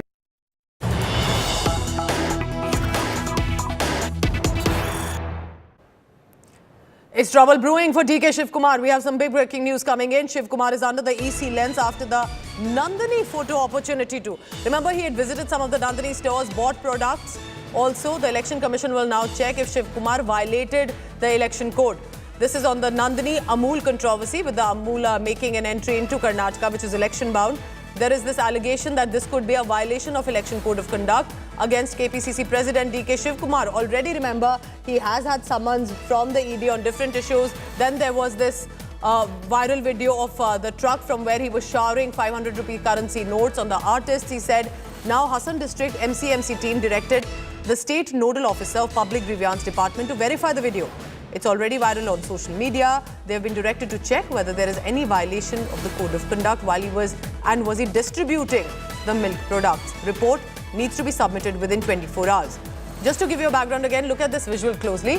DK Shivakumar went to one of these stores amid the controversy, purchased some of the milk products from Nandini, which is a homegrown brand of dairy products, and distributed to people also in Hassan.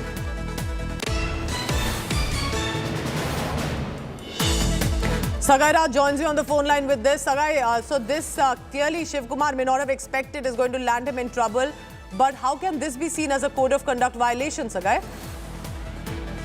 See, what we get to learn is there is a complaint which has been raised, and immediately Model Code of Conduct officials have directed the media team to verify that particular video and submitted the report to the Public Grievances Committee within 24 hours. And there are allegations that he has not only purchased the product but also distributed people the Nandini milk products. So they have raised a question that this is probably the violation of Model Code of Conduct, and that is one of the reasons why this particular instruction has been given by the Model Code of Conduct Committee to the public for the media committee to submit a report. Sagai Raj with the latest coming in from Karnataka. Thank you very much, Sagai.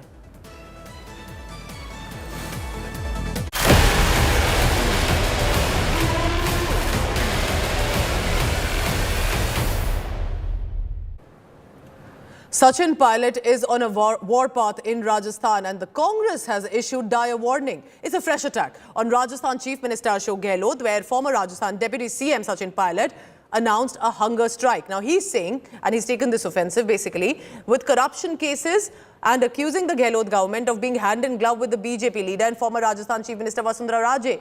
He's saying, why aren't the BJP cases being opened up? Why aren't their action being taken? But this move to sit on a day-long fast has caused a lot of disquiet within the Congress. His loyalists are lending support to Sachin Pilot. Rajasthan Congress has expressed, meanwhile, displeasure over this Dharna and called Pilot for a calm dialogue within the party. Pilot is getting support from Chhattisgarh, interestingly. It's the state's health minister, T.S. Singhdev, in a rare show of support, has hailed Pilot's Dharna and said this sit-in will bring better change in the grand old party. But it's Chhattisgarh, remember. For Rajasthan, it could be trouble because the Congress High Command hasn't taken it lightly. Listen in to some reactions that have come. आज जननेता आदरणीय सचिन पायलट जी एक दिन के सांकेतिक धरने पर यहाँ पर बैठेंगे। राजस्थान प्रदेश का जो युवा है और प्रत्येक वर्ग का व्यक्ति आज यहाँ पर इस धरने में सम्मिलित होंगे। पिछली सरकार के अंदर जो भ्रष्टाचार हुए हैं, इस मुहिम के अंदर पूरा युवा एकजुट है और युवा और पूरा प्रदेश यही चाहता है कि उस भ्रष्टाचार की जाँच होनी चाहिए और उस जाँच के लिए तमाम लोग एकजुट हैं और हम हमारे नेता आदरणीय सचिन पायलट जी के साथ हैं। पायलट जी में भ्रष्टाचार के लिए कहाँ है तो अच्छी चीज है। भ्रष्टाचार के खिलाफ कांग्रेस कार्रवाई करती है। अभी भी जो चीज तथ्य होंगे उस पर कार्रवाई होगी।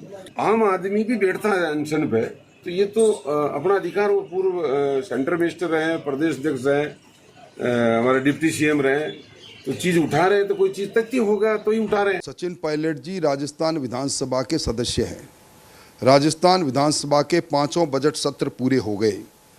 एक शब्द अगर वो बोले होते, क्योंकि इससे बड़ा लोकतंत्र में मंच नहीं, वो कबीना के अंदर उप मुख्यमंत्री रहे, 18-19 महीने रहे, कबीना की बैठक में प्रस्ताव लाकर बात करते तो समझ में आते। वो इस सरकार में, गहलोत सरकार में कोयले घोटाले की खरीद घोटाले की बात करते, महंगी बिजली खरीद घोटाले की बात करते, वो टीएडी के अंदर फर्नीचर घोटाले के नाम पर जनजाति के जिस तरह बजट का दुरुपयोग किया उसकी बात करते। इन कई अनुत्तरित बातें हैं, उनकी बात करते तो बहुत अच्छा रहता। मैं समझता हूँ कहीं पे निगाहें, कहीं पे निशाना चलेगा नहीं। अरे जो भी बात है वो घर में होनी चाहिए ना, घर से बाहर नहीं होनी चाहिए। अब आप मुझसे पूछ रहे हो तो वो भी मैं वही गलती करूँ जो कोई और कर रहा है, मैं भी आपसे बात करूँ, वो बात नहीं करनी चाहिए। अगर मेरे मन में कोई बात होगी तो मैं मुख्यमंत्री जी से अवश्य मिलूंगा, कहूंगा, वो मेरे मित्र हैं, दोस्त हैं, हम उनका सम्मान करते हैं। अगर कुछ पार्टी के हित में होगा तो मैं उनसे कहूंगा। Is on hunger strike not against Mr. Gehlot, for an inquiry against Vasundhara Raje ji. There is a lot of difference. You know, once he says I am in revolt against Ashok Gehlot and his government, that is revolt. He is raising an issue regarding corruption of Vasundhara Raje and her government. That is not anti-party. So remember, this is what's happening in Rajasthan. Let's get in some perspective as well. Our executive editor Preeti Chaudhary joins me here in the studio. Preeti, what should one make of this? Is this the last push before likely he wants to leave the party, or he realizes this is his moment to realize his own ambitions? Well, you know, Pooja, the deal is I don't see Sachin Pilot leaving the party. But what could happen is that Sachin Pilot is made to leave the party in terms of that the party takes a decision. I think Sachin Pilot is in a catch-22 situation. He didn't quite anticipate, you know, that late-light letter by Mr. Randhawa, which practically stated that the Congress thinks that if Sachin Pilot goes ahead with his fast, it's anti-party activities. Now, if the Congress in an official communique has said this is anti-party, then by the end of the fast, the Congress will have to take some action. What is also interesting is yesterday morning, you know, when the Congress first initially reacted to the announcement that Sachin Pilot is going to be fasting, you know, to oppose the corruption, you know, in the state of Rajasthan, of especially Vasundhara Raje Scindia, it was clearly perceived that he's sitting on a fast against his own government. So first, initially reaction of the Congress was officially to say that we support Ashok Gehlot. He's doing a fabulous job in the state. They did not say anything where Sachin Pilot was concerned. They skirted the entire issue. However, now Ashok Gehlot, you know, they don't call him the Jadugar for no reason. He is he's in COVID, like he's suffering from COVID, so he's in isolation. But clearly there has been enough pressure that has been put from Ashok Gehlot's office on Congress, you know, to make sure that a very strong missive is sent. And when was this missive sent? By Mr. Randhawa, who's in charge of the state, at 11:30 last night. But he hasn't said anything wrong. He's saying open corruption cases against the BJP. But he's also saying that my own government is not acting on it. So where does it leave? You know, coming back to where does it leave Sachin Pilot? It leaves him in a very tough spot, because yes, now that he had said that he's going to be sitting on a fast, he has to sit on a fast. He's come and sat down on his fast. Now what happens? Will the Congress crack the whip, which is take action, which is suspend him? Because if they've said officially this is anti-party and he has defied the whip of the Congress, then he has to, you know, pay the consequences. Do you think the Congress communique also is very clear on what their agenda is? They are standing by him down. They are standing by Ashok Gehlot. They've made that very clear. The background to all of this is what, Pooja, is that Sachin Pilot, since the CLP fiasco a few months ago, has been trying desperately to reach the high command. really nothing much has come from that end. He sees the writing on the wall. Will Sachin Pilot sit out this election and wait for his time to come the next election round? Sachin Pilot is a man in a hurry. And I know Preeti will be tracking the latest. And he's not going to. Yeah. So will he start his own political outfit? I would think if his back is towards the wall, which it is right now, he in all probability he will look at starting his own political outfit. Plunge yet of quitting the party like many others. He will not quit the party, but will he force the party's hand? Very interesting. Preeti Chaudhary will be on top of the story. We have some big news coming in. Let's take a look, and this is also important. Remember, meanwhile, Sachin Pilot continues to sit on Dharna in Rajasthan.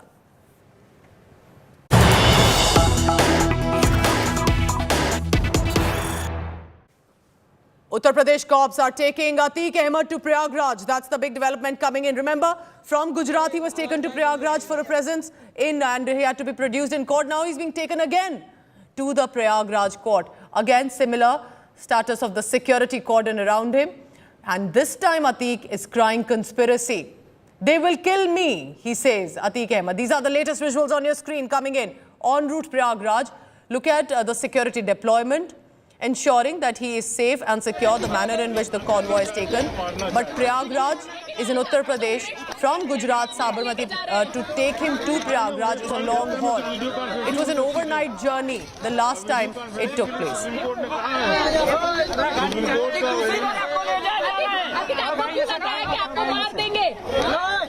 जब supreme court ने कहा कि video conferencing कराओ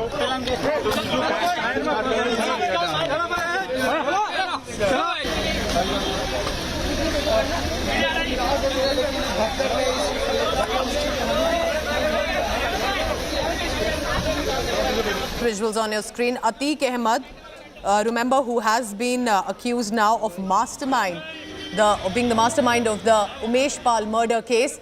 The witness who was killed in broad daylight by 6 to 7 gunmen. Now, while Atiq Ahmed has been in prison, the conspiracy against him is that despite being in jail, he was able to have his close aides and associates manage this murder of Umesh Pal. It's also about Raju Pal, the BSP leader who was killed long ago. In that also he's accused. But this time he says that there is a conspiracy, they want to kill me. Now this is going to be very crucial. We'll try and get more details coming in. But why is this important? This man was a known don, a known gangster. Then he became an MLA, also a member of parliament repeatedly from the Samajwadi Party. So he's clearly been known for his political clout, for his muscle power and money in the state of Uttar Pradesh. But ever since he's been in prison, he's been in Gujarat. Last time he had to be shifted from Gujarat to Prayagraj. It was an overnight journey. And remember that it passed through 3 states at least.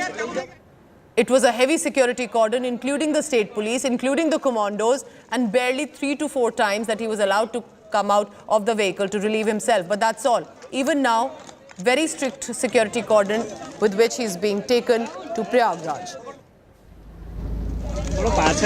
Our reporters are on the ground. Let's go across to them, and they're sending us this live. हाँ, मुझे आ रही है live 14 का network है, ठीक है? हाँ, ठीक है, हाँ, सुपर्ब शॉट से मौजिया. My colleague Abhishek Mishra is also on the ground. This, remember, is gangster turned politician Atiq Ahmed, and accused in Umesh Pal murder case, who's now being taken to Prayagraj. First visuals on your screen. Abhishek Mishra tracking the latest. Abhishek, is this also from Gujarat, if I'm correct, that he's being taken to Prayagraj? Well, certainly he has been taken from the Sabarmati jail to Prayagraj, and that is something which is again a major development as far as Atiq Ahmed case is concerned. का इस्तेमाल करके मेरी हत्या की साजिश की जा रही है. उसी तरीके से कहा कि नीयत में खोट है. यूपी पुलिस जिस तरीके से अतीक अहमद को यहां से ले जाने की बात कर रही थी और जिस तरीके से पूछताछ वहां पे कोर्ट में पेश किए रहेंगे उमेश पाल की हत्या को लेकर. देखिए, उमेश पाल की हत्या को लेकर भी हमने सवाल पूछा उसे कि उमेश पाल की हत्या के मामले में आपको ले जा रही, तो अतीक अहमद का कहना था कि वो तो जेल के अंदर था. और सवाल यहाँ पे ये है कि अतीक अहमद पूरी तरीके से डरा हुआ है. अतीक अहमद को कहीं ना कहीं एक डर सता रहा है कि कहीं गाड़ी पलट न जाए, कहीं उसका एनकाउंटर न हो जाए. और मैं आपको बता दूं शुभांकर कि इस बार सुरक्षा के लिहाज से यूपी पुलिस बहुत ज़्यादा चौकन्नी है, क्योंकि पिछली बार जिस तरीके से एक जो आगे जीप रही थी, 2 बड़ी वैन थी, उसी तरीके से यूपी पुलिस आई हुई थी. लेकिन इस बार एक इनोवा गाड़ी में पुलिसकर्मी ज़्यादा है और साथ ही गुजरात पुलिस से भी सुरक्षा मांगी गई है। तो गुजरात पुलिस की जो वैन है, आप देख सकते हैं, गुजरात पुलिस की जो वैन है वो भी यहाँ पे सुरक्षा मुहैया करवा रही है। लेकिन जो बायोमेट्रिक सिस्टम हो या बॉडी वॉर्न कैमरा हो या फिर बुलेट प्रूफ जैकेट के साथ यूपी पुलिस के कर्मचारी अतीक अहमद के साथ बैठे हुए, ये सारी चीजें काफी सिंबॉलिक है कि पिछली बार से काफी ज्यादा सुरक्षा के साथ इस बार अतीक अहमद को ले जाया जा रहा है। That was the voice of my colleague Gopi, that is in Gujarat in Sabarmati jail, from where you can see amid a security cordon. We are being told a police team with inspector in charge and 30 constables are leaving for Prayagraj shortly.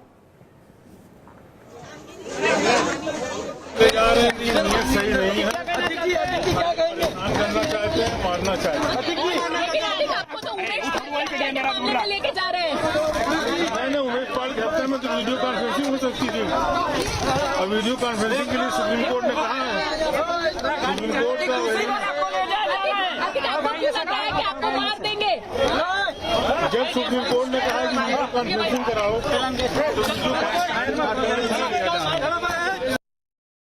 So that was the first reaction that is coming in from the Dawn-turned Neta, Atiq Ahmed, who's again being taken to Prayagraj. Abhishek, can you help us understand why is Atiq Ahmed being again taken to Prayagraj? Because he was to be produced in the court earlier. What is the reason this time?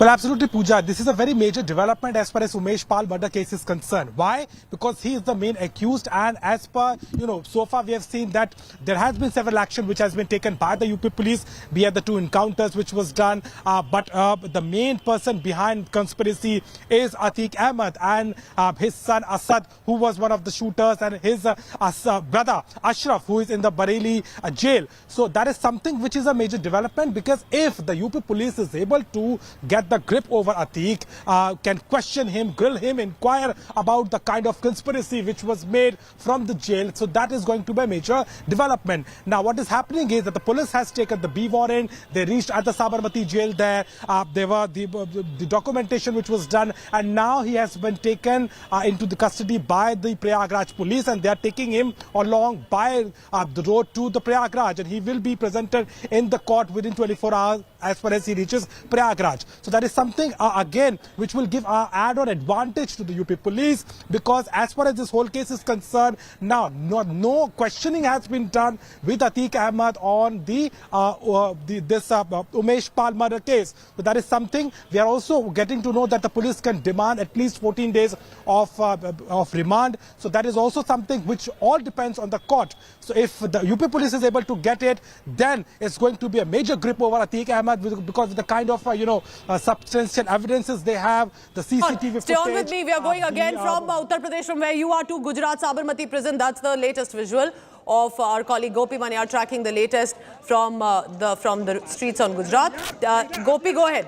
Atiq Ahmed के लिए काफ़ी मुश्किल वाला रहता है, क्योंकि जिस तरीके से अतीक अहमद पिछली बार साबरमती सेंट्रल जेल में पहुंचा था और हमारी बात हुई थी, तो अतीक अहमद ने साफ शब्दों में कह दिया था कि उमेश पाल हत्या मामले में वो तो जेल के अंदर बंद था, उसका कहीं इन्वॉल्वमेंट नहीं है।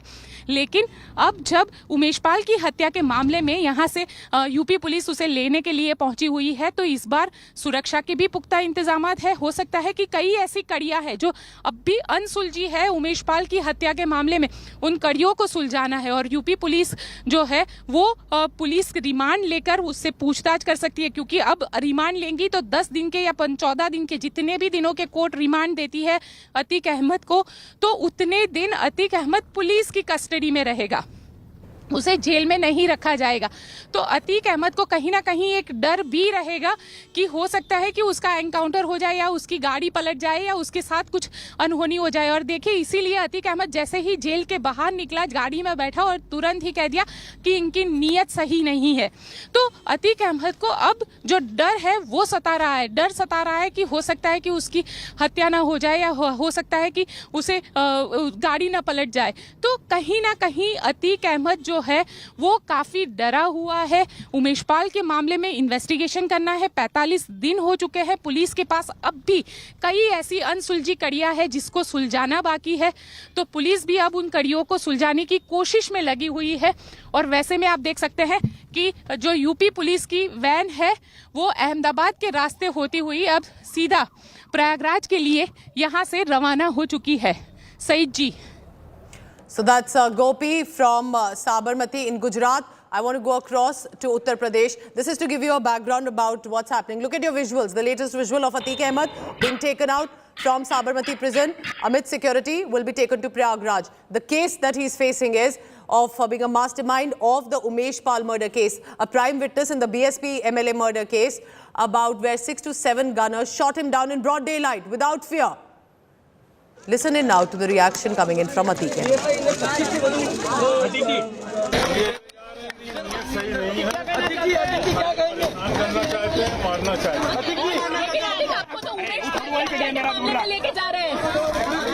उमेश पाल के हफ्ते में तो वीडियो कॉन्फ्रेंसिंग हो सकती थी, और वीडियो कॉन्फ्रेंसिंग के लिए सुप्रीम कोर्ट ने कहा है, सुप्रीम कोर्ट का आपको मार देंगे। जब सुप्रीम कोर्ट ने कहा कि वीडियो कॉन्फ्रेंसिंग कराओ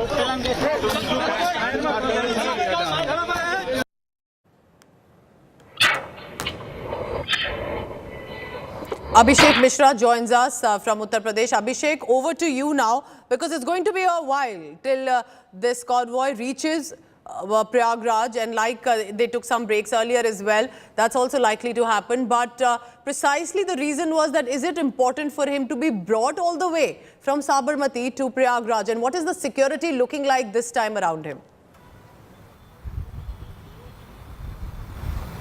Well, as far as the security is concerned, that's very tight, and more than 3 dozens of police persons are there, along with the whole fleet, whole convoy which is coming. Not just in terms of making it very sure that this travel from Ahmedabad Sabarmati to Prayagraj should be safe. The court has also given orders about taking all the safety measures. There will be a checkup of the vehicles after 400 kilometers of journey. So that is something which is a very important thing. But as I was telling you that this grip over Atiq Ahmed was very much required in terms of having a major development in the Umesh Pal murder case, because as Gopi was saying, and it is very evident that it's been 45 days, the main accused is behind the bar, is absconding. There is no lead as far as the main shooter is concerned. Yes, there has been several arresting, 2 encounters were made, but that is not sufficient, and the UP government is already facing a lot of criticism over the fact that there has been a lot of talk about having a grip over mafia, and specifically Atiq Ahmed, which is on the radar.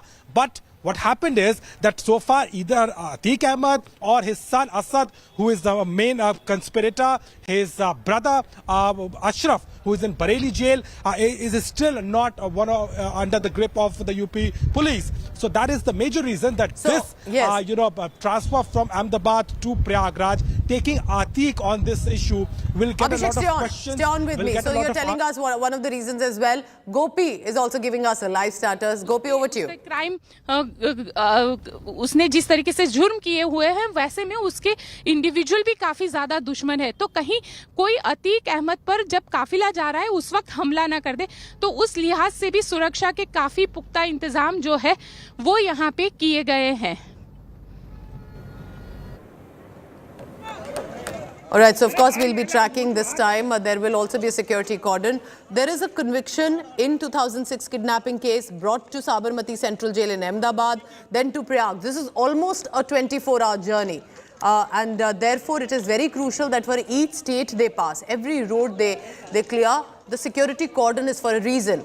It could be his supporters that could create a problem, but it could be enemies of a different gang that are rivals of Atiq Ahmed. They could also create a law and order issue. It could be anyone, like happened last time as well, wanted to catch a glimpse of this big development. All of this has to be kept in consideration. Remember, the traffic routes are being cleared. on way as they are going ahead. Gopi Manyar, my colleague, is in Gujarat tracking this convoy, speaking right now. इनकी नीयत ठीक नहीं है, तो कहीं ना कहीं अतीक अहमद काफी ज्यादा डरा हुआ है। अतीक अहमद को ये आशंका है कि उसकी हत्या हो सकती है, क्योंकि अतीक अहमद जिस तरीके से पिछली बार भी जब उससे बातचीत हुई थी तो अतीक अहमद का ये कहना था कि मैं, क्योंकि मीडिया लगातार इसको कवर कर रही थी, पूरे रूट पे मीडिया कवर कर रही थी, वापिस आया अतीक अहमद तब भी उसको कवर किया जा रहा था। लेकिन इस बार सईद जी सबसे बड़ी बात यह है कि पुलिस कस्टडी में रहेंगे। अगर पुलिस रिमांड मिलते हैं अतीक अहमद को, तो अतीक अहमद को पुलिस कस्टडी में रहना पड़ेगा। पुलिस पूछताछ करेगी, पुलिस बार बार हर एक चीज, हर एक पहलू जो खुटती कड़ियां है उमेश पाल की हत्या को लेकर, क्योंकि शार्प शूटर अभी तक नहीं मिला है, अतीक का बेटा इसकी हत्या में इन्वॉल्व है उमेश पाल की, तो ये सारी चीजें। और देखिए सबसे महत्वपूर्ण, क्योंकि माना यही जा रहा है कि अतीक ने साबरमती सेंट्रल जेल में बैठते हुए पूरी हत्या की साजिश की है। अब साबरमती सेंट्रल जेल में बैठे हुए अगर हाई सिक्योरिटी जोन में बैठकर अतीक अहमद ने उमेश पाल की हत्या की पूरी साजिश की है, तो कहीं ना कहीं इसे एक कह सकते हैं कि किस तरीके से ये साजिश की है, कौन इन्वॉल्व है। क्योंकि अब तक हमने देखा है कि जो जेल है, जेल के भी कई कर्मचारियों को पुलिस के जरिए गिरफ्तार किया गया है, तो क्या साबरमती जेल के कर्मचारी भी इस पूरे मर्डर मामले में इन्वॉल्व थे? उसे कौन कौन लोग मिले थे? जो शार्प शूटर है वो कहाँ है? किस तरीके से इस हत्या को अंजाम दिया?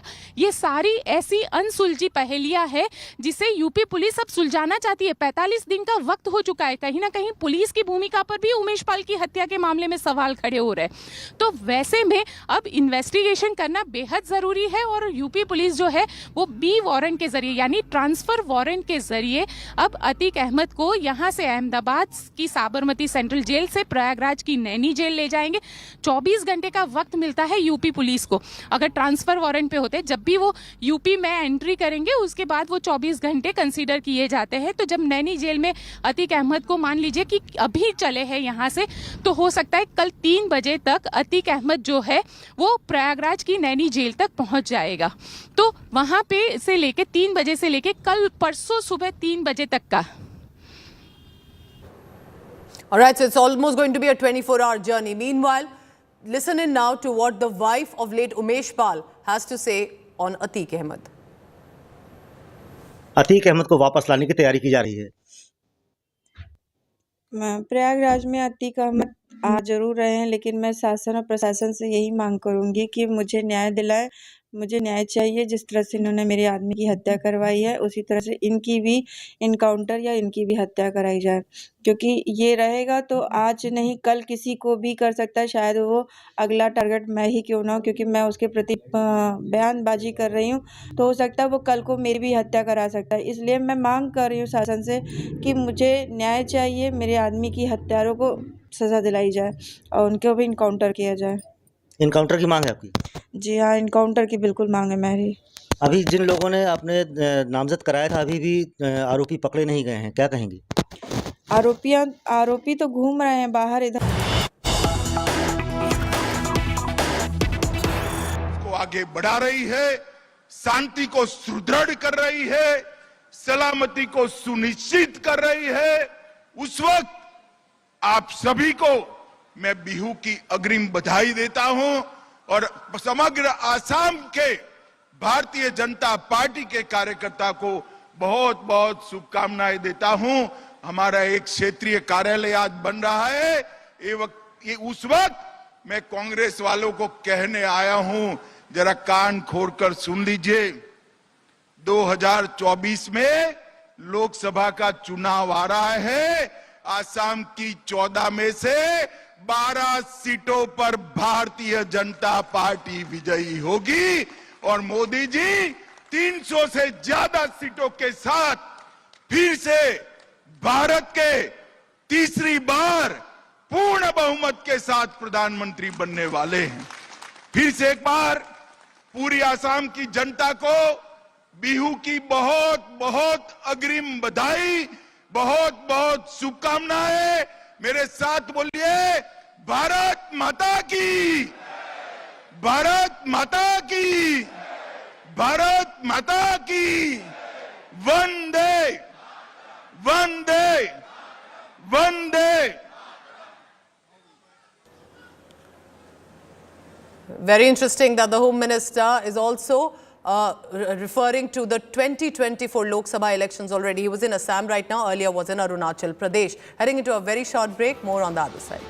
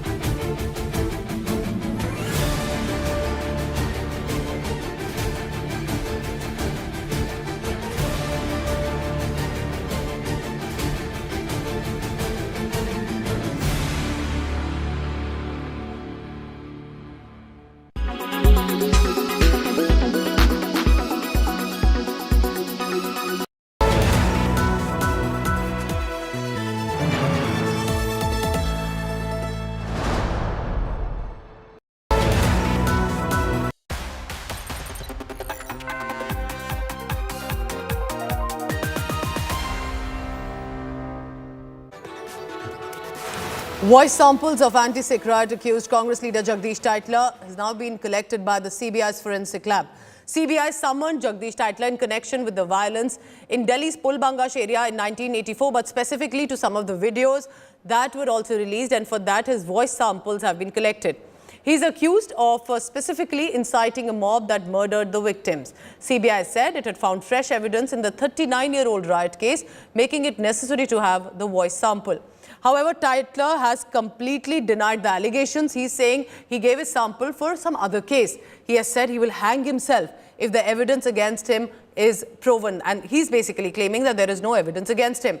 Just to give you a background, in 1984, at least 3,000 people, specifically from the Sikh community, were killed in the riots. Independent sources estimated also about 8,000. And the cases, many of them include Jagdish Titler, then a Congress leader, who has been earlier was given a clean chit by the CBI, but this could be leading to the reopening of a case. This is big news, remember, because for Jagdish Titler, he says there's no evidence, I will hang myself if any evidence is given, and this is not with regard to that case. Now, just to give you a background about why precisely Jagdish Titler is in news right now. There were some videos released in 2018 and then by also another Sikh leader, and for that, with regard to that, also his voice samples have been brought out. But all of this, primarily his name is accused with regard to 1984 anti-Sikh violence, and the videos also were in reference to that.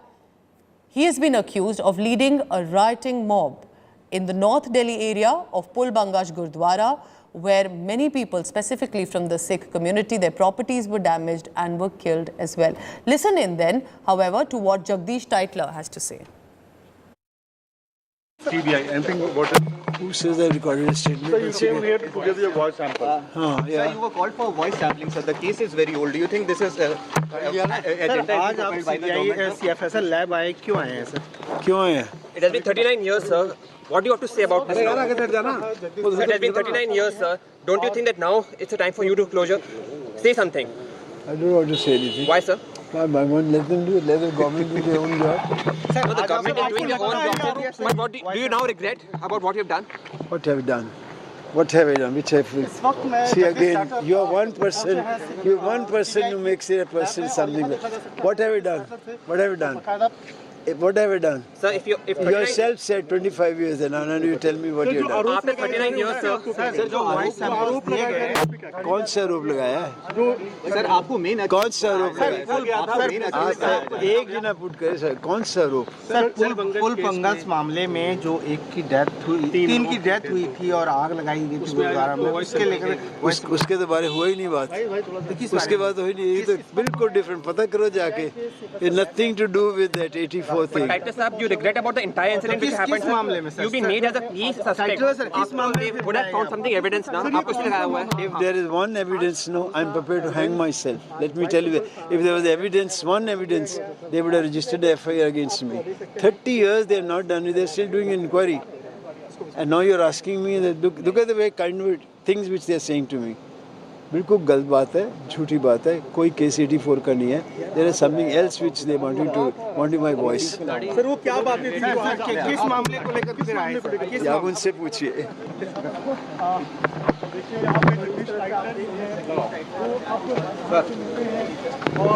Sir किस मामले को लेकर था sir? Sir, because the allegations are not stopping. You came here to give your audio recording samples. So what was it for? There's one statement they wanted me to. This has nothing to do with 84 rights. Nothing to do with it. There's another somebody had put a complaint that Mr. Titler said something. So they want to know if I had said this. But so justice has not been given to the victims who were part of this tragedy. Listen. And you are accused in that case. No, I'm not accused. Sir. This again, I'm saying, you media have created a hell for me. Sir, it's all right. Why are you here, sir? Why? I've told you that there's nothing to do with 84. Sir. There's another case which they wanted my voice. So I've given my voice. So, but that case was also related you to ask them. If you ask them, if that is the case, then it will be something makes it. Because बात हुई नहीं है. नहीं कोई और बात. In your party also there is so much of influx which is happening. Sachin Pilot is sitting on protest. I don't want to speak on anything. आपने पूछ लिया, मैंने बता दिया.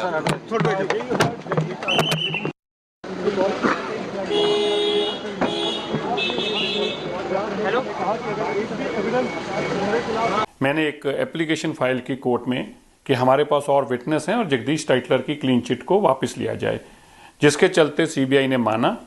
और अब कुछ दिन पहले ही जज साहब के सामने, मजिस्ट्रेट के सामने एक विटनेस हरपाल कौर ने 164 में बयान दिए, जिसमें उन्होंने बताया कि किस तरह पुल बंगश पे जगदीश टाइटलर आए, उन्होंने कत्लेआम कराया और ये कत्लेआम के सीधे दोषी हैं. इन्होंने खुद 1984 का कत्लेआम कराया, जिसके चलते अब सीबीआई बाउंड है उनकी फर्दर इन्वेस्टिगेशन करने के लिए.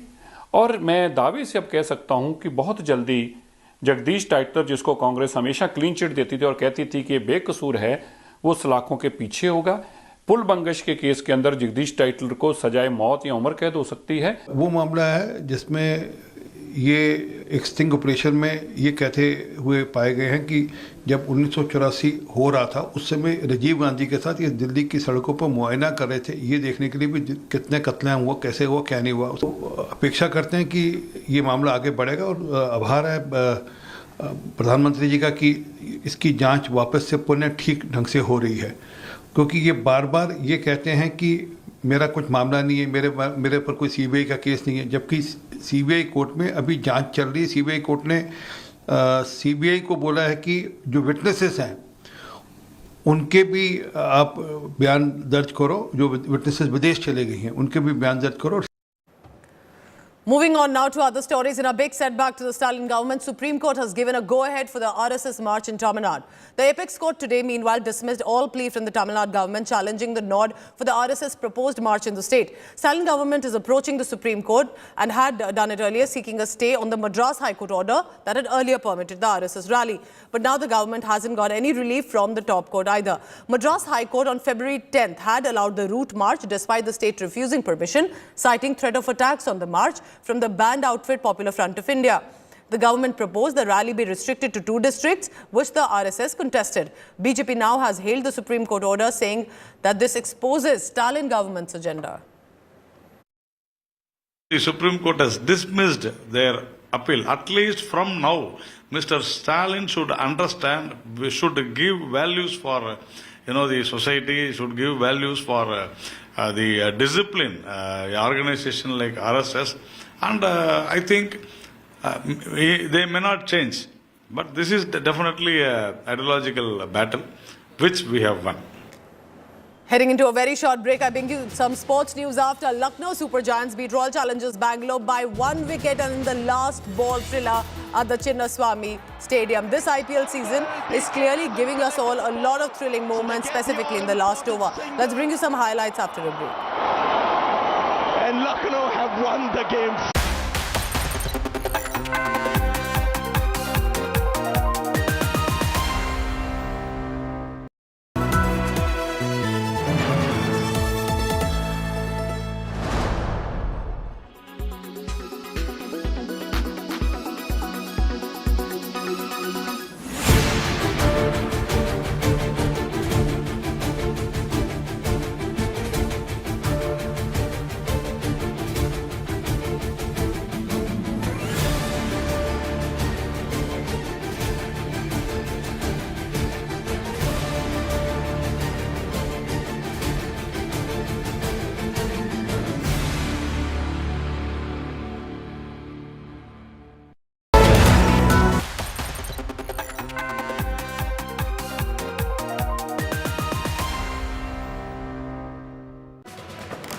The Chinnaswamy Stadium in Bangalore witnessed high drama and in the last over, this between Royal Challengers Bangalore and Lucknow Super Giants. Both teams scored in excess of 200, but the match went down to the last ball. Home supporters, though, ended up with the bowing on the losing side. Here's a look at what exactly happened in the last 6 balls.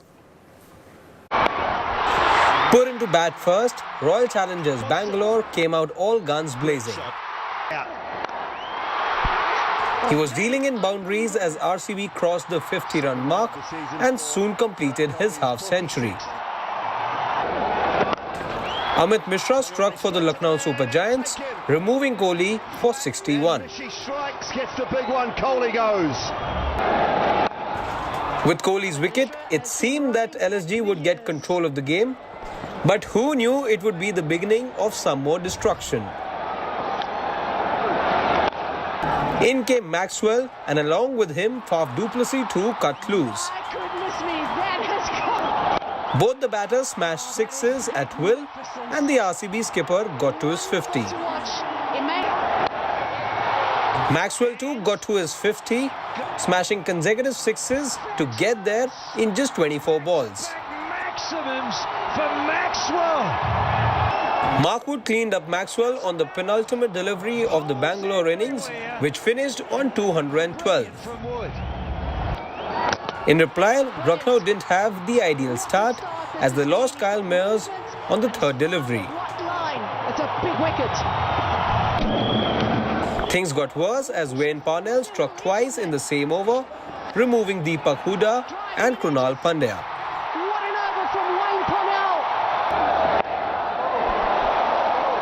Marcus Stoinis stepped up for Lucknow and smashed a quick-fire 50 of just 26 balls.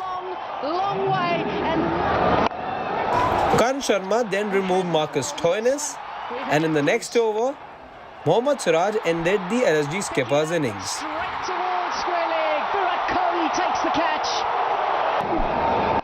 Nicholas Pooran and Ayush Badoni joined forces and thus began the destruction of RCB's bowling.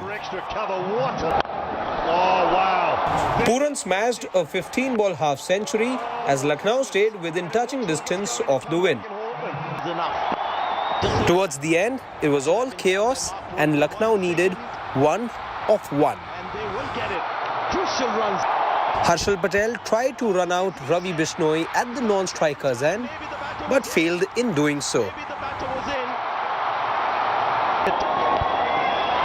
Eventually, he had to bowl the last ball again, and this time it was Dinesh Karthik who failed to collect the ball, and Lucknow, in the most thrilling of fashions, won the match by 1 wicket.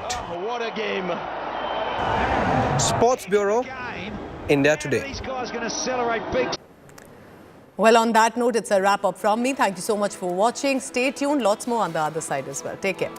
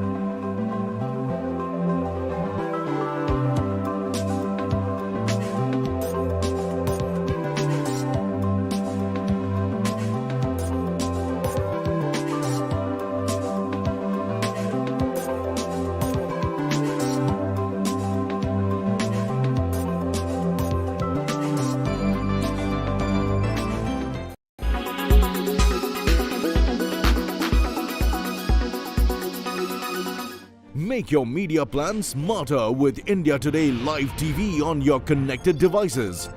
Amplify your brand with 100 million smart internet viewers. To advertise, mail us at sales@aajtak.com. Good morning, viewers. Let's take a look at the weather report across the major cities this morning.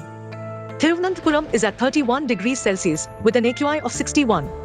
Mumbai is at 31 degrees Celsius with an AQI of 63. Panaji is at 29 degrees Celsius with an AQI of 67. Ahmedabad is at 29 degrees Celsius with an AQI of 142. Bhopal is at 29 degrees Celsius with an AQI of 75.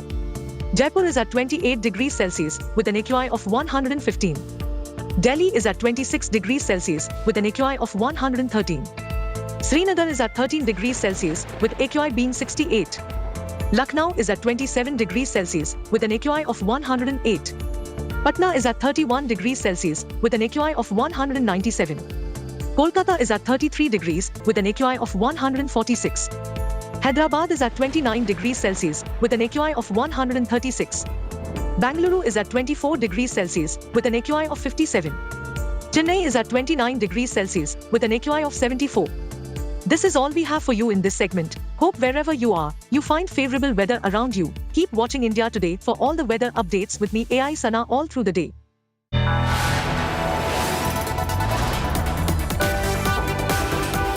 You are watching India Today.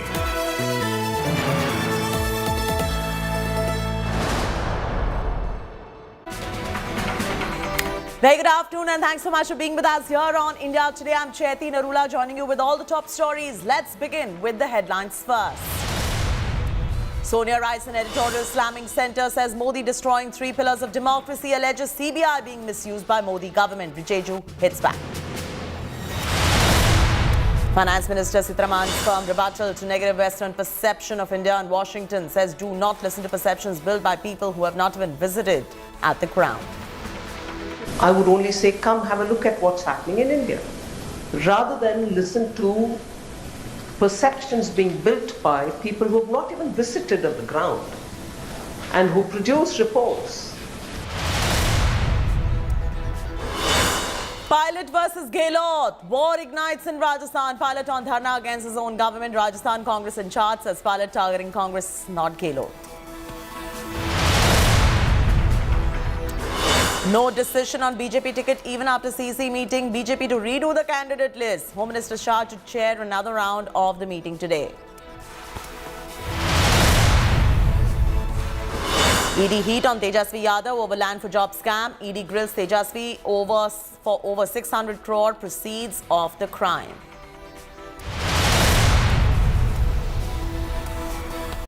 Co-presented by Star Health Insurance, the health insurance specialist.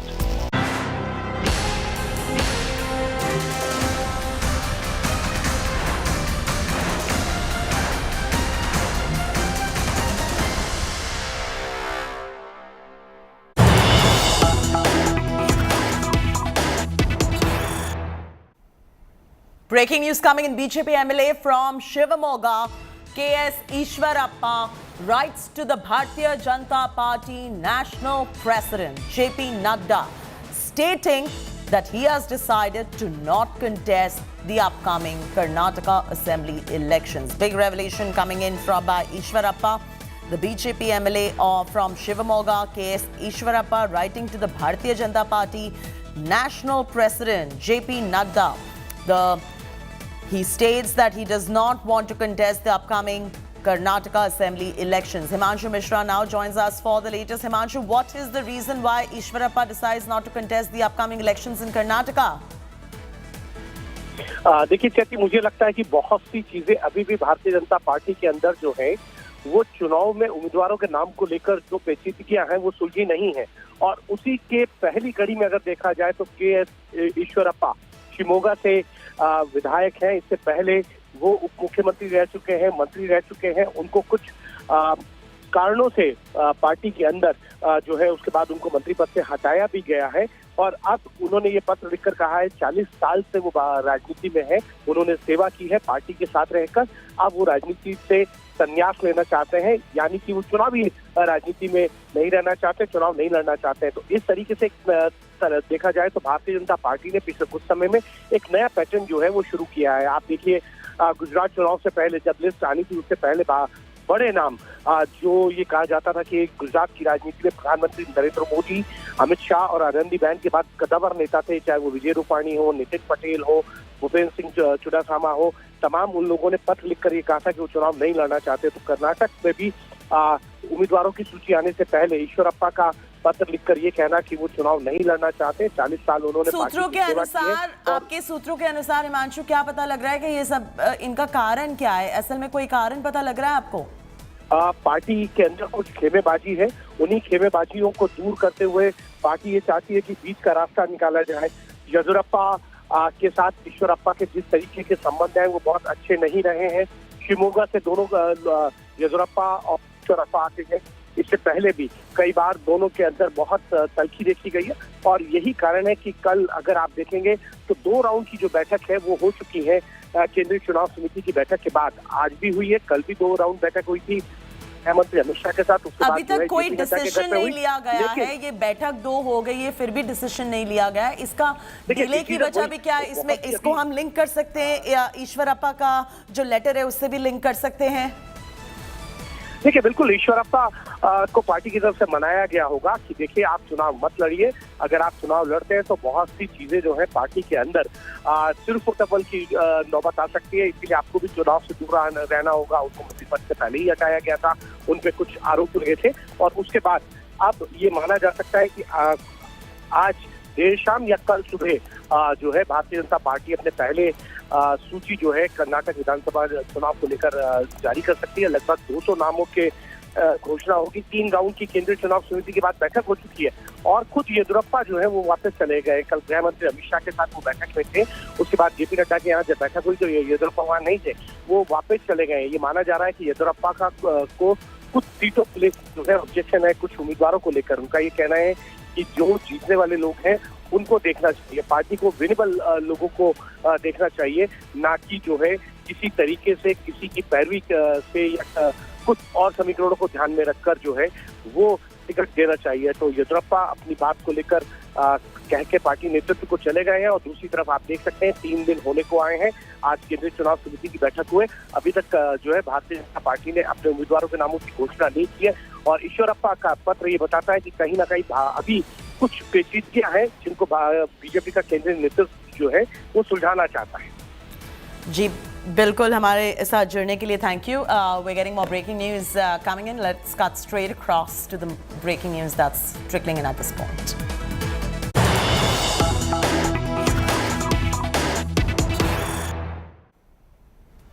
The JDS brothers are at war. Kumaraswamy opposed ticket to Revanna's wife. To Kumaraswamy's statement saying Hassan ticket will be given to regular party workers, Revanna responded saying, let Devegowda decide who the regular party worker is. So looks like the JDS brothers are at war. We have a reaction coming in from HD Revanna. Listen in.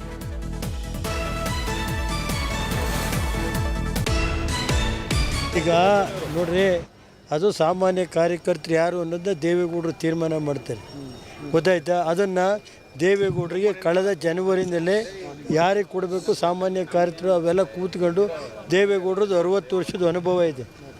ಯಾರ್ಯಾರು ಸಾಮಾನ್ಯ ಕಾರ್ಯಕರ್ತರು ಏನು ಅನ್ನೋದು meaning ನೀವು ಹೇಳಬೇಕು. ಸಾಮಾನ್ಯ ಕಾರ್ಯಕರ್ತರು ಏನಪ್ಪ ಅದು ದೇವೇಗೌಡರು ಹೇಳ್ತಾರೆ. ಸಾಮಾನ್ಯ ಕಾರ್ಯಕರ್ತರು ಅಂದರೆ ಏನು, ಯಾವುದು ಫಲಾನುಭವಿಗಳು ತಗೊಳ್ದಲೇ ಇರೋಂಥರೇ ಸಾಮಾನ್ಯ ಕಾರ್ಯಕರ್ತರು ಅಲ್ವೇನಪ್ಪ. ಫಲಾನುಭವಿಗಳು ಯಾರು ತಗೊಳ್ದಲೇ ಇರೋರು ಸಾಮಾನ್ಯ ಫಲಾನುಭವಿ ತಗೊಂಡವರು ರೇವಣ್ಣ ಇರ್ಬೋದು, ಇನ್ನೊಬ್ರು ಇರ್ಬೋದು, ಫಲಾನ ತಗೊಂಡಿರೋರು ಬರ್ತಾರ. ಸಾಮಾನ್ಯ ಕಾರ್ಯಕರ್ತರು ಒಂದೇ, ಯಾವುದೇ ಫಲ ಮತ್ತು ಇದನ್ನು ತಗೊಳ್ದಲೇ ಇರೋರು ಅದು ದೇವೇಗೌಡರಿಗೆ ಗೊತ್ತಿದೆ. ನಡೀರಿ. All right, Revana's first up reaction is coming in right there, saying that let Devegowda decide who the regular party worker is. Anaga, what do you make of the statement by Revana? You know, Chaiti, Kumaraswamy has always maintained his narrative that Hassan ticket should be given to a party worker. And all these days, Revana had not commented anything about it. But today, to a media question about Kumaraswamy again asserting that Hassan ticket, a very crucial ticket for JDS, should be given to a Samanya Karyakarta, Revana has responded saying, what is the definition of Samanya Karyakarta? Let Devegowda decide. According to me, the definition of Samanya Karyakarta is somebody who has not availed any personal benefits from the party. That is the definition of Samanya Karyakarta. Let Devegowda decide who it is. It could be me, it could be anybody. Let him decide who Samanya Karyakarta is. He's saying all this, you know, with the intention of fielding Bhavani Revana, his wife Bhavani, from Hassan constituency. This is the, you know, this is the family fight that is once again out in the open between, between Kumaraswamy and Revana, the two brothers in the JDS party. But, you know, it remains to be seen because Hassan has always been a seat of hot potato. Bhavani Revana wants to contest from there, but Kumaraswamy wants to field a Samanya Karyakarta because he believes if everybody enters politics, you know, if everybody in their family enters politics, JDS would have to bear the brunt of, you know, of having the nepotism kind of shade from their party. And this is the family fight that is now out in the open once again. Absolutely. Thanks, Anaka, for joining us with the very latest details right there. With the assembly polls closing in, confusion in JDS over candidate for the Hassan constituency. War breaks out between brothers. Former Chief Minister H.D. Kumaraswamy and JDS MLA H.D. Revana over the Hassan seat. Revana wants his wife Bhavani to get the Hassan ticket. Revana is now threatened that he will not contest if his wife does not get the ticket. Revana further threatened if his wife was not given the ticket, she will contest independently against JDS and Hassan. Meanwhile, Kumaraswamy wants Karyakarta to be given the Hassan ticket. He says his father and former Prime Minister Devegowda did not have the same sway as before to convince Revana to drop his demand. Devegowda had met his son Revana to his house last night, but there was no consensus on the Hassan ticket. ನಾನು ಬಹಳ ಸ್ಪಷ್ಟವಾಗಿ ಹೇಳಿದ್ದೇನೆ, ಹಾಸನ ಕ್ಷೇತ್ರದಲ್ಲಿ ಕಾರ್ಯಕರ್ತರು ಭಾಳ ಸದೃಢವಾಗಿರತಕ್ಕಂಥ ಕಾರ್ಯಕರ್ತರಿದ್ದಾರೆ. ಅಲ್ಲಿಯ ಅಭಿಪ್ರಾಯವನ್ನು ಪಡೆದು ಜನಾಭಿಪ್ರಾಯಕ್ಕೆ ನಾವು ಮಣಿಬೇಕು ಅನ್ನೋದು ನನ್ನ ಅಭಿಪ್ರಾಯ. ಜನತೆಯ ಕಾರ್ಯಕರ್ತರ ಅಭಿಪ್ರಾಯ ಏನಿದೆ, ಅಭಿಪ್ರಾಯಕ್ಕೆ ತಲೆ ಬಾಗಿದ್ರೆ ಸುಗಮವಾಗಿ ಚುನಾವಣೆ ನಡೀತದೆ. ಇಲ್ಲಿ ಪ್ರೆಸ್ಟೀಜ್ ಪ್ರಶ್ನೆ ಅಲ್ಲ, ಇಲ್ಲಿ ಯಾರಿಗೂ ಟಿಕೆಟ್ ಕೊಡಿಸ್ಬೇಕು ಅಂತ ಹೇಳಿ ನಾನು ಪ್ರೆಸ್ಟೇಜ್ ತಗೊಂಡಿರೋದು, ಇಲ್ಲ ರೇವಣ್ಣ ಅವ್ರ ಕುಟುಂಬ ಕೊಡಬೇಕು ಅಂತೇಳಿ ಅವ್ರ ಪ್ರೆಸ್ಟೇಜ್ ತಗೊಂಡಿರೋದು ಪ್ರಶ್ನೆ ಅಲ್ಲ. So there is no question going either nearer to Congress or nearer to BJP. My journey will start from 10th onwards. All the old Mysore area, Hassan, Mandya, Chikmagalur, these are the old Mysore areas. I am going to Chitradurga, tour this area. This is our strong belt. It is an internal matter of JDS, and I'm sure we would definitely solve it amicably. Politics is a game of aspiration, and everybody has an aspiration. And Bhavani Revana having an aspiration from Hassan seat is absolutely no wrong. And Kumaraswamy has his own understanding what needs to be done. But this is an internal matter of party, and I'm very sure that when we sit across and this would be resolved amicably, and a suitable candidate would be given ticket, and we are very sure to win that ticket. We have to safeguard the state from this BJP's misrule and corruption. Otherwise, they loot every single Kannadiga, and this money will go back to Delhi. So that's why we are trying to fight out now. HD Kumaraswamy in his son Nikhil Kumaraswamy spoke to my colleague Nagarjun over Hassan constituency. Listen in. There were a lot of reports about Hassan fight. They were saying that brothers are fighting for the Hassan ticket seat. How do you see when the BJP picks this and the Congress picks this as the issue, saying, look, the family is fighting? Hassan issue, nothing will happen, brother. Smoothly it will going to settle it. 100% we are going to announce an ordinary worker to win that election. There will be no quarrel between family members. You specifically said ordinary worker, you said. Nothing will happen. Ordinary worker will going to announce, he will going to win. See, we are living in a democratic world, and when people want to serve, I mean when the candidates want to serve people, see, politics is a stage for you. Bhavani ji wants to contest, and even Swaroop is, been active in politics since a long time. So this ultimately depends on the party national president and our party state president. So I think they are better people to take call on this, because we have a committee, and I think the committee will take a call. With less than a month left for assembly polls, BJP and Congress are busy finalizing the candidates. BJP is yet to release its first list of candidates even after Prime Minister Modi chairing a CEC meeting on Sunday. BJP has gone back to the drawing room to redo the list. Union Home Minister Amit Shah is going to be looking at the list today. Bomai claims the High Command was collecting ground information on various constituencies. The new candidates and the list might be released, in fact, today. Union Minister Prahlad Joshi says that BJP is being extremely cautious with its list and there was no confusion within the party. Meanwhile, the Congress took a jibe at BJP for being so indecisive over BJP tickets, saying there is chaos and confusion in the BJP. Congress is expected to finalize its third list of candidates in the next couple of days. It has declared candidates for 166 tickets so far.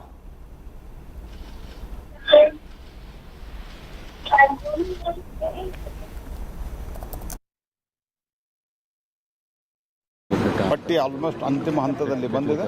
ಕೇಂದ್ರದ ಗೃಹ ಮಂತ್ರಿಗಳು ಅವ್ರ ಜೊತೆ consultation ಮಾಡಿ, ನಮ್ಮ ರಾಷ್ಟ್ರೀಯ ಮತ್ತು ಪ್ರಧಾನಮಂತ್ರಿಗಳ ಜೊತೆ ಕನ್ಸಲ್ಟೇಷನ್ ಅನ್ನು ಮಾಡಿ ಅವರ ಅನುಮತಿಯನ್ನು ಪಡೆದು ಆದಷ್ಟು ಬೇಗ ನಾವು ಮೊದಲನೇ ಪಟ್ಟಿಯನ್ನು ಬಿಡುಗಡೆ ಮಾಡಲಿಕ್ಕೆ ಗೊಂದಲ ಇಲ್ಲ. ಅನೇಕ ಸಂಗತಿಗಳನ್ನು ನಾವು ಬಹಳ ದೊಡ್ಡ ಮಟ್ಟದ ಒಂದು ಪಟ್ಟಿಯನ್ನು ಬಿಡುಗಡೆ ಮಾಡ್ತಾ ಇದ್ದೇವೆ. ಹಾಗಾಗಿ ಎಲ್ಲ ಇನ್ಪುಟ್ಸ್ಗಳನ್ನು ಕೇಳಿದ್ದಾರೆ. We want to be very very cautious. ನಿನ್ನೆ ದಿನ ಎಲ್ಲ ಕ್ಷೇತ್ರದ ಬಗ್ಗೆ ಚರ್ಚೆಗಳಾಗಿತ್ತು. ಮತ್ತೊಮ್ಮೆ ಅವರೇನೋ ಒಂದೆರಡು ಮೂರು ಕ್ಲಾರಿಫಿಕೇಶನ್ ಕೇಳಬೇಕು ಅಂತ ಕರೆದಿದ್ರು ರಾಷ್ಟ್ರೀಯ ಅಧ್ಯಕ್ಷರು. ಅವ್ರಿಗೆಲ್ಲ ಎಕ್ಸ್ಪ್ಲೈನ್ ಮಾಡಿ ಬಂದಿದ್ದೇನೆ. ಇವತ್ತು ಸಾಯಂಕಾಲದೊಳಗಡೆ ಅಥವಾ ನಾಳೆ they are going to clear ವಿಳಂಬ ಇಲ್ರಿ. ನಿನ್ನೆ ಇವತ್ತೆಲ್ಲ ಚರ್ಚೆ ಆಗಿದೆ, ಇವತ್ತು ಫೈನಲೈಸ್ ಮಾಡ್ತಾರೆ. Why is it that Mr. JP Nadda and Mr. Amit Shah, having held marathon meetings, BJP has not been able to declare a single candidate till date? Does that not show and prove to our brothers and sisters of Karnataka the manner and fashion in which there is chaos and confusion in the Bharatiya Janata Party? It also proves that Bharatiya Janata Party is a sinking ship. BJP is a Well, I'm throwing straight across to my colleague Preeti Chaudhary, who's standing by in the newsroom, live and exclusive in conversation with Aam Aadmi Party's Raghav Chadha. Over to you, Preeti. Well, thank you, Jyoti. Joining us right now is Rajya Sabha MP, leader of the Aam Aadmi Party, Raghav Chadha. Mr. Chadha, first up, many congratulations. A national party status in such a short time is no mean feat. Absolutely, and all of us are thrilled. All of us at the Aam Aadmi Party are ecstatic with joy. You know, when we began our journey in the year 2012, all of us, ordinary volunteers of the Aam Aadmi Party, under the leadership of Mr. Kejriwal, could never ever dream of getting a national party status in almost a decade of our existence. The fact that we're running 2 state governments, the fact that we have around 10 members of parliament, several MLAs across states, several dozen councillors, etc. I feel this almost is a miracle, and this miracle has been made possible because of 2 things. One, the sheer hard work, commitment, dedication of the Aam Aadmi Party's volunteers and workers who have tirelessly worked, who have given their blood, sweat, tears, and toil to making AAP a success. And the second and most importantly is the blessings and the faith that people have reposed on us and the blessings that they've given us. And I do pray to God that Aam Aadmi Party continues to grow at this accelerated pace. And as I've said this very often, I'll say it again, AAP is India's fastest growing political startup. And this startup transcends languages, state boundaries, caste, religion, etc. And a new model of governance, honest, upright governance has been given to this country. And I think people today look up to AAP as an alternative to the standard traditional politics that we've seen in this country in the last 75 years. The speed with which the Aam Aadmi Party has gained national party status, like I said, is no mean feat. But, other parties have done it in a shorter while. But that aside, as quickly as the national party status has come, it can also go away. Because at the same time, if you look at it, when you were awarded national party status, parties like the TMC, NCP, BRS, the national party status has been taken away. Well, of course, as we all know, that the criteria for acquiring this much coveted national party status from the Election Commission of India, you have to meet certain conditions, and the conditions are the number of states in which you run administrations, your vote share in more than one state, the number of MPs and MLAs that you have, so on and so forth. But let me remind you that out of roughly 1,300 registered political parties in this country, only 3 political parties are national parties that have administrations and governments in more than one state. One is, of course, the BJP, the other is the Indian National Congress, and the third is my party, the Aam Aadmi Party. So it's a very prestigious tag that one has received, yesterday. And I do hope that Aam Aadmi Party continues to grow, with leaps and bounds. And there is one additional factor that I, perceive that AAP has, which very few regional parties who even became national parties but could not acquire or could not possess or did not have. And that facet or that characteristic is that AAP enjoys a pan-national, pan-India presence. Whether it's our leader's recognition, that is Arvind Kejriwal's recognition, or the party's election symbol recognition. These two factors have a pan-India appeal, a pan-India recognition. But, and it, of course, stems from the fact that our movement, which led to the birth of Aam Aadmi Party, was also a pan-India movement that caught the public imagination. But Mr. Chadda, you've egged on the Karnataka High Court, through which the EC has reacted and given you the national party status. Now you're aiming to fight the Karnataka elections, all 224 seats.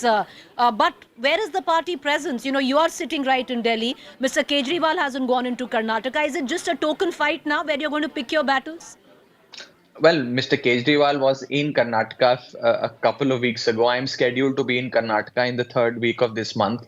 So I don't think we are, not putting up a strong fight. But of course, there are elections that you fight with all your might. But the results, of course, from election to election differ. And no political party fights an election to lose, right? So we are putting our best foot forward. And I do hope that the results are very, very encouraging, whether it's Rajasthan or Karnataka. Okay. Well, all right. So, the Aam Aadmi Party, also astute, will be picking their battles, right? But, you're saying you're going to be in Karnataka next week. My question is, Mr. Chadda, that you're, a part of the chief of the advisory board where Punjab is concerned. The Punjab government, the Punjab police in the dock with Amritpal still out right now. Every day we, seeing his videos, but we don't see an arrest. Every day, there's word coming in that he's going to surrender, but that never happens. What does, what does it reflect on your government in Punjab? I think it reflects that the Aam Aadmi Party's government will do a complete crackdown on all anti-social elements or anti-India elements who are attempting to tinker with the hard-earned peace and harmony of the state of Punjab or that of India. I think this decisive step of taking action, arresting people and chasing people who have been trying to disrupt peace in the state will be done, and nobody will be permitted, nobody will be allowed to tinker with the peace and harmony of the state. And I think that's the solo message that has gone loud and clear. Of course, some arrests are yet to happen. The Punjab police is doing its job. Yesterday, the Punjab police did a fantastic job and has arrested one of the closest allies of the person that you just named. So I think we are on the right track, and very soon you will see big results. But the larger message, the important message is that no anti-social or anti-India element will be tolerated. And with a lot of maturity and sensitivity, the Punjab police, and under the able administration of my elder brother, Mr. Bhagwant Mann, has moved swiftly. And all of us who come from the state, we have seen that this peace and harmony that we today have is very dear to us, is most cherished, and all of us have paid a heavy price for it. We've lost family members during the 80s when Punjab was boiling. So therefore, we respect and cherish the peace. It's very hard earned. Our blood and sweat has gone into acquiring this peace, and we will not let anyone tinker with it. Mr. Chadha, last two questions, because I just want to ask you that one quick question, because the Punjab police has been known as, a formidable force to crack down. The image is suffering, don't you think so? It's been so many days now. Punjab police is one of the finest police forces ever in the country. It was perhaps, I'm given to understand, it was perhaps for the first time that militancy and insurgency was countered by the state's own police, and without mega assistance and able assistance of our armed forces. It's perhaps for the first time that you saw a police in the 80s battle and win that battle conclusively against insurgency. So we have one of the Punjab police is one of the finest police forces in this country, and they've done a fantastic operation. And but going their forward, reputation is on the line, Mr. Chadha. But we're going to come down to that. We are hoping, like you said, that there are going to be big breakthroughs very soon. We hope that happens. I won't do due diligence to my career as a journalist if I don't ask you this question. We've spoken about your national party status. The other thing in the news is your marital status. Is that going to change very soon, Mr. Chadha?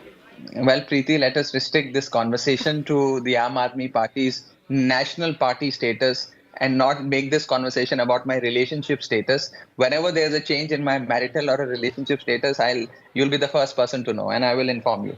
One last question on the same. By the end of the year, will that status change? And just randomly, what are your views on Pariniti? Because you say talk about Rajniti, अब वो तो बात हो गई राजनीति की, अब परिणीति के लिए भी थोड़ी सी तो बातें कर ही सकते हैं. Well, as I said, let us restrict this conversation to Rajniti and national party status of the Aam Aadmi Party. Let us celebrate Aam Aadmi Party's national party status first, and I'll give you more occasions to celebrate very, very soon. Thank you. Well, I appreciate it, and thank you. We had to ask you this question. Sorry for embarrassing you, Raghav, but appreciate it. Thank you. Thank you for joining us. Thank you. All right. Thank With that, that's Raghav Chadha on the Aam Aadmi Party gaining national party status. Whether Amritpal will be arrested soon, and most importantly, what are his views on what is to be rumored, his life partner, Pariniti Chopra. A quick break to stay with us.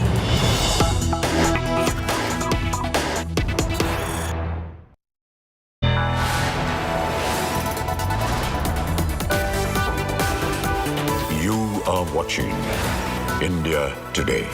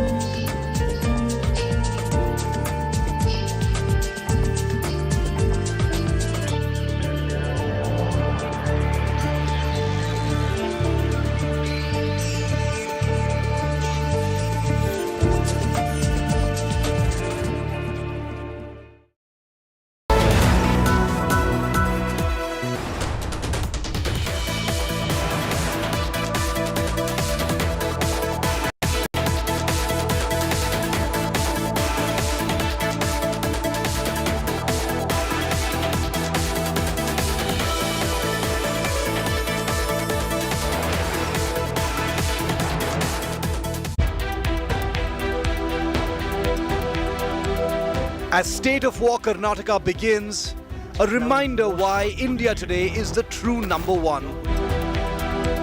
The 5 big faces speak to us before all others. From Chief Minister Bommai, Our intent is to weed out corruption. to Chief Challenger Sitaraman, Yes, 100% I'm an aspirant. from old warhorse Yediyurappa, And I got 100% confidence that we are going to come back to power in Karnataka. to muscle man DK Shivakumar, My number Karnataka on 13th, 141 will be the number. and Kingmaker Kumaraswamy. Offer is there. Okay. Everybody offering me. When it's Karnataka, there's no competition. India's #1 election channel.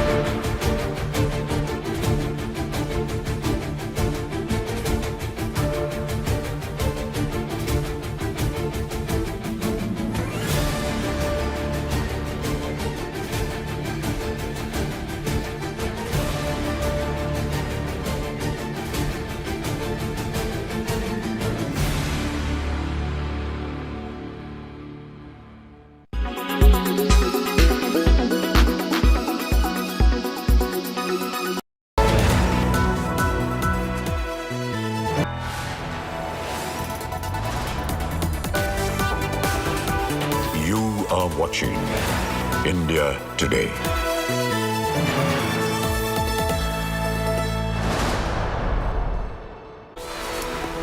Welcome back and thank you for staying with us here on India Today. Pilot is on warpath now. Congress has issued a dire warning in a fresh attack on Rajasthan Chief Minister Ashok Gehlot. Former Rajasthan Deputy Chief Minister Sachin Pilot today announced a hunger strike. Pilot has been on the offensive side over corruption issues and accused Gehlot government of being hand in glove with BJP leader and former Rajasthan Chief Minister Vasundhara Raje.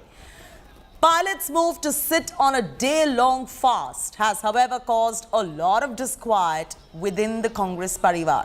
While his loyalists are lending their support, Rajasthan Congress has expressed displeasure over the Dharna and called Pilot for a calm dialogue within the party.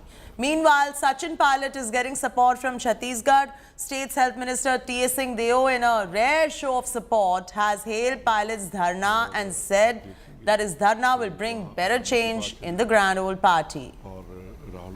आज जननेता आदरणीय सचिन पायलट जी एक दिन के सांकेतिक धरने पर यहाँ पर बैठेंगे। राजस्थान प्रदेश का जो युवा है और प्रत्येक वर्ग का व्यक्ति आज यहाँ पर इस धरने में सम्मिलित होंगे। पिछली सरकार के अंदर जो भ्रष्टाचार हुए हैं, इस मुहिम के अंदर पूरा युवा एकजुट है और युवा और पूरा प्रदेश यही चाहता है कि उस भ्रष्टाचार की जाँच होनी चाहिए और उस जाँच के लिए तमाम लोग एकजुट हैं और हम हमारे नेता आदरणीय सचिन पायलट जी के साथ हैं। पायलट जी में भ्रष्टाचार के लिए कहाँ है तो अच्छी चीज है। भ्रष्टाचार के खिलाफ कांग्रेस कार्रवाई करती है। अभी भी जो चीज तथ्य होंगे उस पर कार्रवाई होगी।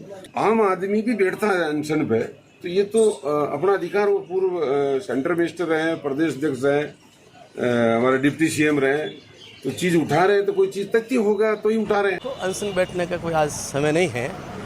पार्टी के मुख्यमंत्री रहे हुए हैं और पार्टी को सहयोग करना चाहिए। सरकार बढ़िया चल रही है। गहलोत साहब बहुत बढ़िया काम किए हैं। लोगों ने जो चीज़ें, वो जो काम मांगा वो काम तमाम एमएलए को दिया है। ऐसा युग लोगों को याद आएगा कि पार्टी के खिलाफ बैठे रंधावा साहब भी कहते हैं कोई पार्टी विरोधी है, ये गलत बात नहीं बैठना चाहिए। यहाँ पर अगर एक तरफा अनशन करने की घोषणा करते हैं और अनशन करने के पूरा उतारू है, तो उस पर राजस्थान के जो प्रभारी हैं उन्होंने स्पष्ट रूप से कहा कि कांग्रेस पार्टी का जो अनुशासन है वो इसकी इजाज़त नहीं देता और वो पार्टी के विरोध में है। पार्टी की उसकी इजाज़त नहीं देती है। तो उन्होंने बहुत स्पष्ट रूप से अपनी बात रखी है। कांग्रेस पार्टी की जो पॉइंट ऑफ व्यू है अधिकृत रूप से, अधिकारिक रूप से उसको सामने रखा है। अरे जो भी बात है वो घर में होनी चाहिए ना, घर से बाहर नहीं होनी चाहिए। अब आप मुझसे पूछ रहे हो तो वो भी मैं वही गलती करूं जो कोई और कर रहा है, मैं भी आपसे बात करूं, वो बात नहीं करनी चाहिए। अगर मेरे मन में कोई बात होगी तो मैं मुख्यमंत्री जी से अवश्य मिलूंगा, कहूंगा, वो मेरे मित्र हैं, दोस्त हैं, हम उनका सम्मान करते हैं। अगर कुछ पार्टी के हित में होगा तो मैं उनसे कहूंगा। Is on hunger strike not against Mr. Gehlot, for an inquiry against Vasundhara Raje ji. There is a lot of difference. You know, once he says, I am in revolt against Ashok Gehlot and his government. That is revolt. He is raising an issue regarding corruption of Vasundhara Raje and her government. That is not anti-party. Sachin Pilot ji Rajasthan विधानसभा के सदस्य हैं। राजस्थान विधानसभा के 5 budget सत्र पूरे हो गए।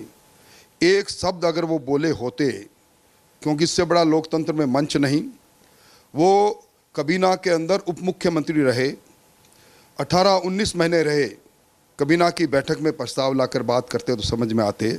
वो इस सरकार में, गहलोत सरकार में कोयले घोटाले की खरीद घोटाले की बात करते, महंगी बिजली खरीद घोटाले की बात करते, वो टीएडी के अंदर फर्नीचर घोटाले के नाम पर जनजाति के जिस तरह बजट का दुरुपयोग किया उसकी बात करते। इन कई अनुत्तरित बातें हैं, उनकी बात करते तो बहुत अच्छा रहता। मैं समझता हूँ कहीं पे निगाहें, कहीं पे निशाना चलेगा नहीं। I don't know what is the internal scenario in Rajasthan, but I know Sri Pilot ji fairly well. He is a good leader. He has been a good PCC president. He is a good, promising politician. And anybody with that kind of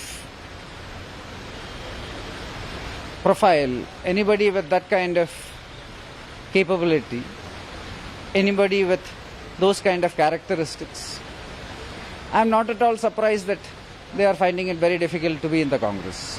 Let's now listen to Sachin Pilot, where he accused Gehlot government of shielding the BJP. हमारे विरोधी इस भ्रम को फैलाने की भी कोशिश कर सकते हैं कि कहीं कोई मिलीभगत तो नहीं है, क्योंकि कांग्रेस के पिछले कार्यकाल में भी जब हमने 22,000 करोड़ का घोटाले का आरोप लगाया था, उस समय कांग्रेस सरकार ने भी एक मातृ आयोग का गठन किया था। लेकिन न्यायालय ने कहा कि जो गठन हुआ है आयोग का, वो प्रॉपर तरीके से नहीं किया गया, उसमें कोई लीगल कमियां रह गई थी और उसको खारिज कर दिया। तो ये भ्रम भी फैलाया जा सकता है विरोधियों के माध्यम से। हमारे विरोधी बोल सकते हैं कि भाई ये तो मिलीभगत यहाँ पर हो रही है। और वसुंधरा जी का कार्यकाल हम सब ने पब्लिकली कहा कि राजस्थान सरकार का सबसे भ्रष्ट कार्यकाल था, और तमाम प्रकरण सामने आए, उसकी लिस्ट मैं आप लोगों को अभी देता हूं। तो इस धारणा को तोड़ना, प्रभावी तरीके से तोड़ना कि कहीं ऊपरी मिलीभगत तो नहीं थी, बहुत जरूरी हो गया, क्योंकि चुनाव में अब सिर्फ 6-7 महीने का समय रह गया है। आज से लगभग सवा साल पहले मैंने मुख्यमंत्री अशोक गहलोत जी को चिट्ठी लिखी। उनको मैंने कहा, वो चिट्ठी मेरे साथ है, मेरे सामने है, मैंने बड़े विस्तार से पूरे घटनाक्रम का विवरण उसमें रखा, और मैंने कहा कि हमारी सरकार को बने अब लगभग 3.5 साल हो गए। उस समय अब समय आ गया कि हम लोग अपने वादों पर खरा उतरें।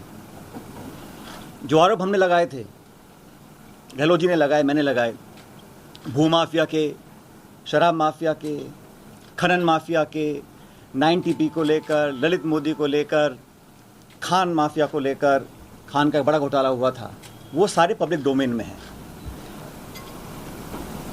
चिट्ठी लिखी मैंने 2 नवंबर 2022 को, उसका भी जवाब मुझे मिला नहीं।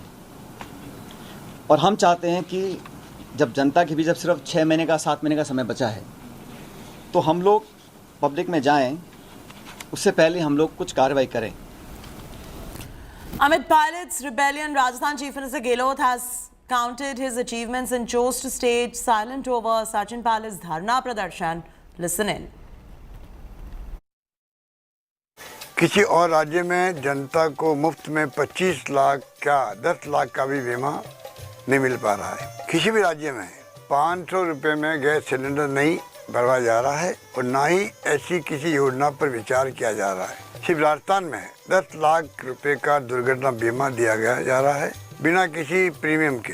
इस तरह से और भी बहुत सारे ऐतिहासिक फैसले किए गए हैं, जिनसे राजस्थान के लोगों को महंगाई से राहत मिलेगी, पैसे की बचत होगी, और आज की इस बचत से हमारी आने वाली पीढ़ी को बढ़त मिलेगी। अगर महंगाई का हाल देखना है तो देखिए कोरोना में प्राइवेट अस्पताल में देश भर के लोगों को कितने लाखों के बिल आए। तभी से मैंने निश्चय कर लिया कि राजस्थान में अस्पताल के खर्च के लिए किसी को झोली नहीं फैलानी पड़ेगी। आज की तारीख में अगर ऑर्गन ट्रांसप्लांट यानी अंग प्रत्यारोपण भी कराना है तो राजस्थान में गरीब आदमी भी बिना कोई पैसे खर्च किए करवा सकता है।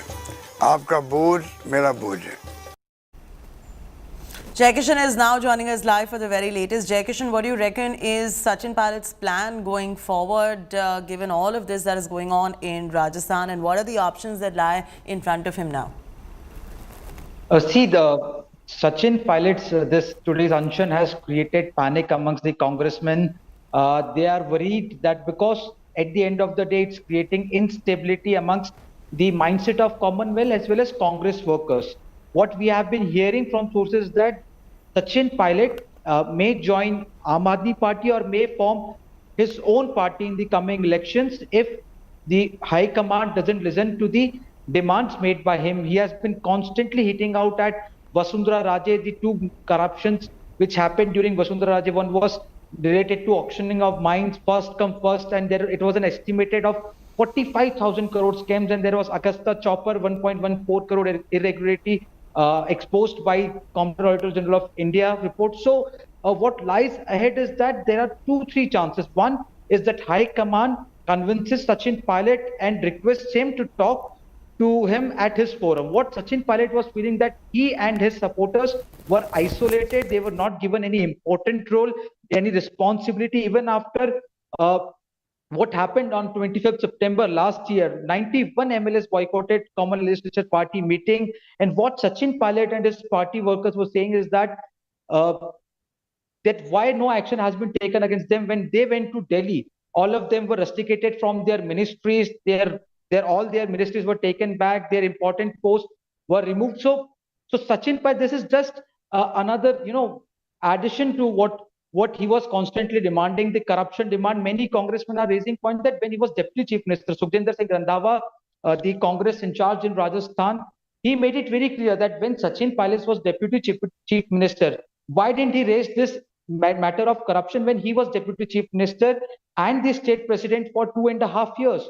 Where was he and why didn't he talk to him? On the other hand, Sachin Pilot replied that he had discussed this issue with Ajay Maken. He had discussed this issue with Sachin Pilot. He had shot 2 letters. All right. To the Jaykishan, I'll come back to you for more on this. Now, Congress leader Sonia Gandhi trained her guns on Prime Minister Modi and the central government in an editorial piece titled "An Enforced Silence Cannot Solve India's Problems." Sonia said Modi-led government at the centre systematically dismantling all 3 pillars of democracy. Further, she accused BJP and RSS of egging on hatred and violence and Prime Minister Modi of ignoring the same. She also brought out the opposition's charge that the government is misusing central probe agencies and added that the cases against those who joined the BJP are miraculously evaporating. BJP has counterattacked Sonia, called it an illusionary statement of the highest improbity. Law Minister Kiran Rijiju condemned it and in a veiled attack said that privileged families are the ones who are criticizing the judiciary. Just a few days back, Chief Justice himself said he is under no duress to perform his duty. He never gets any kind of undue pressure from the government to take or to toe certain lines. Despite that, there are people who are constantly saying that Indian democracy is severely compromised. Indian judiciary is almost dead. Congress party की केवल एक guarantee है परिवारवाद होगा, तुष्टीकरण होगा। कांग्रेस आई है, तुष्टीकरण लेके आई है। पीएफआई एसडीपीआई का मैंने आपको बताया। अगर कांग्रेस पार्टी आई है तो वो केवल एक परिवार का हित साधने आई है, जनता से उनका कोई लेना देना नहीं है। और आज ही की बात है, सोनिया गांधी जी ने एक पत्रिका में एक आर्टिकल लिखा है, लोकतंत्र खतरे में है। सोनिया गांधी जी को बताना होगा, आपके लिए आपका लोकतंत्र राहुल गांधी से शुरू होता है और गांधी परिवार से खत्म होता है। लोकतंत्र मजबूत हो रहा है। सोनिया माता जी, अगर आपका बेटा राजनीति में सफल नहीं हो पाया, लोगों का विश्वास नहीं जीत पाया, तो कृपया करके ऐसी धारणा मत रखिए। ये लोकतंत्र मजबूत होगा। भारत में वो ताकत है। श्री नरेंद्र मोदी जी के नेतृत्व में विश्व पटल पर हम दिशा दे रहे हैं, और आप कह रहे हैं कि मेरा बेटा सफल नहीं हुआ इसलिए लोकतंत्र जो है कमजोर हो गया। खुद सदन में देखता हूँ, सड़क पर देखता हूँ, एक छात्र एक सवाल पूछता है, उसको विश्वविद्यालय से निकाल दिया जाता है। एक पत्रकार ने अगर अनकंफर्टेबल सवाल पूछ लिया तो उसको यूएपीए में डाल दिया। उसके बाद तो कुछ कहने को बचता ही नहीं है। प्रत्यक्षम किम प्रमाणम। Nirmala Sitaraman gave befitting response to negative Western perception of India. The Peterson Institute for International Economics in Washington, D.C. Sitaraman replied to questions about Muslim minorities in India being subject to violence. The finance minister slammed Western media and said that India has the second largest Muslim population in the world, and that population is only growing in numbers. She claimed that Muslims continue to conduct normal lives in India. The finance minister further branded Western write-ups on India's stand on Muslims a complete sham. A delegation of Sikh Americans also met Finance Minister Sitaraman.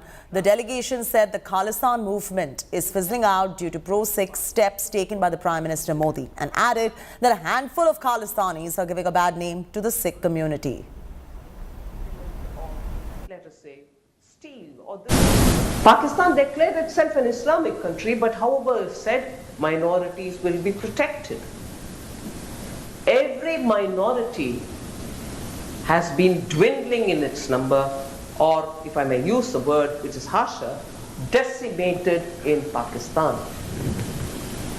Even some of the Muslim sects have also been decimated. Violence prevails against Muhajirs, Shia, and every other group you can name, which is not accepted by the mainstream, I don't know, Sunnis probably. Whereas in India, you would find every strand of Muslim doing their business, their children getting educated, fellowships are being given by the government. So across the board in India, if violence is happening to make Muslims get affected, itself is a fallacy as a statement. It cannot be so. Each province and its police are different. They are run by the elected governments in those provinces. So that itself tells you how these reports have no clue of the law and order systems in India. We are reaching near saturation in providing the basic facilities in India. Earlier, the discussions would be on poverty alleviation. Have we removed this many number of people from out of poverty and lifted them out? Today, the approach of the government is to empower the poor people with at least the basic amenities, and that is give them some good house to live in, which is made of concrete and not this thatched roof, with toilets in them, with drinking water reaching them through pipes, electricity, and a good road, not just to the village, but also to the streets in the village, and then connect them to the nearest highway, connect them with good transport facility, and so on. So saturation, financial inclusion, so that each member of the household has a bank account, and they get every such benefit which has to reach them, but directly into their bank account rather than through a middle agency. I would only say, come have a look at what's happening in India, rather than listen to perceptions being built by people who have not even visited on the ground and who produce reports. It has to be very smartly tailored to make sure that India's unique demands can be met by your own manufacturing, but at the same time you need to get your raw materials and intermediaries, which otherwise you do not have. I don't think India is alone in doing this, no, particularly after, let's say, the global view of China. This changing perspective of what indeed is globalization, how far globalization, to what extent globalization, So when all these questions are happening and being discussed all over the world, India cannot be in isolation. And also looking at how just tariff is not going to be one way of controlling or preserving your capacities in manufacturing. So it is a strand, I suppose, in a larger debate of how the global trade will have to happen. मैं उनको बताऊंगा कि मुसलमानों की आबादी बढ़ रही है, यानी सबकी आबादी बढ़ रही है, वैसे मुसलमानों की बढ़ रही है। मुसलमानों की खास बहुत ज़्यादा बढ़ रही है, ये सही बात नहीं। मोदी जी सत्ता पे आने के बाद यहाँ जो माहौल बनाया जा रहा है सकल हिंदू संगठन के जरिए, उनके अलग अलग संगठन सारे इकट्ठा आते हैं और जिस ढंग से मुसलमानों को ऐसा करो वैसा करो, मैं जिक्र नहीं करता क्या बोलते वो, क्योंकि मुझे उसमें ज़्यादा लोगों को घबराने की ज़रूरत नहीं, लेकिन इसके बारे में सरकार कुछ करती नहीं, पुलिस कुछ करती नहीं। ये परसेप्शन अगर बाहर का होता है तो क्यों होता है, वो मैडम ने ठीक ढंग से देखना चाहिए, ऐसा मुझे लगता है। It's quite unfortunate that a certain perception is being formed about India in the Western press, and a large part of it is because of what the opposition members of parliament and leaders have been saying abroad, particularly people like Rahul Gandhi, who go abroad and make all kinds of sweeping statements about persecution of minorities back in India and seek foreign intervention in India's internal affairs. The Western media has in part formed its perception based on that, and in part on basis of what some factions of the media here speak. But the truth of the matter is very, very different from what they would like to believe. In the last 9 years, the state of minorities in India has improved significantly, whether it is the drop in the girl child education, which was earlier 70%, has now dropped to 30%, scholarships, which have gone up from 3 crore before 2014 to 5 crore now, representation in government jobs, which was a paltry 5% before 2014 and now stands at 10%. Or for that matter, the overall support that is being provided to the members of the minority community, skilling them. Just about 20,000 people in 2014 were skilled, as opposed to 2 million, which is about 20 lakh people post-2014. So these developments that have happened have put the minority community in a very, very good position in India. Well, Finance Minister's concern about Muslims in India is welcome. But at the same time, I think she needs to answer that what is the opportunity that is being given to Muslims in India as far as her party is concerned. You see, the highest lawmaking body, that is the Parliament, Lok Sabha, where they don't give a single Muslim a seat. No, how can they justify in saying that we are trying to empower Muslims or we are giving them their legitimate share?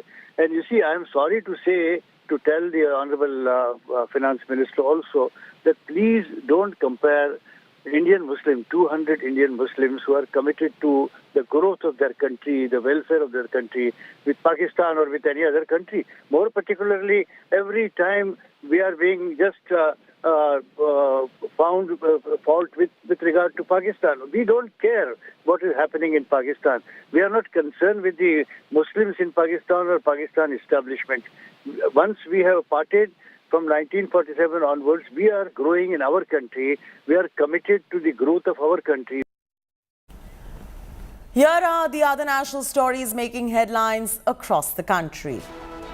Preet Singh, a close aide of Khalistani separatist Amritpal Singh, has arrived in Dibrugarh airport amidst tight security and will be lodged in Assam's Dibrugarh jail soon. This, of course, comes in a day after Punjab police arrested Preet from Hoshiarpur. Khalistani extremists are allegedly spreading propaganda to fan violence against Hindus and Indian interests. On Twitter, hundreds of fake accounts have been created to peddle Khalistani propaganda and incite violence. Many such bot accounts were discovered by Network Contagion Research Institute, NCRI. A massive fire broke out in wooden warehouse at Garia in South Kolkata. 15 firefighters are fighting to bring the fire under control now. Local residents allege that fire brigade reached the spot after almost 1.5 hours. So far, no casualties been reported.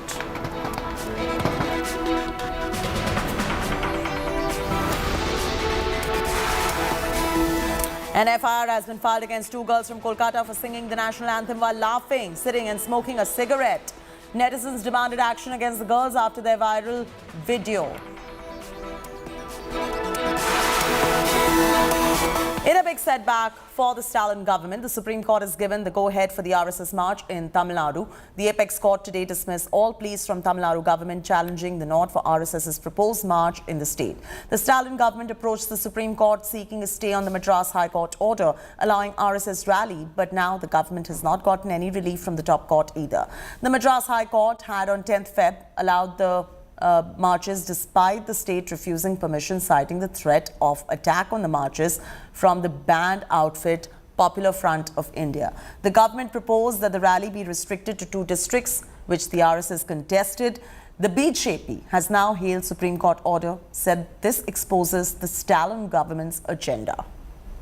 It's correct that the Supreme Court has upheld the High Court order, saying that the procession without conditions, no condition, should be granted, and the Supreme Court has dismissed the SLPs.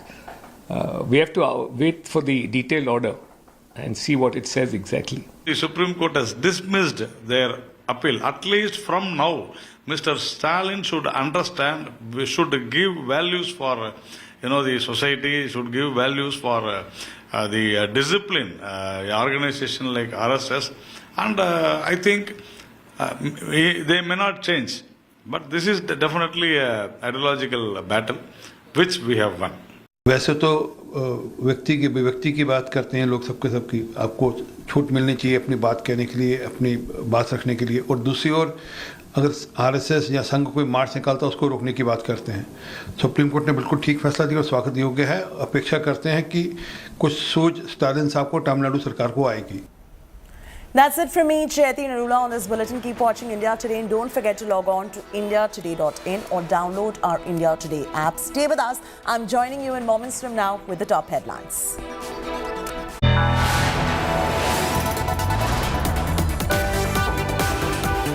You are watching India Today.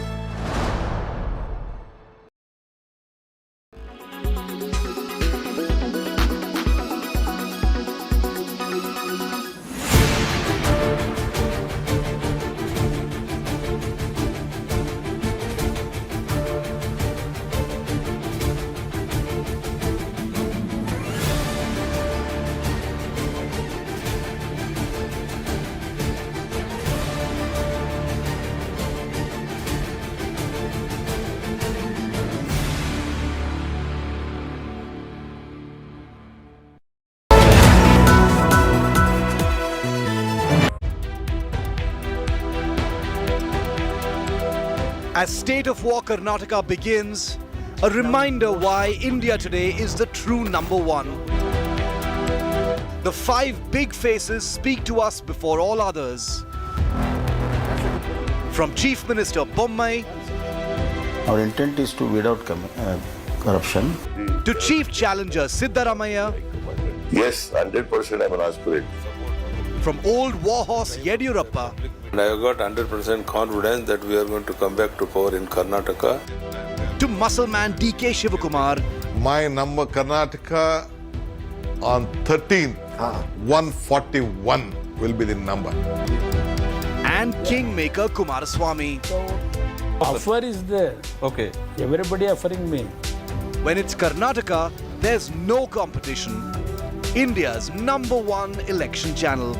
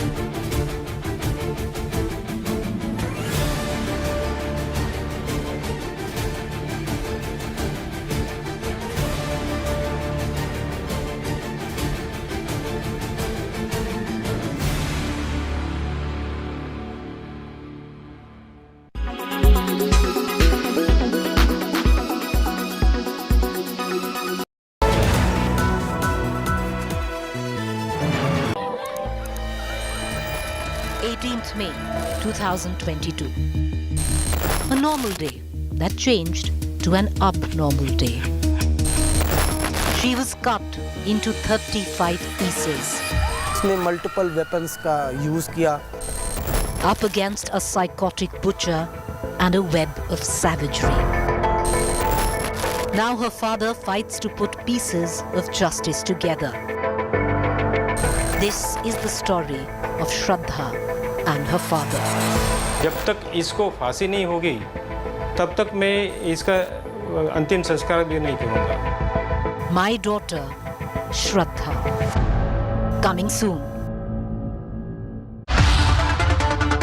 As State of War Karnataka begins, a reminder who is the true number one.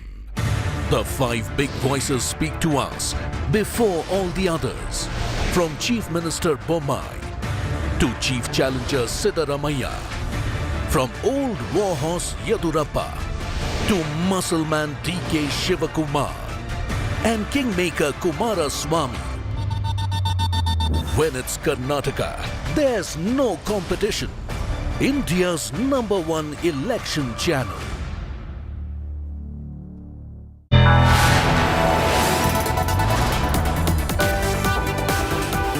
You are watching India Today.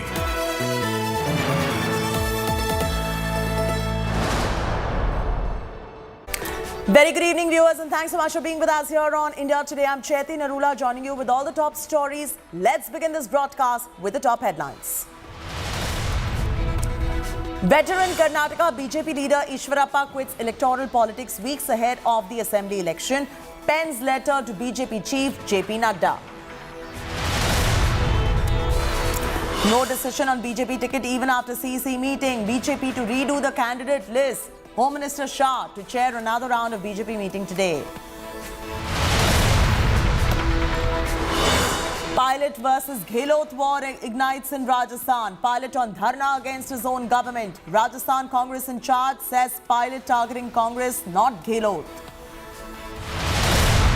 Sonia Gandhi writes an editorial slamming the centre, says Modi destroying the 3 pillars of democracy. Alleges that CBI is being misused by the Modi government. Rijeju hits back.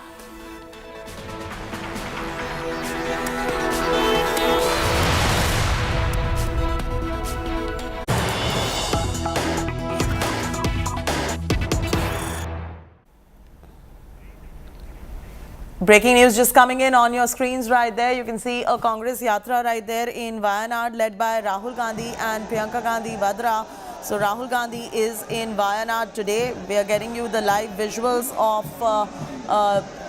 this particular rally. This is a live rally that is going on of the Congress party. Rahul Gandhi at the helm of it with his sister Priyanka Gandhi. Shivakumar is joining us. Shivakumar, he's been flanked by his Congress supporters as well. What's going on?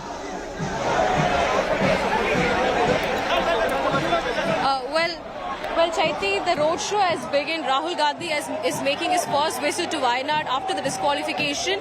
And not just the first visit, in fact, it's also the first public program carried out by the Congress to showcase their show of strength among the public. After this roadshow, the roadshow has just begun. Rahul Gandhi and Priyanka Gandhi has landed in Wayanad. Now the roadshow has started.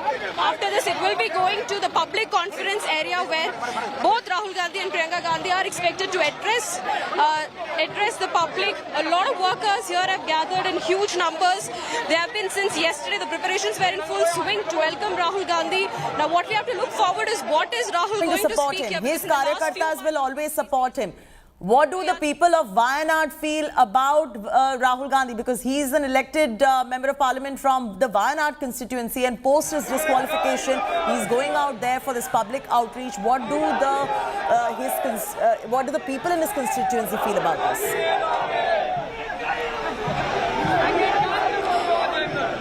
Well, Chaiti, when the disqualification news had come, we were here in Wayanad and we've spoken to a lot of people here who said that they were pretty shocked and surprised to know that he was disqualified. And here we can see a lot of public has also come out. Because another thing to note here is Wayanad is a very, very strong Congress seat. It's been with the Congress always. Even before Rahul Gandhi, it's been a very strong Congress, especially coming to the northern part of Kerala. But here, it's not just the Congress workers, even the public has come out in huge support of Rahul Gandhi. That is what we are seeing right now. But what we look forward really is to see what is he going to speak. Now, the people here have also expressed, like, if a whether they said that they're also concerned if a bypoll will also take place. They're not completely ruling out the chances of bypoll. But yes, the people here have gathered in huge numbers to see Rahul Gandhi. They're looking forward to hear because a massive stage has been set, a massive venue has been set up to accommodate a lot of people, thousands of people, to know what is he going to speak. He's leading the roadshow along with Priyanka Gandhi Vadra. Gautam has some updates for us. Rahul, if you can hear me, get us those updates, please.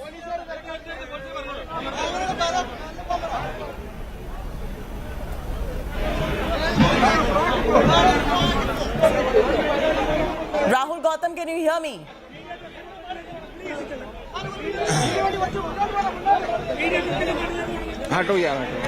All right, we'll re-establish that connection to our colleague Rahul Gautam right there. But Shibimol, you were getting us those details that pose the disqualification from the parliament. This is the first time Rahul Gandhi is in Wayanad. He's disqualified, he's in Wayanad. I can see he's been flanked by the Congress supporters. But big questions are rising on how do the people in the constituency feel about this.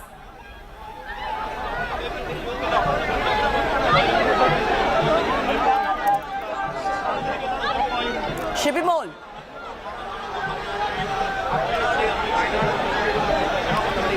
Shibimol, can you hear me? Hello? Yes, Shibimol, go ahead. Yes, I can hear you now. Go ahead, continue. Well, Chaiti, the roadshow has just begun. Yes, the roadshow has just begun now. Now, one thing we have to notice here is in the last few months, whatever controversies were there after the Bharat Jodo Yatra, Rahul always chose to speak here in Wayanad. Now, initially it was planned that the first Satyamev Jayate Yatra, they called this roadshow Satyamev Jayate. It was supposed to start in Kolar. As we know, the speech that he made in Kolar in 2019 led to his disqualification, but later it was postponed. So here, Wayanad is where he's starting off his show of strength.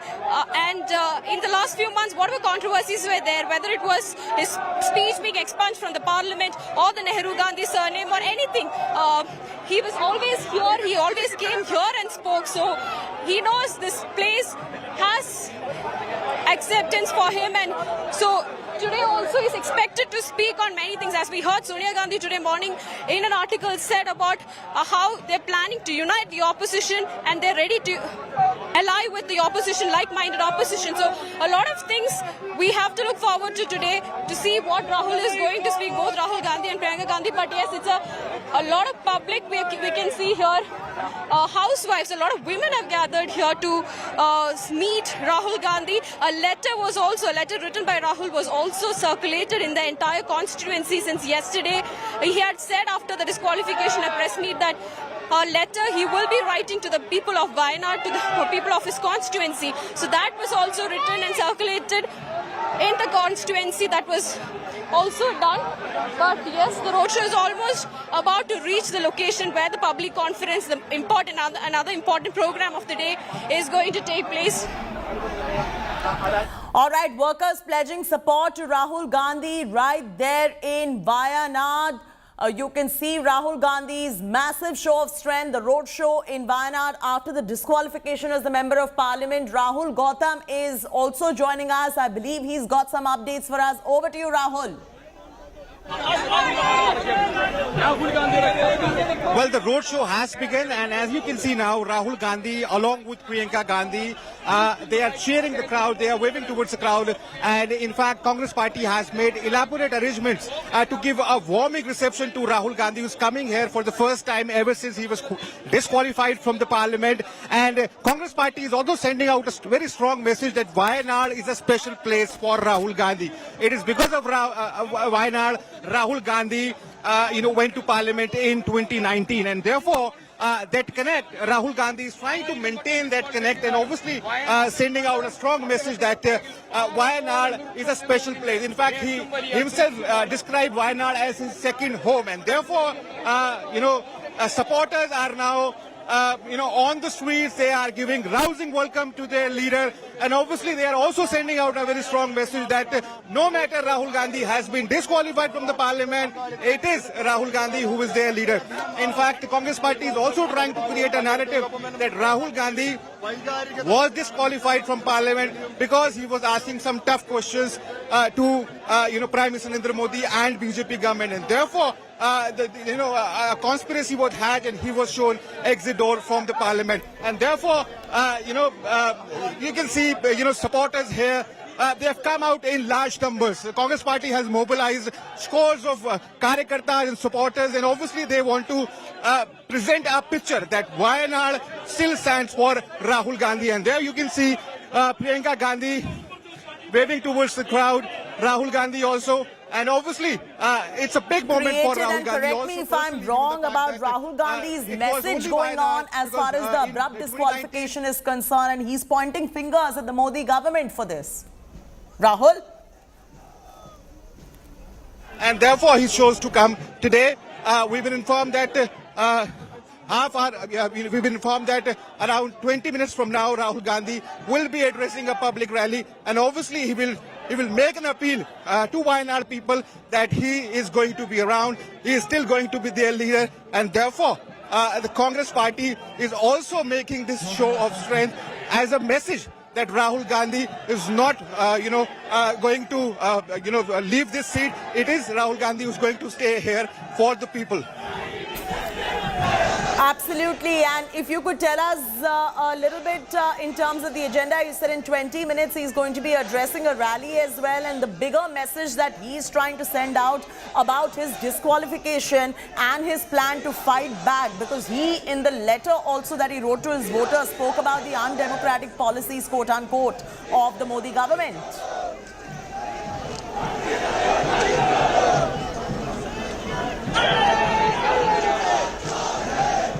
Well, this is what Congress Party is essentially saying, that Rahul Gandhi has paid a price, merely because he was speaking against the anti-people policies of Modi government, and therefore, he was disqualified with this lightning speed. And obviously, they are trying to send out the strong message that in opposition camp, apart from Rahul Gandhi, everybody has compromised, and nobody is, raising people's voice apart from Rahul Gandhi, even though he has been made to pay a price for that. And therefore, you can see now Rahul Gandhi again cheering, waving.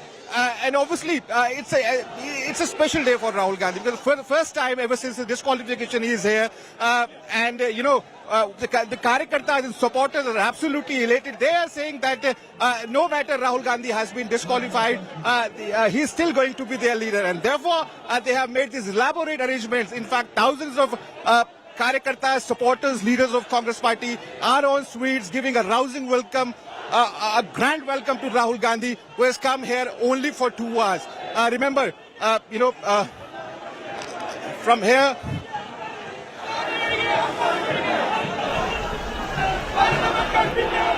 okay, let me take this across to Shibimol as well, who is standing by. In the meanwhile, I'm requesting the producers to re-establish the connection to Rahul Gautam as well.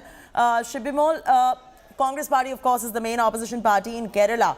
And what is the kind of reaction that you are getting from the ruling party in Kerala as well? And more than that, is there any reaction coming in from the Bharatiya Janata Party on the back of this yatra? Placards also saying that Chalo Wayanad, let's walk for Rahul. Now, Rahul Gandhi, earlier he was supposed to speak in Kolar, he was supposed to start off in Kolar in Karnataka. to kickstart the Satmil Jal Yatra and followed by Wayanad. But yes, that got postponed, and it's Wayanad where he's starting off this massive show of strength. Now, as we know, he was disqualified for a speech that he made during the 2019 elections in Kolar, Karnataka. Now, the people of Wayanad was shocked and surprised is what a lot of them said when we spoke to them. And whenever he came to Wayanad, especially after the Bharat Jodo Yatra, he always maintained that this is his home and he feels like coming back home. And another thing to notice is Rahul Gandhi always chose Wayanad to react to all the controversies that were surrounding him. Whenever he was in Wayanad, he replied, whether it was his parts of speech being expunged from Parliament or the Nehru-Gandhi surname or the Delhi police reaching his home or the BJP asking him to apologize for the statements that he made outside the country. For all of it, Rahul chose to reply here in Wayanad, more like sending out a message that this is my place, this is where I would like to speak to the people, and that's exactly what you see here. People on both the sides in huge numbers giving a rousing welcome to Rahul Gandhi. With video journalist Tinku Rajashekar, Shivakumar KG for India Today from Wayanad. All right, Shibimol getting us those updates. Shibimol, don't go anywhere. We want all the updates coming in from ground zero. If you could get us some reactions from the Congress Karyakartas also on the back of this development.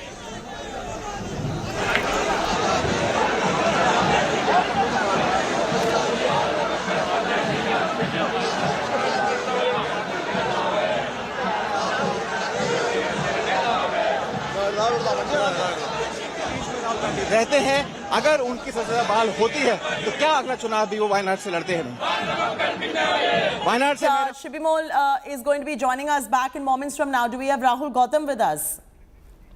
Okay, requesting the producers to get us both our reporters back on. But what you see on your screens are live visuals coming in from Wayanad in Kerala. Rahul, of course, roaring there amidst the crisis that is taking place in the Congress party. And he's smiling there, waving there, flanked by Congress supporters and his sister, Priyanka Gandhi, as well. A roadshow in Wayanad is what you're seeing on your screens. It's his first visit to his, I'd like to call it former constituency because he's disqualified. So his former constituency after being disqualified as the Lok Sabha MP. This event in Wayanad is going to be a big one as far as optics are concerned for the Congress party as well.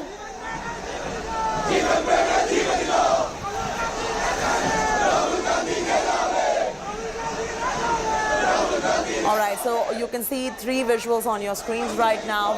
The first visual is the road show. That is Rahul Gandhi's roadshow. And you see his supporters, not just the Congress Karyakartas, but his supporters have also gathered in large numbers. This is, in fact, viewers, a huge show of strength by Rahul Gandhi and the Congress party in his former constituency, Wayanad.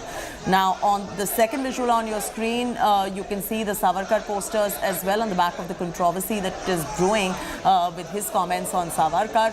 And the third visual on your screen is the Sachin Pilot staging that Dharna, that hunger strike. This is, of course, the Congress versus Congress battle that is going on in Rajasthan with Sachin versus Ashok Gehlot. So you see the kind of crisis that the Congress is battling right now. The three visuals on your screens say it all. So three visuals specifically on your screens right there. You can see the three visuals right there. You see a sea of supporters and the Karyakartas joining Rahul Gandhi. In fact, Kerala had Congress had put up the posters of Rahul's statement on Veer Savarkar everywhere. We had got you those visuals as well. And he had, remember, the poster, one of the posters had read, "I'm not Savarkar, I will not apologize nor run away." Now, Shehzad Poonawala is joining us. Shehzad, very good evening to you. How do you see this show of strength of Rahul Gandhi, whether his disqualification was abrupt or not? He's going to argue that until the cows come home. But the fact of the matter here is he's a former MP of Wayanad. And just look at the support and strength he's getting from his Karyakartas and people of his constituency right there. How does the BJP respond? No, is this a show of strength against the court which has convicted him? First, it is disqualification. Now it is defiance over disqualification. And apart from that, right now the Congress party, its Shav Yatra can be seen. In Rajasthan, it is Pilot versus Gehlot. In Chhattisgarh, it is Deo versus Baghel. In other parts, it's DK Shivakumar versus Sitaraman. And he's taking out Pad Yatra when Congress is facing a Shav Yatra because it is becoming Tukde Congress. Anyways, it is his priority whether the party disintegrates and splinters, that is his business. But this kind of Yatra, I mean, he's entitled to go and visit any constituency or any part of the country. But having said that, one only wonders that first they wear black clothes against the court, then they take three chief ministers to appeal against the court order. Then one Congress leader says, Jeep card denge with a very Talibani mindset. And now they are taking out a show of strength as if they are supporting the anti-OBC statement made by Rahul. It is their prerogative. They can do it. They're welcome to. No, your court part is absolutely correct because it is in defiance to the court. But the fact of the matter is, if you take it separately in terms of the kind of support he's getting in Wayanad, you still can see that his scores of people are supporting him. The love that he's getting from the people of his former constituency cannot be denied. Well, why must I commentate on supporters that they have managed to galvanize for an event of Rahul Gandhi to try and play a victimhood card against the courts? If they have managed to gather a few hundred people, that is kudos to their organization. But having said that, is that organization active in Rajasthan right now to galvanize people, or is it fighting against each other? Is it active in Chhattisgarh, or it is fighting against each other? Is it active in Karnataka, or is it fighting against each other? So elsewhere also it is kursi ki ladai, and perhaps even this is a kursi ki ladai for Rahul Gandhi, for which he has gone to Wayanad. Do you think any of this is going to lead to anything for the Congress party? What do you feel, Shehzad, independently? No, I only feel that this is yet another attempt by the entitled diners to try and make an event out of a conviction. And when you have to follow court procession, you are removing public procession and trying to show that the court has victimized you. It is in a sense an assault on the integrity of our judiciary, trying to say that they have been vindictive against you, because the BJP has nothing to do with this conviction. So the only possible conclusion is that he's taking out a procession march in his former constituency against the courts. And we've already seen a Congress leader say, Jeep card denge to the judge. So this is the mindset of the Congress कि हम कानून के ऊपर है, हम परिवार है, हम भ्रष्टाचार कर सकते हैं, and we are above the law. Okay, Shehzad, thanks so much for joining us with the very latest comments on this development that is coming in from Wayanad right there. The Shehzad Poonawala of the Bharatiya Janata Party taking this across to Rahul Gautam as well. Rahul, you heard the BJP's first up reaction coming in on this particular yatra. If you could just go and get us some reactions from the Congress Karyakartas as well on this, because on one side you've got a mutiny happening, you've got the Rajasthan Congress which is in shambles at the moment. There's just a lot of confusion going on as far as the Congress party, but on the other side you have him, right, instead of sorting this out, going out and taking out yatras like that. Well, the yatra is still underway, and you can see now in open truck Rahul Gandhi along with Priyanka Gandhi and scores of Congress Karyakartas. Congress party has made these elaborate arrangements to give a rousing welcome, a grand welcome to Rahul Gandhi, who is visiting his former constituency Wayanad for the first time ever since he has been disqualified. And you can see this massive crowd who have come here, and they've been waiting here for last couple of hours only to get a glimpse of Gandhis. And now, as they are already here, all these people are now following Rahul Gandhi, Priyanka Gandhi to the Kalpeta ground, wherein Rahul Gandhi will be holding a public rally when he'll be addressing his voters. And obviously the Congress party has already dismissed all these allegations and all these charges that are coming their way, that Gandhis are not focused. They have made it very clear that Wayanad is a special place for Rahul Gandhi because, back in 2019 when Rahul Gandhi lost from Amethi, it was Wayanad because of which he went to Parliament. Therefore, Wayanad is a special place for him. And in fact, Rahul Gandhi Shehzad Poonawala of the BJP just mentioned that Rahul Gandhi is defying the court orders, and this is in defiance to the court orders. How do the Congress party workers feel about this?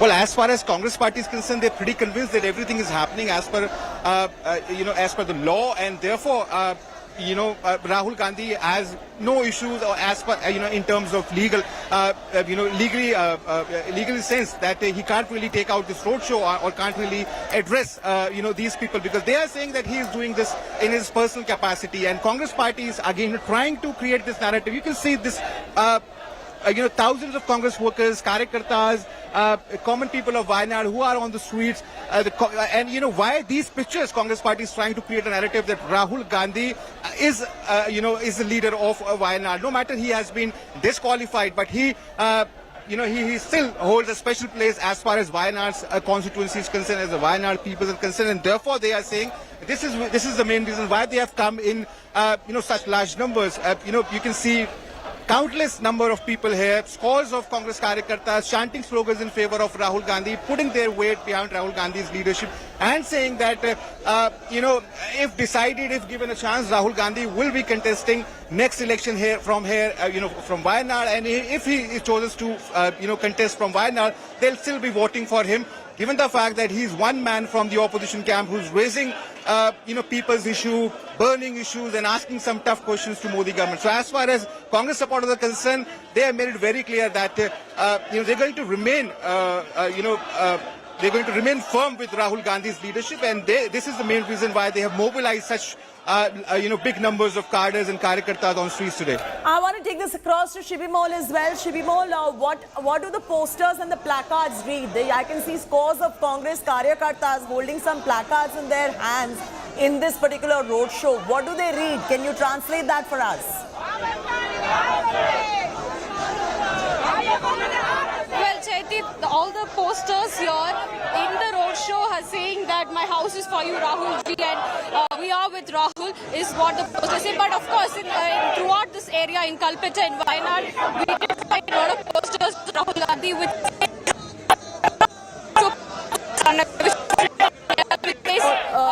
let's get you re-established.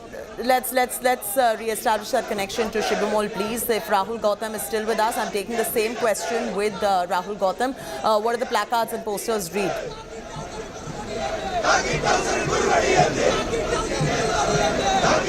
The placards that Congress workers are holding up here.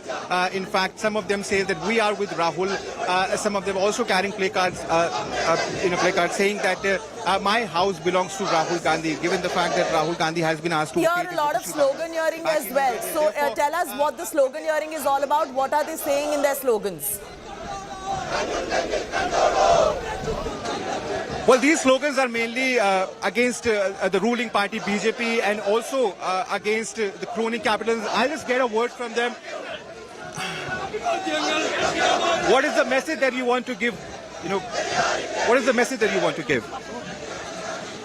What is the message that you want to give? കേരളത്തിലെ സർക്കാർ ജീവനക്കാർ ജനാധിപത്യ വിശ്വാസികളായ സർക്കാർ ജീവനക്കാർ we support Rahul Gandhi, our MP Rahul Gandhi. Kerala state government employees, Kerala NGO Association. Yes. So, the supporters here, saying earlier also, they are standing firmly with Rahul Gandhi. They are saying that no matter he has been disqualified, these people will still be supporting Rahul Gandhi, given the fact that Rahul Gandhi is raising pertinent questions. He is the one who is asking tough questions to Modi government, and therefore they're going to continue to support Rahul Gandhi. And many leaders here, many supporters here have come here. They are also carrying some placards that actually say that Prime Minister Narendra Modi's government is actually giving undue favors to some of the corporate houses, a charge that Rahul Gandhi has been making repeatedly, and therefore they are only echoing the same sentiments that Rahul Gandhi has been saying, that how some of the corporate houses are getting undue favors from the ruling party. So it seems that on ground zero, as far as Wayanad is concerned, it seems that the supporters of Rahul Gandhi are standing firmly with him. They are saying that if they're getting a chance next time also, they are certainly going to vote for Rahul Gandhi, and therefore they have mobilized such huge numbers of Congress karyakartas, workers, and in fact some of the ordinary citizens of Wayanad also. Right, I believe we have someone on the phone line with us. May I know who it is, Gagan? K. Sundaram joins us on the phone line, the Kerala BJP chief. Mr. Sundaram, very good evening. Your reaction to this massive show of strength that we're seeing from the disqualified member of parliament, Rahul Gandhi, in Wayanad? It's only a political gimmick.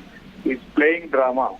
Since last 4 years, he's not doing anything for coming to Wayanad or not doing anything for the Wayanad people. Now he's playing drama. It's the court verdict now.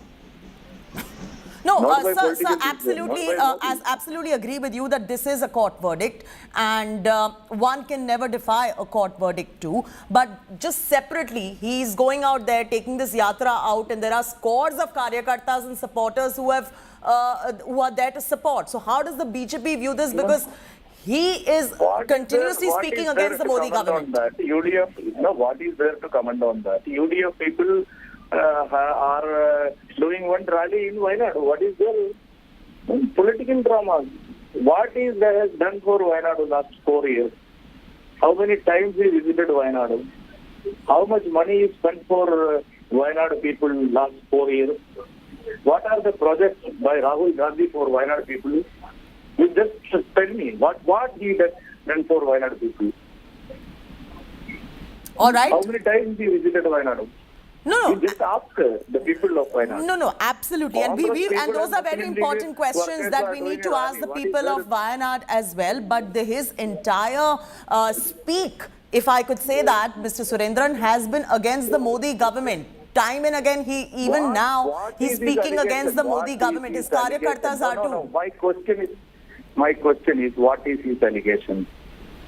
We just got you those reactions from the karyakarta as well, that this entire process was undemocratic. No, my question is, Rahul Gandhi has been disqualified by Modi ji, na? No, he's been disqualified. What is his argument then? What is his argument? But this is a question I'm asking. You don't need to ask me that question. I'm asking you a question in terms of how do you respond to him taking pot shots at the Modi government, Mr. Surendran? I responded that this is only a drama, political gimmick. He came after his disqualification to his home constituency. But my question is, how many times he visited Wayanad since last 4 years? How much money he spent in Wayanad for the Adivasi people? What are the projects by Rahul Gandhi as an MP for Wayanad, especially it's an aspirational district, Wayanad. Okay, fair enough. There were many meetings. You just let me complete. In many meetings, there were more than 10 official meetings in Wayanad only for the aspirational district development project. How many meetings he attended? What is his contribution for Wayanad? What he has been done for Wayanad since last 4 years? How many money he spent? How much money he spent for Adivasis and downtrodden people? It's only a gimmick, political drama. This is my response. Okay, so your response is it's all optics and it's political drama. Thanks, Mr. Surendran, for joining us with a very latest comment on this. We're slipping into a very short commercial break on these live visuals that are coming in from Wayanad in Kerala. Lots more on this story and many others on the other side. Stay with us on India Today.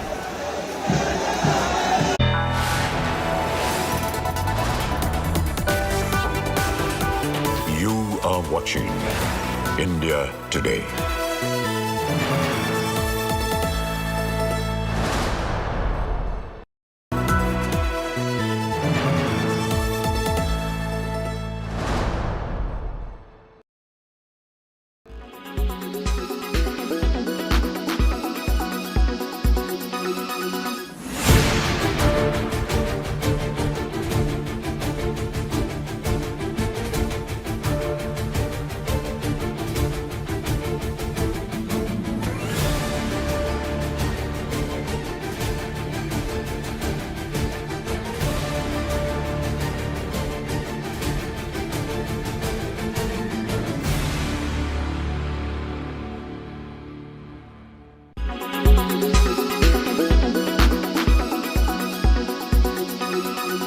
Make your media plan smarter with India Today Live TV on your connected devices. Amplify your brand with 100 million smart internet viewers. To advertise, mail us at sales@aajtak.com.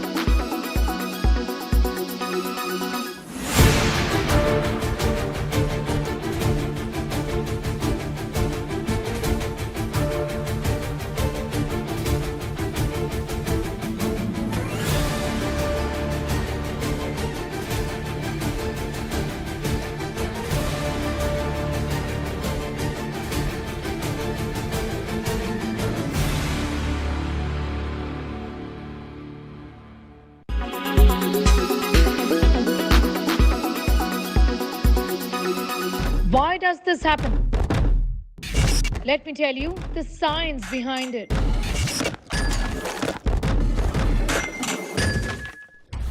For more informative videos like this, keep watching India Today News Mo.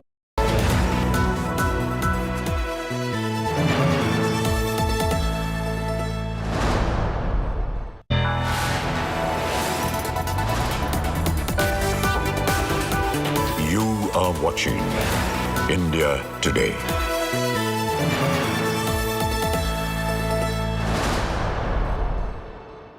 Co-presented by Star Health Insurance, the health insurance specialist.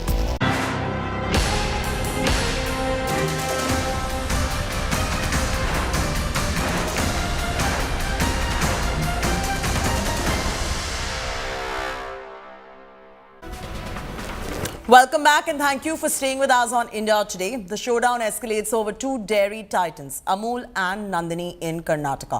Congress is opposing Amul's entry, claiming it would pose a threat to the Karnataka Milk Federation brand Nandini. BJP slams former Karnataka Chief Minister Sitaraman, saying it was during his tenure that Amul expanded its footprint in the state. BJP MP Pratap Sinha alleges Sitaraman does not support Karnataka farmers but backed cow slaughters and beef eaters. Sharpening the attack, Sinha said that Congress is spanning the Nandini controversy for electoral gains. State Congress Chief DK Shivakumar has hit back, claiming that it's an insult to the Kannada pride and will impact the farmers to quite an extent.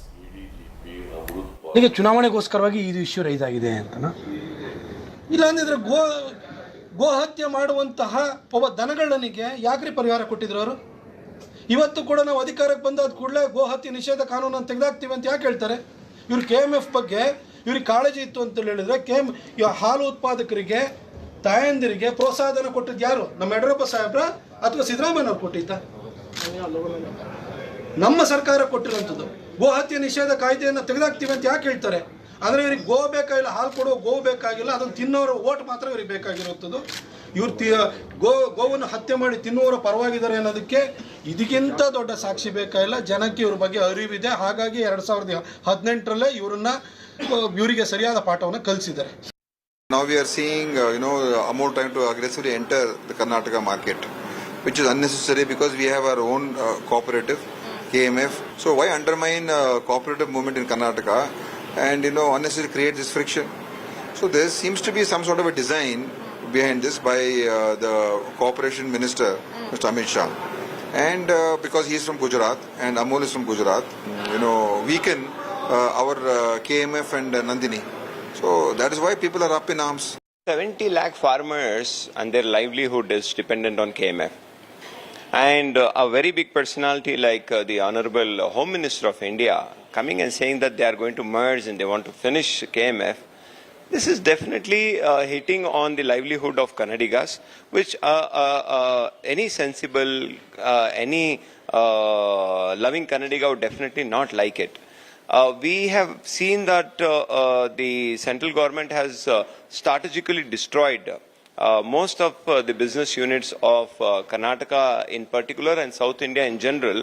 We can't really tolerate this. So we are absolutely nothing against Amul, but we wouldn't really let Nandini die. India Today's consulting editor Rajdeep Sardesai spoke to the MD of Amul. Listen in.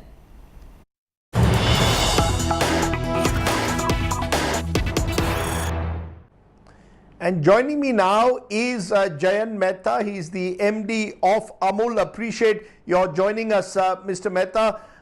The big question I want to ask you right at the very outset, is Amul surprised, even shocked by the manner in which you now find yourself in the midst of a political battle between the Congress and the BJP in Karnataka? The reaction, the backlash to your decision to enter Bengaluru to sell milk and curd?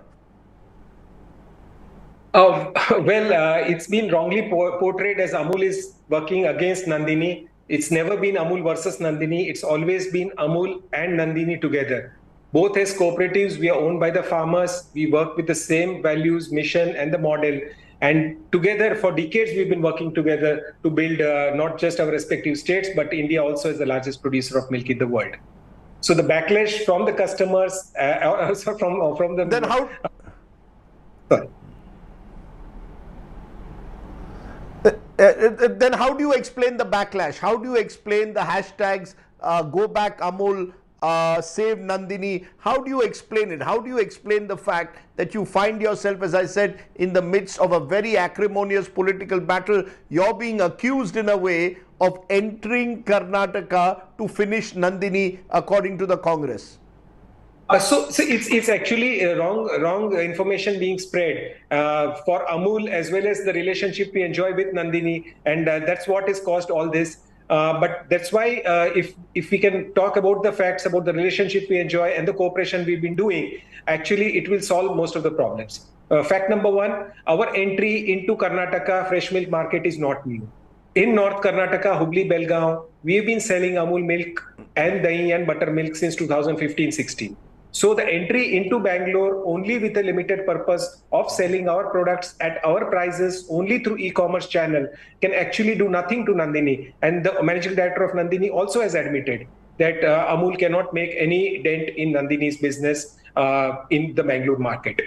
Second, Amul continues to make ice creams using Karnataka Nandini's milk, using their plants and facilities. And we've been doing this since 1998. Yesterday also 30,000 liters of ice cream was packed at 3 of their plants and sold in Karnataka and rest of South India. So this is what a relationship we enjoy of working together. Not only on this, during COVID 2021, when there was huge glut of milk, no demand of milk and dairy products, we processed almost 2 lakh equivalent of milk into cheese at their factories there in Karnataka, and we bought that cheese and used it for us.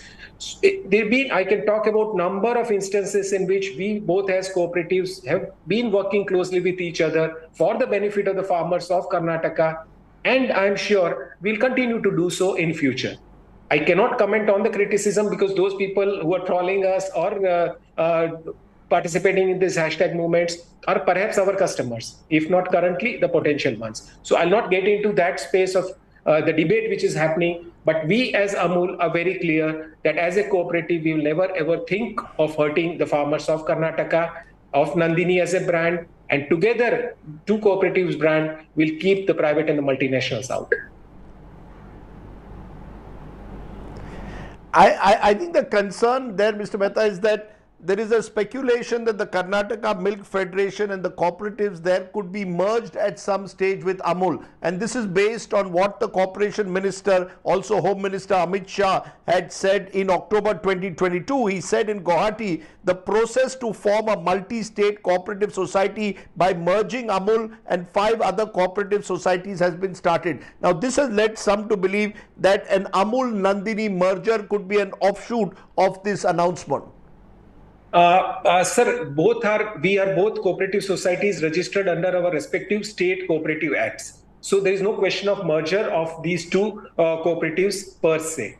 Talking about this statement of the new multi-state cooperative societies, sir, I'm happy to say that there are 3 new multi-state cooperatives which have been set up recently. There is one multi-state cooperative on exports, the another is multi-state cooperative on organics, and the third is on seeds. And I'm happy that Amul, along with 4 or 5 other top cooperatives of the country, IFCO, CRIPCO, NCDC, NAFED, NDDB, National Consumer Cooperative Federation, all between 6-7 of us, we are incubating these 3 new multi-state cooperatives. So any product, any cooperative makes in India, this new one multi-state cooperative will export it across the world. The second is on organics, means any organic producer in the country, as an individual or as a cooperative, whatever products he makes, this another multi-state cooperative of organics will find a market for the same, and that marketing job will be done by us at Amul. And third, any farmer across any village of the country wants a certified seed, the new multi-state cooperative on seeds will provide that. So what Honorable Home Minister said is actually being translated into these 3 new multi-state cooperative societies promoted by Amul and few others, and that has already taken shape. So that's where we are currently. Amul continues to exist independently as much as Nandini does, and will continue to do so. But these new multi-state cooperatives, in which we are promoters and shareholders, will invite membership from across the country, and together these new cooperatives will work for the betterment of our farmers. If you heard the Honorable Finance Minister in the last budget speech, she said very clearly that cooperative has been identified as a tool of development for small and marginal section. So there is a huge tailwind for the cooperative sector with the support given across all, and these new 3 cooperatives also will take this movement further.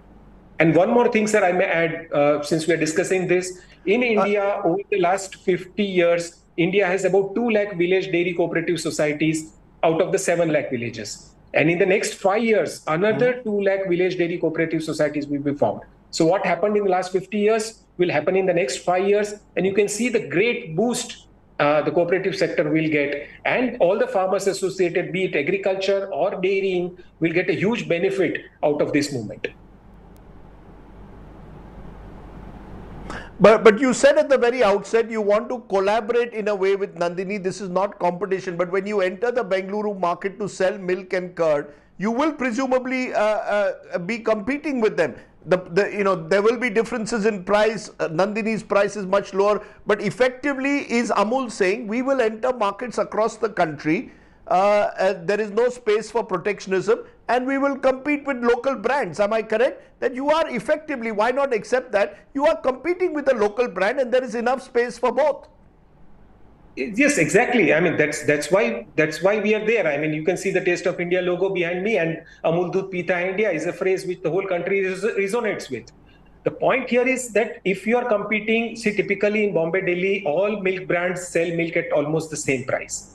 In Karnataka, that option is not available. And that's why we chose the e-commerce route, that people who want to try Amul products will find it through this niche. So it's a niche launch, niche marketing effort, but just to get a presence in that market. It's not a foothold, it's not to gain market share. The volume strategy has never been a part of this. So it's a very, very simple marketing mix that we used, using the pricing that is prevalent in rest of the country, no undercutting of the existing brands, using a niche distribution channel, not using mass media to promote the product, and just trying to meet the niche requirement of the market. I mean, so if Amul products are available in 50 countries around the world, every single state of the country, all the butter cheese has been sold in Karnataka for last 50 years. I mean, fresh milk also will find its own small space. I mean, and we don't have huge ambitions on that per se. So given what you're saying, and given what the kind of political reaction, you're confident of entering Karnataka irrespective of whether the government changes a month from now. Am I correct that Amul is not going to back off? That you're going to continue to enter Karnataka in the manner that you've spelt out, irrespective of whatever happens in next month's election? Yes, of course, because the Honorable Chief Minister himself said that Amul is welcome into Karnataka, and Nandini also accepts that Amul is not going to hurt it anyway. So, I mean, our intentions are fair. Our activities of aligning with Karnataka Milk Federation and its farmers are very, very transparent and very positive. And obviously, the same relationship will continue. And obviously, Amul products will be available to the citizens of Bangalore and other markets of North Karnataka, where we've been selling since 2015. We'll continue this relationship. Even if there is a Congress government, because it is the Congress government that is claiming this is a hostile entry. So even if there is a Congress government next month in Karnataka, you believe that Amul will continue to spread in Karnataka and will be there along with Nandini? I cannot talk about the election results or the political environment, but fact remains that every single state of the country, irrespective of whatever government is there, Amul continues to exist and coexist with the respective brands of the respective states. So I see no reason in saying that irrespective of whatever happens, Amul will be there to serve the interests of the consumers of Karnataka and the farmers of the Karnataka state. Okay, Mr. Mehta, I appreciate your joining us and setting the record straight there on Amul's position on its entry into Karnataka. Thank you so much for joining us here on India. Thanks so much for that. Thanks.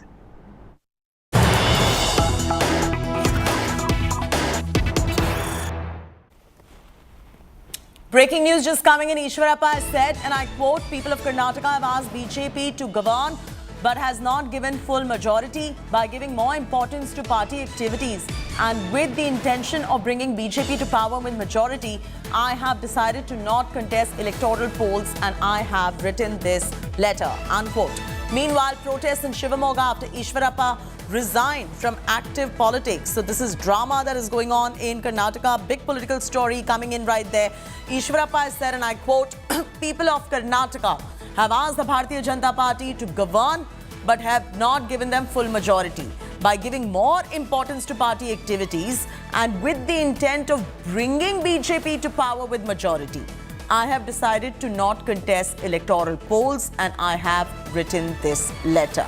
Meanwhile, we also have protests in Shivakumar after Ishwarappa resigned from active politics. We brought you that story earlier as well. We're getting a reaction from Ishwarappa. Listen in.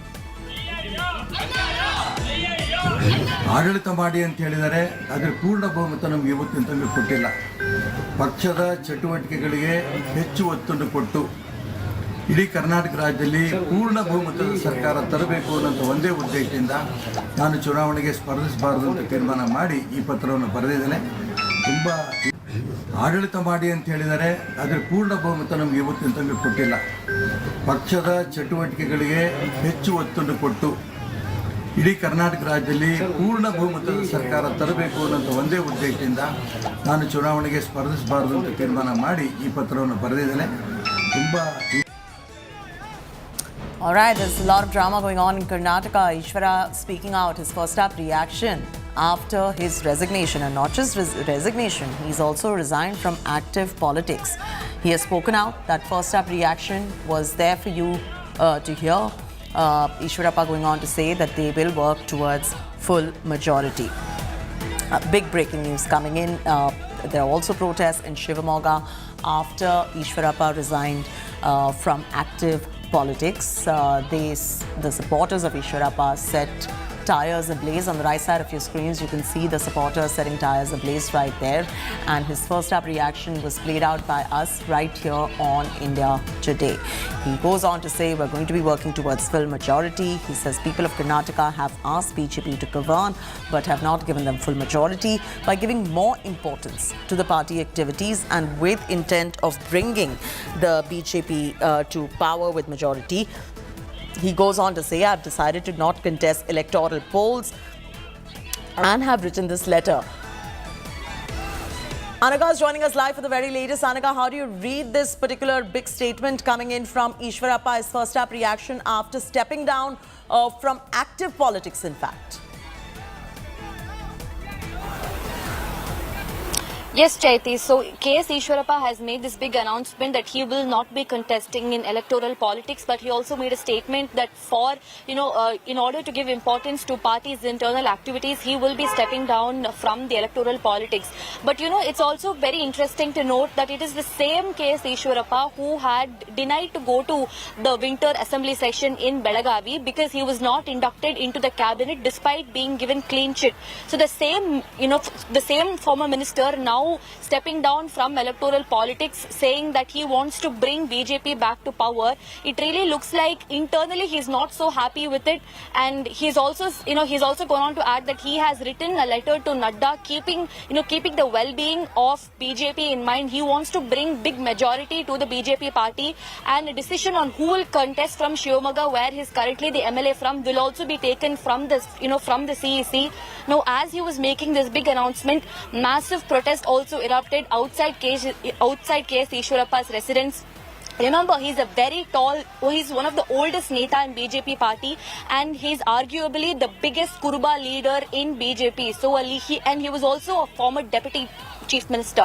So, a leader, such a tall leader now stepping down, saying that he wants to withdraw from electoral polls, having such high followers. Even a massive protest has erupted outside with burning of tires outside KS Ishwarappa's residence in Shivamoga. He has stepped down from electoral politics. It all started when exactly the same time last year he was embroiled in a scandal regarding abetment to suicide of Udupi-based contractor Santosh Patil. Shortly after that, he also resigned from the cabinet. He was no longer a minister. All that unfolded, and now for the assembly elections, he has made a big statement saying that he is not going to be running for the elections this time. Okay, absolutely. Thanks, Sanaka, for joining us with the very latest details. With less than a month left for the assembly polls, the BJP and Congress are busy finalizing their candidates. BJP is yet to release the first list of candidates. Even after Prime Minister Modi chaired a CC meeting on Sunday, BJP has gone back to the drawing room to redo the list. Union Home Minister Amit Shah is going to be looking at the list today. Chief Minister Bomai claims the High Command was collecting ground information on various constituencies. The new candidates in the list might be released today. Union Minister Prahlad Joshi is being extremely cautious with the list, and there was no confusion within the party. Meanwhile, the Congress has taken a pot shot at BJP as well for being indecisive.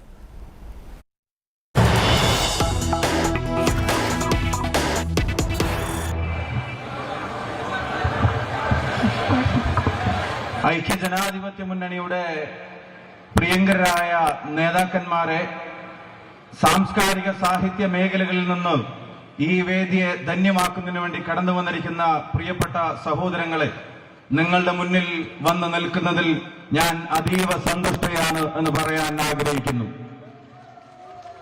Yet it is also a very emotional visit that my brother and I are making to Wayanad. ഈ മണ്ണിലേക്കുള്ള വരവ് അത് വികാരപരമായ ഒരു അനുഭവമാണ് ഞാനും എന്റെ സഹോദരനും അനുഭവിക്കുന്നത് എന്ന് ഇവിടെ പറയാൻ ആഗ്രഹിക്കുന്നു. Yesterday I was packing up his furniture from his house to put it in a store until we find a new place for him to stay. ഞാൻ ഇന്നലെ തുഗ്ലക് ലൈനിലെ എന്റെ പ്രിയപ്പെട്ട സഹോദരന്റെ വീട്ടിൽ നിന്ന് അദ്ദേഹത്തിന്റെ സാധന സാമഗ്രികൾ അത് മടക്കി വെക്കുകയായിരുന്നു. അതൊരു പുതിയ സ്ഥലത്തേക്ക് മാറ്റേണ്ടതുണ്ട് എന്ന് ഞങ്ങൾക്കറിയാം. I was looking at the storeroom, putting all the cardboard boxes one on top of the other, and I was thinking to myself that a few years ago I also had to move my home. I had my children to help me, my husband helped me. I have a family of my own. And I was thinking my brother doesn't have his own children, his own wife and family to help him, even though he has the rest of us. ഏതാനും വർഷങ്ങൾക്ക് മുമ്പ് എനിക്കും ഇതുപോലെ അനുഭവം ഉണ്ടായിരുന്നു. ഞാൻ താമസിച്ച സ്ഥലത്ത് നിന്ന് ഞാൻ മാറി താമസിക്കേണ്ടി വന്നു. അന്ന് സാധന സാമഗ്രികൾ എടുത്തു വെക്കാൻ എനിക്ക് എന്റെ കുഞ്ഞുങ്ങളുടെ സഹായം ഉണ്ടായിരുന്നു. എന്റെ പ്രിയപ്പെട്ട ഭർത്താവ് എന്നോടൊപ്പം ഉണ്ടായിരുന്നു. രാഹുലിന്റെ വീട്ടിൽ ഞാൻ ഈ സാധന സാമഗ്രികൾ അടക്കി വെക്കുമ്പോ, ചെറിയ കാർഡ്ബോർഡ് പെട്ടികളും ചെറിയ ബോക്സുകളും ഒക്കെ ഞാൻ എടുത്തു വെക്കുമ്പോ ഞാൻ ഓർക്കുകയായിരുന്നു, അദ്ദേഹത്തിന് പത്നിയില്ല, അദ്ദേഹത്തിന് സ്വന്തം കുഞ്ഞുങ്ങളില്ല. ഞങ്ങളൊക്കെ ഉണ്ടെങ്കിൽ പോലും സ്വന്തം ഭാര്യയും പത്നിയും ഈ സാധന സാമഗ്രികൾ അടക്കി വെക്കാൻ അദ്ദേഹത്തോടൊപ്പമില്ലല്ലോ എന്ന് സാന്ദർഭികമായി ഞാൻ ഓർക്കുകയുണ്ടായി. I went to his room, everything was packed, only the 2 sofas were left. He was sitting there alone. I said to him, tomorrow we are going to Wayanad. ഞാൻ അദ്ദേഹത്തിന്റെ റൂമിലേക്ക് കടന്നു ചെന്നു. അവിടുന്ന് സാധന സാമഗ്രികളെല്ലാം മാറ്റാൻ അവിടെ റെഡിയാക്കി വെച്ചിരിക്കുകയായിരുന്നു. 2 സോഫ ഒഴികെ മറ്റതെല്ലാം അടക്കി വെച്ചിരുന്നു. അദ്ദേഹം ഏകനായി ആ മുറിയിൽ ഇരിക്കുന്നത് ഞാൻ കണ്ടു. ഞാൻ അദ്ദേഹത്തോട് ചോദിച്ചു, നാളെ നിങ്ങൾ വയനാടിന്റെ മണ്ണിലേക്ക് പോവുകയല്ലേ എന്ന് അദ്ദേഹത്തോട് ഞാൻ ചോദിച്ചു. I said, I'm not very good at speaking in English, making speeches. So I looked at him. He answered me, don't worry. Speaking in Wayanad is the easiest. All you have to do is talk to them as if you are their family, because you are their family. വയനാട്ടിലേക്ക് കടന്നു വരുന്നതിനെ സംബന്ധിച്ച് ആലോചിച്ചപ്പോ എന്റെ ചെറിയൊരു ആശങ്ക ഞാൻ പങ്കുവച്ചു. ഇംഗ്ലീഷിൽ അത്ര ഫ്ലുവന്റ് ആയി സംസാരിക്കുക, അത്ര ഒഴുക്കോടുകൂടി സംസാരിക്കുന്ന കാര്യത്തിൽ എനിക്ക് ചില പരിമിതികളില്ലേ എന്ന് ചോദിച്ചപ്പോ അദ്ദേഹം എന്നോട് പറഞ്ഞ മറുപടി, ഒട്ടും ആശങ്കപ്പെടേണ്ടതില്ല. നിങ്ങൾക്ക് ഏറ്റവും ലളിതമായി സംസാരിക്കാൻ കഴിയാവുന്ന ജനത ആരോടെന്ന പോലെ എന്ന് വെച്ചാൽ നിങ്ങൾ നിങ്ങളുടെ കുടുംബത്തോട് സംസാരിക്കുന്നത് പോലെ വയനാടിനോട് സംസാരിക്കാമെന്ന് അദ്ദേഹം എന്നോട് മറുപടി പറയുകയുണ്ടായി. So here I am today talking to my family, my brothers and sisters, my brother's family. അതുകൊണ്ട് തന്നെ ഞാൻ ഇന്ന് വയനാടിന്റെ മണ്ണിലുണ്ട്. എന്റെ സഹോദരിമാരോട് സംസാരിക്കാൻ, എന്റെ സഹോദരന്മാരോട് സംസാരിക്കാൻ, എന്റെ സഹോദരന്റെ കുടുംബത്തോട് സംസാരിക്കാനാണ് ഞാൻ ഇന്ന് വയനാടിന്റെ മണ്ണിലേക്ക് കടന്നു വന്നിട്ടുള്ളത്. I don't know if you remember, but one of the first times I came here during the 2019 election, I gave a speech in which I told you a lot of things about my brother which I thought people did not know. നിങ്ങളുടെ ചിന്താശലകങ്ങളിൽ ഉണ്ടോ എന്ന് എനിക്ക് അറിഞ്ഞുകൂടാ. ഞാൻ ആദ്യമായി ഈ മണ്ണിലേക്ക് കടന്നു വന്നത് 2019 എന്റെ സഹോദരന്റെ തെരഞ്ഞെടുപ്പുമായി ബന്ധപ്പെട്ട് നിങ്ങളെ കാണാൻ വന്നപ്പോ നിങ്ങളോട് സംസാരിച്ച പല കാര്യങ്ങളും അത് നിങ്ങളുടെ ഓർമ്മയിലുണ്ടാകുമെന്ന് എനിക്ക് നിശ്ചയമില്ല. I wanted you to know him. I wanted you to know this man who was asking for your votes, who was asking you to allow him to serve you. നിങ്ങളുടെ വോട്ടുകൾ അഭ്യർത്ഥിച്ചു വരുന്ന ഈ മനുഷ്യനെ, എന്റെ സഹോദരനെ അകവും പുറവും നിങ്ങൾ അറിയണം എന്ന് ഞാൻ ആഗ്രഹിച്ചു. നിങ്ങളുടെ വോട്ടുകൾ തേടി വരുന്ന മനുഷ്യൻ, ആ മനുഷ്യന്റെ ഉള്ള് അതെന്താണെന്ന് നിങ്ങൾ തിരിച്ചറിയണമെന്ന് അന്ന് ഞങ്ങൾ ആഗ്രഹിച്ചിരുന്നു. But today, almost 4 years later, I know that you know Rahul. ഇന്ന് 4 വർഷത്തിനിപ്പുറം തിരിഞ്ഞു നോക്കുമ്പോ എനിക്ക് ബോധ്യമുണ്ട്, എനിക്ക് വിശ്വാസമുണ്ട്, ഞാൻ മനസ്സിലാക്കുന്നു മറ്റാരേക്കാൾ നന്നായി നിങ്ങൾക്ക് രാഹുൽ ഗാന്ധിയെ അറിയാം എന്നുള്ളത് വയനാടിന്റെ മണ്ണിൽ നിൽക്കുമ്പോ എന്റെ ആത്മവിശ്വാസമാണ്. You know that he is an honest man, unafraid to speak the truth. നിങ്ങൾക്കറിയാം രാഹുൽ ഗാന്ധി സത്യസന്ധനായ ഒരു മനുഷ്യനാണ്. സത്യം ആരുടെ മുഖത്ത് നോക്കി വിളിച്ചു പറയാനും ഒരു ലേശം പോലും ഭയമില്ലാത്ത ധീരനായ ഒരു മനുഷ്യനാണ് പ്രിയപ്പെട്ട Rahul. You know that he is a brave man, undaunted by the power of those who want to silence him. നിശബ്ദരാക്കാൻ ശ്രമിക്കുന്നവരുടെ ശക്തി ഏതാണെങ്കിലും, ഏത് ഭരണകൂടത്തിന്റെ ഏത് ശക്തിയുടെ മുമ്പിലും ധീരതയോടെ സത്യത്തിനു വേണ്ടി നിലകൊള്ളാൻ കഴിയുന്ന സ്ഥൈര്യമുള്ള മനുഷ്യനാണ് പ്രിയപ്പെട്ട രാഹുൽ എന്നുള്ളത് നിങ്ങൾക്ക് ബോധ്യപ്പെട്ട് കഴിഞ്ഞിരിക്കുന്നു. You know that he is a compassionate man, always ready to hear about your life, your struggles, and to lend you a helping hand. ജീവിതത്തിന്റെ രണ്ടറ്റം കൂട്ടിമുട്ടിക്കാൻ ശ്രമിക്കുന്ന ജനതയുടെ പരിവേദനങ്ങൾ, അവരുടെ സങ്കടങ്ങൾ, അവരുടെ വിഷമങ്ങൾ അത് സഹാനുഭൂതിയോടെ കേൾക്കാൻ, നിങ്ങൾക്ക് ചെവി തരാൻ നിങ്ങൾ ഒരാളാവാൻ എപ്പോഴും മനസ്സുള്ളൊരു നേതാവാണ് പ്രിയങ്കരനായ Rahul Gandhi. You know that he has worked hard for you. He has raised your issues, tried to resolve your problems. He has stood by you through your difficult times, and you have stood by him through his. നിങ്ങളുടെ പ്രയാസങ്ങളിൽ അദ്ദേഹം താങ്ങായി നിങ്ങളോടൊപ്പം ഉണ്ടായിരുന്നു. നിങ്ങളുടെ കഷ്ടപ്പാടുകളിൽ അദ്ദേഹം തണലായി നിങ്ങളോടൊപ്പം ഉണ്ടായിരുന്നു. ഈ നാട് നൽകിയ വോട്ടിന്റെ പേരിൽ പ്രകൃതി ദുരന്തം ഉൾപ്പെടെ വന്നിറങ്ങിയപ്പോ അതിന് നിങ്ങളോടൊപ്പം ഒരു ജനതയോടൊപ്പം നിൽക്കാൻ ആർജവത്തോടെ നിന്നൊരു ജനപ്രതിനിധിയാണ് നിങ്ങളെന്ന് അദ്ദേഹമെന്ന് ഞങ്ങൾക്ക് നല്ല ബോധ്യമുണ്ട്. അതേസമയം തന്നെ അദ്ദേഹത്തിന്റെ മുമ്പിൽ പ്രതിസന്ധികൾ തീർക്കാൻ ഭരണകൂടം ശ്രമിക്കുമ്പോഴും നിങ്ങൾ അദ്ദേഹത്തോടൊപ്പം പാറ പോലെ ഉറച്ചു നിൽക്കുന്നു എന്നുള്ളതാണ് ഈ ജനതയുടെ പ്രത്യേകത എന്നും ഞങ്ങൾ തിരിച്ചറിയുന്നു. You elected him, and now a court in Gujarat has passed a judgment after which the government has disqualified him from parliament as your MP. ഗുജറാത്തിലെ ഒരു കോടതി അദ്ദേഹത്തിനെതിരെ പാസാക്കിയ ഒരു നിയമ നടപടിയുടെ പേരിൽ ഇന്ത്യയുടെ പാർലമെന്റിനകത്ത് നിന്ന് അദ്ദേഹത്തിന്റെ അംഗത്വം എന്ന യോഗ്യത അതില്ലാതാക്കാൻ ഭരണകൂടം ശ്രമിച്ചത് നിങ്ങൾക്കറിയാം. His future as your MP is in the hands of the courts. For me, it is a strange thing to know this, to know that you elected him and that for the time being he has been disqualified from even fighting another election for 8 years. അദ്ദേഹത്തിന്റെ parliament member എന്ന പദവിയുടെ സാങ്കേതികത്വം അതിനി കോടതികളുടെ മുമ്പിലാണ് എന്ന് എനിക്കറിയാം. 4.25 ലക്ഷം വോട്ടിന്റെ ഭൂരിപക്ഷത്തിന് ഒരു ജനത 5 വർഷത്തേക്ക് ഇന്ത്യയുടെ പാർലമെന്റിലേക്ക് തെരഞ്ഞെടുക്കപ്പെട്ട ഒരു മനുഷ്യൻ, ആ മനുഷ്യൻ അടുത്ത തെരഞ്ഞെടുപ്പിൽ മത്സരിക്കണമോ വേണ്ടയോ എന്നുള്ളത് പോലും ഇങ്ങനെ സാങ്കേതികത്വത്തിന്റെ കുരുക്കിൽ തൂങ്ങിയാടെ നിൽക്കുന്നത് ഒരു വിരോധാഭാസമായി എനിക്ക് അനുഭവപ്പെടുകയാണ്. To ask questions, to demand accountability, to raise issues is the job of a parliamentarian. ഒരു പാർലമെന്റ് മെമ്പറുടെ ജോലിയാണ് ഭരണകൂടത്തോട് ചോദ്യങ്ങൾ ചോദിക്കുക എന്നുള്ളത്. ജനത തെരഞ്ഞെടുക്കപ്പെട്ട ഒരു വ്യക്തിയുടെ ഉത്തരവാദിത്വമാണ് ഭരണകൂടത്തെ അതിന്റെ ചെയ്തികൾക്ക് ഉത്തരവാദികളാക്കി നിലനിർത്തുക എന്നുള്ളത്. നാടിന്റെ അനീതികളിൽ ചോദ്യം ചോദിക്കാൻ ഉത്തരവാദിത്വം ഒരു ജനപ്രതിനിധിയുടേതാണ് എന്ന് ആവർത്തിച്ച് പറയാൻ ഞാൻ ആഗ്രഹിക്കുന്നു. It is a right enshrined in our constitution that we are free to express ourselves, we are free to ask, we are free to debate, we are free to dissent. ഇന്ത്യയുടെ ഭരണഘടന നമുക്ക് നൽകുന്ന അവകാശങ്ങളുണ്ട്. അത് നമ്മുടെ സ്വതന്ത്രമായ അഭിപ്രായ പ്രകടനത്തിന്റെ അവകാശങ്ങളാണ്. അത് സ്വതന്ത്രമായ ചർച്ചകൾക്കുള്ള അവകാശങ്ങളാണ്. അത് ഈ നാട്ടിലെ ഭരണകൂടത്തോട് ചോദ്യങ്ങൾ ചോദിക്കാനുള്ള അവകാശമാണ്. അത് ഈ നാട്ടിലെ ഭരണകൂടത്തോട് വിയോജിപ്പ് രേഖപ്പെടുത്താവുന്നത് കൂടിയാണ് എന്ന് ഞാൻ ഓർമ്മപ്പെടുത്തുന്നു.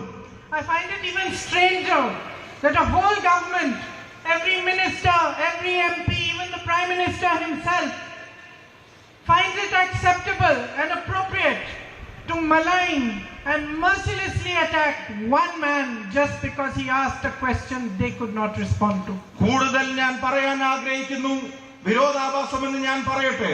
ചോദ്യങ്ങൾ ചോദിക്കുന്ന ഒരു മനുഷ്യനെ, ഭരണകൂടത്തിന്റെ മുമ്പിൽ ആർജവത്തോടെ എഴുന്നേറ്റ് നിൽക്കുന്ന ഒരു മനുഷ്യനെ അദ്ദേഹത്തെ അപമാനിക്കുവാൻ, അദ്ദേഹത്തെ പരിഹസിക്കുവാൻ, അദ്ദേഹത്തെ വളഞ്ഞിട്ടാക്രമിക്കാൻ ഭരണകൂടത്തിന്റെ അടിമകളായ ജനപ്രതിനിധികൾ, അവരുടെ മന്ത്രിമാർ, അവരുടെ പ്രധാനപ്പെട്ട പദവികളിരിക്കുന്നവർ അവരെല്ലാവരും വരിയായി നിന്ന് ഒരു മനുഷ്യനെ വേട്ടയാടാൻ ശ്രമിക്കുന്നതിന്റെ കാരണം അദ്ദേഹം ഈ ഭരണകൂടത്തോട് ചോദ്യങ്ങൾ ചോദിക്കുന്നു എന്നുള്ളത് തന്നെയാണ് എന്ന് ഞാൻ തിരിച്ചറിയുന്നു. But that way, brothers and sisters, the truth is always uncomfortable, especially for those who lie, for those who unleash an industrial scale of propaganda against anyone who dares to question them. പ്രിയപ്പെട്ട സഹോദരന്മാരെ, വ്യവസായവൽക്കരിക്കപ്പെട്ട പ്രൊപ്പഗൻഡകൾ, വിദ്വേഷ പ്രചരണങ്ങൾ ഇവിടുത്തെ ഭരണകൂടം മുഖമുദ്രയാക്കുമ്പോ, ഇവിടെ ചോദ്യങ്ങൾ ചോദിക്കുന്നവനെ അപമാനിക്കാനുള്ള ശ്രമങ്ങൾ ഇവിടുത്തെ ഭരണകൂടത്തിന്റെ സ്വഭാവവും ശീലവുമാകുമ്പോ അതിനെ പ്രതിരോധിക്കേണ്ടത് അനിവാര്യതയാണ്. Our nation was built on the foundation of truth, of non-violence, equality and justice. സത്യത്തിന്റെ അടിത്തറയിൽ, സമത്വത്തിന്റെ വിശാലതയിൽ, നീതിബോധത്തിന്റെ ഉത്തമ ശൃംഖങ്ങളിൽ രൂപം കൊണ്ട ഒരു രാജ്യമാണ്, ഒരു ദേശമാണ് ഇന്ത്യ എന്ന് ഞാൻ ഓർമ്മപ്പെടുത്തുന്നു. Our fight for freedom was called Satyagraha. It was a fight for truth. സത്യത്തിനു വേണ്ടിയുള്ള പോരാട്ടങ്ങൾ, ആ പോരാട്ടങ്ങളുടെ ചരിത്രമായിരുന്നു ഇന്ത്യയുടെ മണ്ണിൽ നടന്ന സത്യാഗ്രഹ സമരങ്ങൾ, നീതിക്ക് വേണ്ടിയുള്ള പോരാട്ടങ്ങൾ. The parliament, the judiciary, the media, these were institutions built to protect these freedoms. ഈ നാട് അനുഭവിക്കുന്ന സ്വാതന്ത്ര്യങ്ങൾ, ആ സ്വാതന്ത്ര്യങ്ങൾ അത് സംരക്ഷിച്ചു പിടിക്കാൻ വേണ്ടിയാണ് ഇന്ത്യക്കൊരു പാർലമെന്റ് ഉണ്ടായത്. ആ നീതിബോധം ഉയർത്തിപ്പിടിക്കുന്നതിന് വേണ്ടിയാണ് ഇന്ത്യക്കൊരു കോടതി സംവിധാനങ്ങൾ, നിയമ സംവിധാനങ്ങൾ ഉണ്ടായത്. അവിടെ വരുന്ന പോരായ്മകളെ തുറന്നെഴുതുന്നതിന് വേണ്ടിയാണ് ഇന്ത്യയിൽ ജനാധിപത്യത്തിന്റേതായ ഒരു മാധ്യമ സംസ്കാരത്തെ നാം കെട്ടിപ്പടുത്തിയെടുത്തത്. Yesterday, while watching television, I heard some ministers of the BJP saying that the Congress party has taken one man's issue and is making it out of to be an issue of democracy. ഇന്നലെ ബിജെപിയുടെ ചില മന്ത്രിമാർ, ബിജെപിയുടെ ചില നേതാക്കന്മാർ അവർ ടിവിയിലൂടെ പറയുന്നത് ഞാൻ കേൾക്കാനിടയായി. കോൺഗ്രസ് പ്രസ്ഥാനം ഒരു വ്യക്തിയുടെ പ്രശ്നത്തെ പൊക്കിപ്പിടിച്ചു വരുന്നു. ആ വ്യക്തിയുടെ പ്രശ്നം അത് ഇന്ത്യയുടെ പ്രശ്നമാക്കി വളർത്താൻ അവർ ശ്രമിക്കുകയാണ് എന്ന് ഇന്നലെ ചില ബിജെപി നേതാക്കന്മാർ പറയുന്നത് ഞാൻ കേൾക്കാനിടയായി. It seems to me to be exactly the opposite. The entire government and the BJP are trying to turn our democracy upside down just to protect one man. His name is Gautam Adani. പക്ഷേ എനിക്ക് അനുഭവപ്പെട്ടത് മറ്റൊരു രീതിയിലാണ്. ഒരു വ്യക്തിയെ വേട്ടയാടാൻ വേണ്ടി ഒരു വ്യക്തിയുടെ പ്രശ്നങ്ങൾ ഇന്ത്യ മുഴുവൻ ഒരു വിഷയമാക്കാൻ കോൺഗ്രസ് ശ്രമിക്കുന്നതായിട്ടല്ല എനിക്ക് അനുഭവപ്പെട്ടത് ഒരു വ്യക്തിയുടെ സംരക്ഷണത്തിന് വേണ്ടി ഇന്ത്യയുടെ പ്രധാനമന്ത്രി, ഒരു വ്യക്തിയുടെ സംരക്ഷണത്തിന് വേണ്ടി ഇന്ത്യയുടെ ഭരണകൂടം, ഒരു വ്യക്തിയുടെ സംരക്ഷണത്തിന് വേണ്ടി ഇന്ത്യയുടെ ഭരണഘടനാ സ്ഥാപനങ്ങൾ അവരെല്ലാവരും അണിനിരക്കുന്നത് ഒരു വ്യക്തിയുടെ സംരക്ഷണത്തിന് വേണ്ടിയാണ്. ആ വ്യക്തി മറ്റാരുമല്ല, അത് ഗൗതം അദാനിയാണ് എന്ന് എനിക്ക് ബോധ്യപ്പെട്ടിരിക്കുന്നു. Our country is at a crossroads. What has happened to my brother is just a symptom. It is a symptom of how far we are down the path towards a dictatorship today. Today, the government believes that it can silence any dissent. It believes it can take our ports, our airports, even some of our defense establishments, and pass them on to their businessmen friends. ജനാധിപത്യത്തിന്റെ നിർണായകമായ ഒരു നാൽക്കവലയിൽ ഈ രാജ്യം നിൽക്കുകയാണ്. ഒരു പാത എന്റെ സഹോദരൻ നയിക്കുന്ന പാതയാണ്. മറ്റൊരു പാതയിൽ നിങ്ങൾ കാണുന്നുണ്ട് ഈ രാജ്യത്തിന്റെ സ്വത്ത് സമ്പത്തുകൾ മുഴുവൻ, ഈ രാജ്യത്തിന്റെ അഭിമാന സ്തംഭങ്ങൾ മുഴുവൻ ഒരു വ്യക്തിക്ക് കീഴെഴുതി കൊടുക്കുന്നത് നിങ്ങൾ കാണുന്നുണ്ട്. ആ പാതയിൽ ഇന്ത്യയുടെ തുറമുഖങ്ങൾ സ്വകാര്യ വ്യക്തികൾക്ക് കൈമാറുന്നു. ആ പാതയിൽ ഇന്ത്യയുടെ എയർപോർട്ടുകൾ അത് സ്വകാര്യ വ്യക്തികളുടേതായി മാറുന്നു. ആ പാതയിൽ എന്തിനധികം പറയുന്നു, പ്രതിരോധ രംഗത്തെ ഇന്ത്യയുടെ അവിഭാജ്യമായ അഭിമാന സ്തംഭങ്ങൾ പോലും വിൽപ്പനയ്ക്ക് വെച്ചിരിക്കുന്ന പാതയാണ് മറ്റൊരു പാതയായി നമ്മൾ കാണുന്നത്. The whole government defends a man whom they have enabled to make thousands of crores a day, but they don't defend farmers who make only 27 rupees a day. ഈ നാട്ടിൽ ഞാൻ നേരത്തെ സൂചിപ്പിച്ച ഈ ജനാധിപത്യത്തിന്റെ നാൽക്കവലയിൽ ഈ നാട് ചെന്ന് നിൽക്കുമ്പോൾ അത് മുഴുവൻ ഒരു സത്യത്തെ നിശബ്ദമാക്കാനുള്ള ശ്രമങ്ങൾ നടക്കുന്നു. സത്യം പറയുന്നവനെ നിരായുധനാക്കാൻ ശ്രമം നടക്കുന്നു. എന്നിട്ടോ ഭരണകൂടം സംരക്ഷിക്കാൻ ശ്രമിക്കുന്നത് ആയിരക്കണക്കിന് കോടി രൂപയുടെ, ലക്ഷക്കണക്കിന് കോടി രൂപയുടെ ആസ്തിയുള്ളവന്റെ പുറകിൽ ഭരണകൂടം അവരോത്സാഹിച്ച് നിൽക്കുമ്പോൾ ഈ നാട്ടിൽ ഒരു ദിവസം കേവലം 27 രൂപ മാത്രം വരുമാനം വെച്ച് ഒരു ദേശീയ ശരാശരിയിൽ ഒരു കർഷകൻ ജീവിക്കുമ്പോൾ ആ കർഷകന്റെ താല്പര്യത്തെ സംരക്ഷിക്കാൻ ഒരു ഭരണകൂടത്തെയും നമ്മൾ കാണുന്നില്ല എന്നതാണ് ഏറ്റവും ഖേദകരമായ സാഹചര്യം. Our soldiers stand at the borders ready to sacrifice their lives while Mr. Adani subcontracts to Chinese businesses. ഈ നാടിന്റെ അതിർത്തി കാക്കുന്നവൻ, ഈ നാടിന്റെ അതിരുകളിൽ രാജ്യത്തിന്റെ സുരക്ഷയ്ക്ക് വേണ്ടി പോരാടുന്നവൻ അവന്റെ ജീവൻ ത്യജിക്കാൻ ചൈനയുടെ അതിർത്തികളിൽ പോരാടാൻ തയ്യാറായി നിൽക്കുമ്പോ അവിടെ ചൈനയ്ക്കും അദാനിക്കും വേണ്ടി ഈ ഗവൺമെന്റ് ഒത്താശ ചെയ്തു കൊടുക്കുന്ന കാഴ്ചകൾ നമ്മൾ കണ്ടു നിൽക്കേണ്ടി വരികയാണ്. Our Prime Minister feels responsible to defend Mr. Adani, but he feels no responsibility towards the people of India.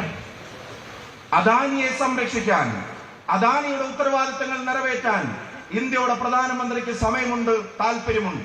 പക്ഷേ ഈ രാജ്യത്തെ ജനതയുടെയും അതിന്റെ കാവൽ ഭടന്മാരുടെയും Priyanka Gandhi speaking in Rahul Gandhi's former constituency of Wayanad. The Satyamev Jayate Yatra, as they're calling it, is rolling in Wayanad, even as the Congress faces multiple challenges and crises in different parts of the country. From Rajasthan, where their own deputy chief minister has been on a day-long hunger strike against the corruption of his own government in Rajasthan, to the Karnataka battle, to Chhattisgarh, to Punjab. But Rahul Gandhi is happy to smile and wave in Wayanad, a constituency from where he was disqualified very, very recently by the Lok Sabha Secretariat after being convicted in a defamation case. The BJP has attacked Rahul Gandhi, saying he needs to go on a Congress Jodo Yatra. Forget about Bharat Jodo, because Bharat is already united. Now, Rahul Gandhi in his erstwhile constituency of Wayanad for the first time after being disqualified as an MP. Rahul and his sister Priyanka were greeted by big crowds just as they began this roadshow a little earlier today. Well, ahead of the Gandhi siblings roadshow, the Kerala Congress has reignited the Savarkar war. The state party unit put up posters of Rahul's statement on Veer Savarkar everywhere in Wayanad. The poster read, and I quote, "I am not Savarkar. I will not apologize, nor will I run away." Well, after being schooled for Savarkar Babs by their own ally Sharad Pawar, the Congress party has largely refrained from reacting, bar one or two sub-level leaders like Alka Lamba. So you've got a situation where Rahul Gandhi is not in Rajasthan, not in Karnataka, not in Chhattisgarh, not where he is perhaps required to try and keep the factions together, but he is in faraway Wayanad. Let's go straight across to India Today's Rahul Gautam, who's on the ground in Wayanad, Kerala. Rahul, a big rally, a big road show, good crowds. One can totally understand the meaning of today's roadshow, but many people are going to wonder about Rahul Gandhi's priorities at this point of time. Should it be Karnataka or should it be Kerala?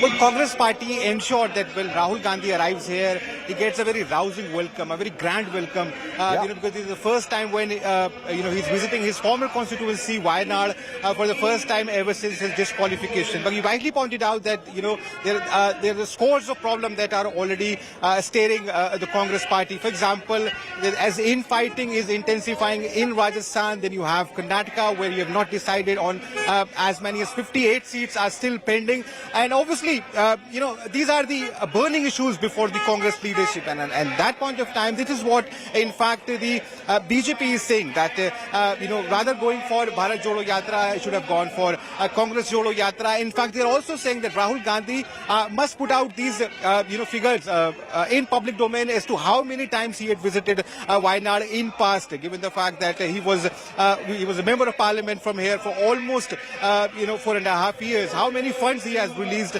for the betterment of Dalits and Adivasis. But it seems that Rahul Gandhi and Congress party, they've already made up their mind that this day is crucial, because Wayanad is a special place for Rahul Gandhi. Remember back in 2019 when Rahul Gandhi lost from Amethi, it was Wayanad that actually sent Rahul Gandhi all the way to the parliament. And therefore, no, it's a very nice gesture for sure. It's a very nice gesture to go to Wayanad after you've been disqualified from there. But surely Rahul Gandhi has a lot on his plate, politically speaking, this election season, not least in Karnataka. So even as all these crises are brewing, Sachin Pilot appears to have one step out of the Congress party, but Rahul Gandhi appears to think that Wayanad is his priority at this point of time. Shehzad Poonawalla of the BJP spoke to us a short while ago on what he says are the Congress's priorities when they should be doing a Congress Jodo Yatra, given all the quakes around their hero number one. Take a look. Is this a show of strength against the court which has convicted him? First it is disqualification, now it is defiance over disqualification. And apart from that, right now the Congress party, its Shav Yatra can be seen. In Rajasthan it is Pilot versus Gehlot. Chhattisgarh it is Deo versus Baghel. In other parts it is DK Shivakumar versus Sitaraman, and he's taking out Pad Yatra when Congress is facing a Shav Yatra because it is becoming Tukde Congress. Anyways, it is his priority whether the party disintegrates and splinters, that is his business. But this kind of Yatra, I mean, he's entitled to go and visit any constituency or any part of the country. But having said that, one only wonders that first they wear black clothes against the court, then they take three chief ministers to appeal against the court order. Then one Congress leader says, Jeep card denge with a very Talibani mindset. And now they are taking out a show of strength as if they are supporting the anti-OBC statement made by Rahul. It is their prerogative. They can do it. They're welcome to. It's only a political gimmick. He's playing drama. Since last 4 years, he's not doing anything for coming to Wayanad or not doing anything for the Wayanad people. Now he's playing drama. What he has done for Wayanad the last 4 years? How many times he visited Wayanad? How much money he spent for Wayanad people last 4 years? what are the projects by Rahul Gandhi for Wayanad people? You just tell me what he done for Wayanad people.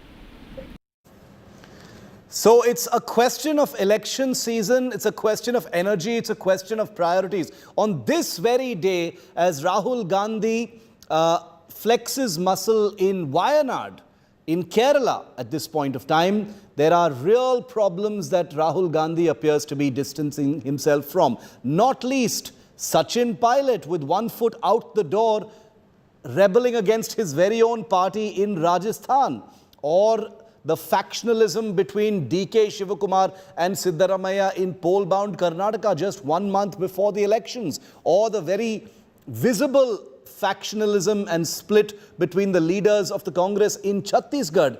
But Rahul Gandhi appears to be preferring being physically present in Wayanad at this point of time. Well, the latest and most pressing crisis for the Congress party is what's happening in Rajasthan.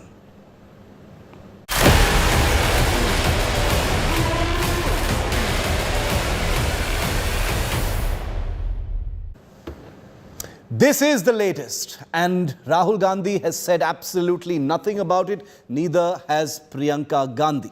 In a fresh attack on Rajasthan Chief Minister Ashok Gehlot, former Rajasthan Deputy Chief Minister Sachin Pilot on Tuesday sat on a hunger strike. It was a few-hour hunger strike that lasted just, about between 5 and 6 hours. It ended just before I started this show. Well, Sachin Pilot's move to sit on a day-long fast has, however, triggered the Congress party, which has labelled his act as anti-party activities. But we're going to go back to Wayanad for a moment, because even as all this brews in Jaipur, in Wayanad, Rahul Gandhi. Wish all of you belated Easter, and for the coming Vishu and Perunal festivals. നിങ്ങൾക്ക് ഏവർക്കും ഹൃദയംഗമമായ Easter, Vishu, പെരുന്നാൾ ആശംസകൾ ഞാൻ നേരുകയാണ്.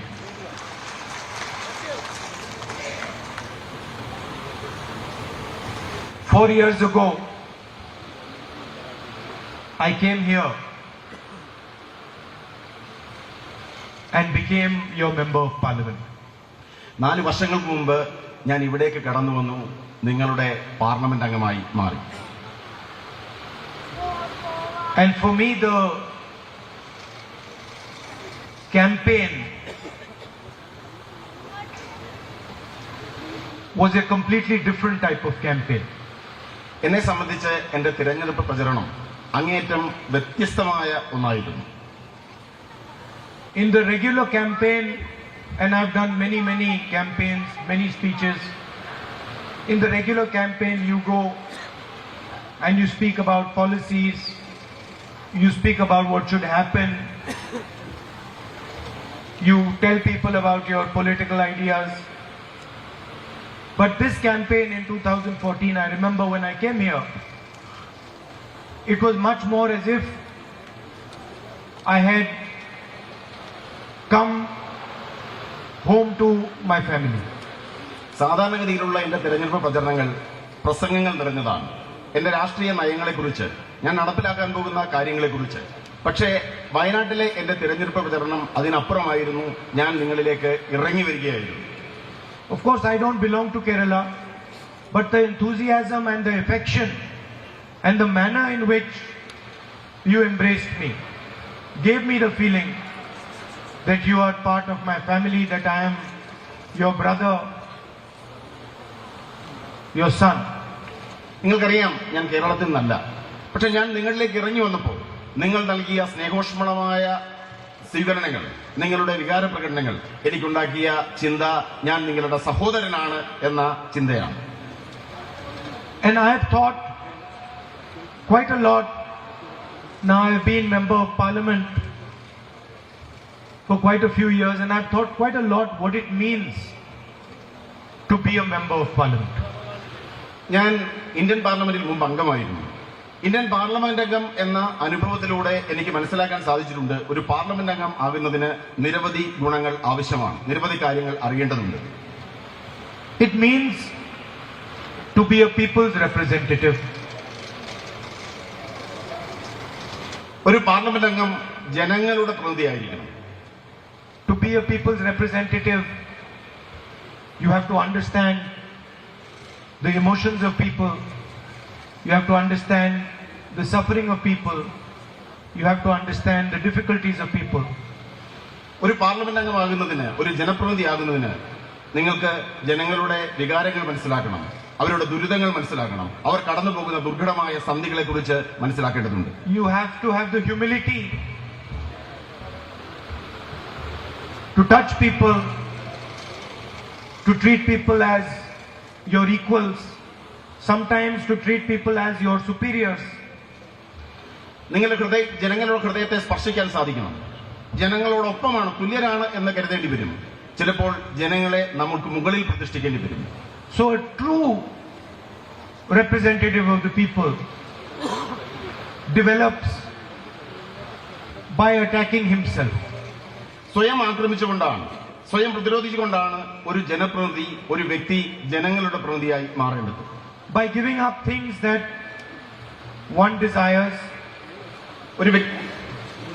ഒരു വ്യക്തിയുടെ ആഗ്രഹങ്ങളെ സ്വയം ത്യജിച്ചുകൊണ്ടാകണം ഒരാൾ ജനപ്രതിനിധിയായി മാറേണ്ടത്. By not fighting for what you want, but fighting for what people want. ഒരു വ്യക്തിക്ക് സ്വയം ആവശ്യമുള്ളത് ആഗ്രഹിച്ചുകൊണ്ടല്ല, ജനങ്ങൾക്ക് എന്താണോ ആവശ്യമുള്ളത് അത് നേടിയെടുക്കാനുള്ള പരിശ്രമമായിരിക്കണം ജനപ്രതിനിധി നടത്തേണ്ടത്.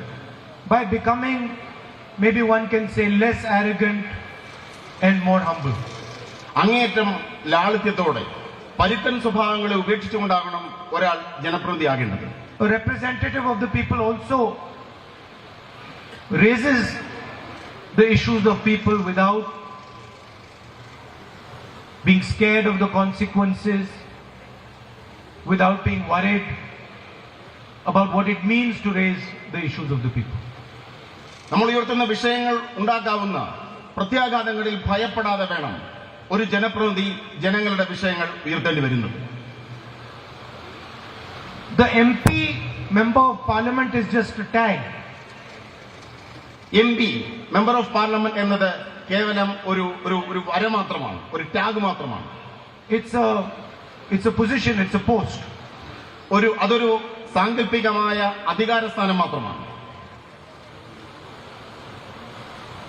So the BJP can take away the tag. BJPക്ക് എന്റെ മേൽവിലാസത്തെ എടുത്തു മാറ്റുവാൻ സാധിച്ചേക്കാം. They can take away the position. എന്റെ സ്ഥാനത്തെ എടുത്തു മാറ്റുവാൻ സാധിച്ചേക്കാം. They can take away the house. എന്റെ ഭവനത്തെ എടുത്തു മാറ്റാൻ സാധിച്ചേക്കാം. They can put me in jail. എന്നെ ജയിലിൽ അടയ്ക്കാൻ സാധിച്ചേക്കാം. But they cannot stop me from representing the people of Wayanad. എന്നാൽ വയനാട്ടിലെ ജനങ്ങളെ പ്രതികരിക്കുന്നതിനും എന്നെ പ്രതിരോധിക്കുവാൻ BJPക്ക് സാധ്യമല്ല.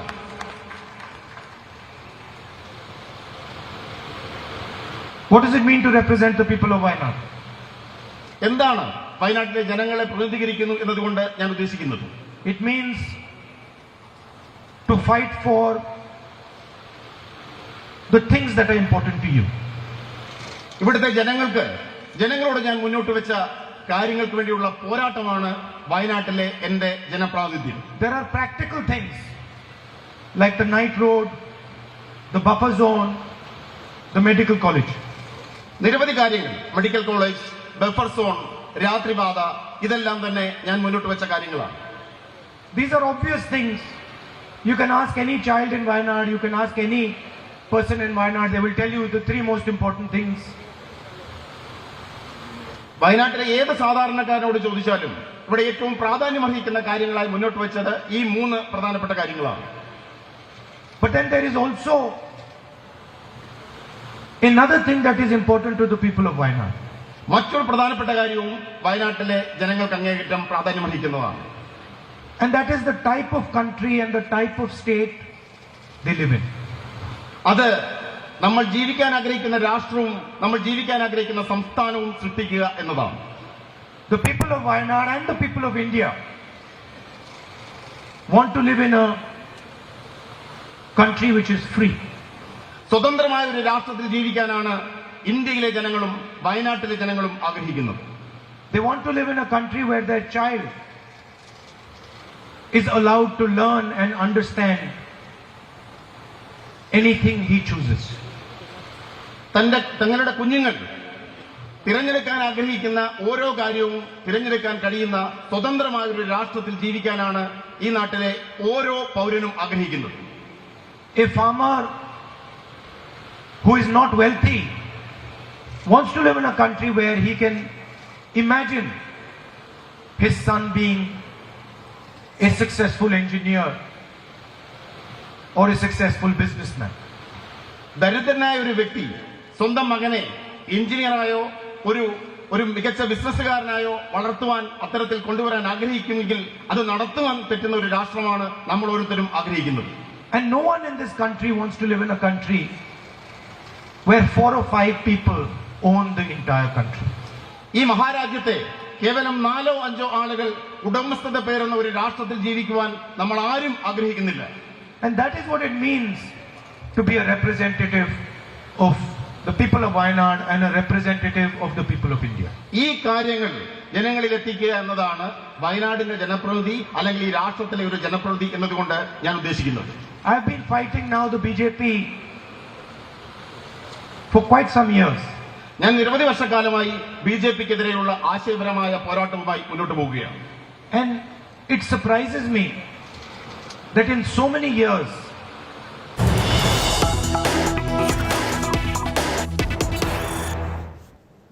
there's a big double whammy for the ruling BJP in poll-bound Karnataka.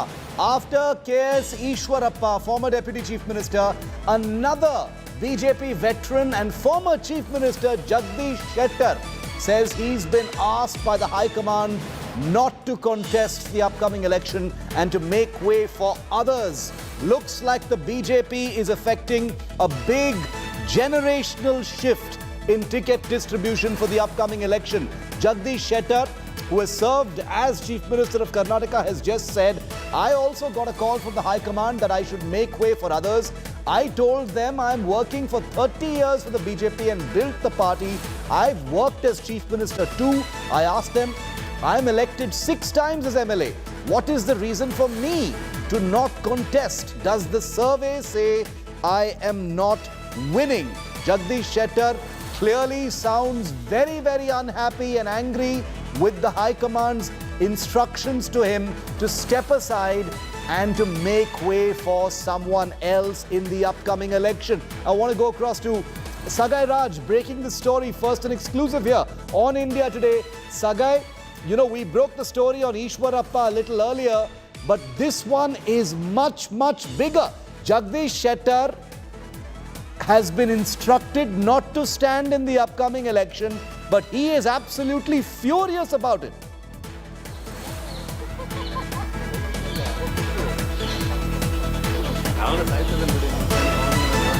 Sagai, can you hear me? Let's get Akshita in. Let's get Akshita in from the newsroom immediately on this big story. Jagdish Shettar has been Chief Minister of Karnataka. Let's listen into it.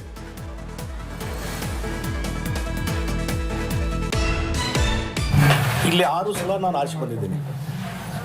ಪ್ರತಿ ಸಲ 25,000 ಮತಗಳ ಅಂತರಿಂದ ನಾನು ಗೆದ್ದು ಬಂದಿದ್ದೇನೆ.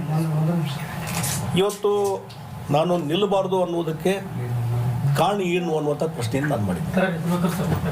ಕಾರಣ ಏನು, ನನ್ನ minus points ಏನು, ಅಥವಾ ಸರ್ವೇದಲ್ಲಿ ಈ ಸರ್ವೆ ಅನ್ನುವಂಥದ್ದು ಮಾಡ್ತಾರೆ, ಎಲ್ಲ ಕ್ಷೇತ್ರದ್ದು ಮಾಡಿದ್ದಾರೆ. ಸರ್ವೆ ಮಾಡಿದಾಗ ನನ್ನ ಮಾಹಿತಿ ಪ್ರಕಾರ ಪಾಸಿಟಿವ್ ಸರ್ವೆ ಬಂದಿದೆ.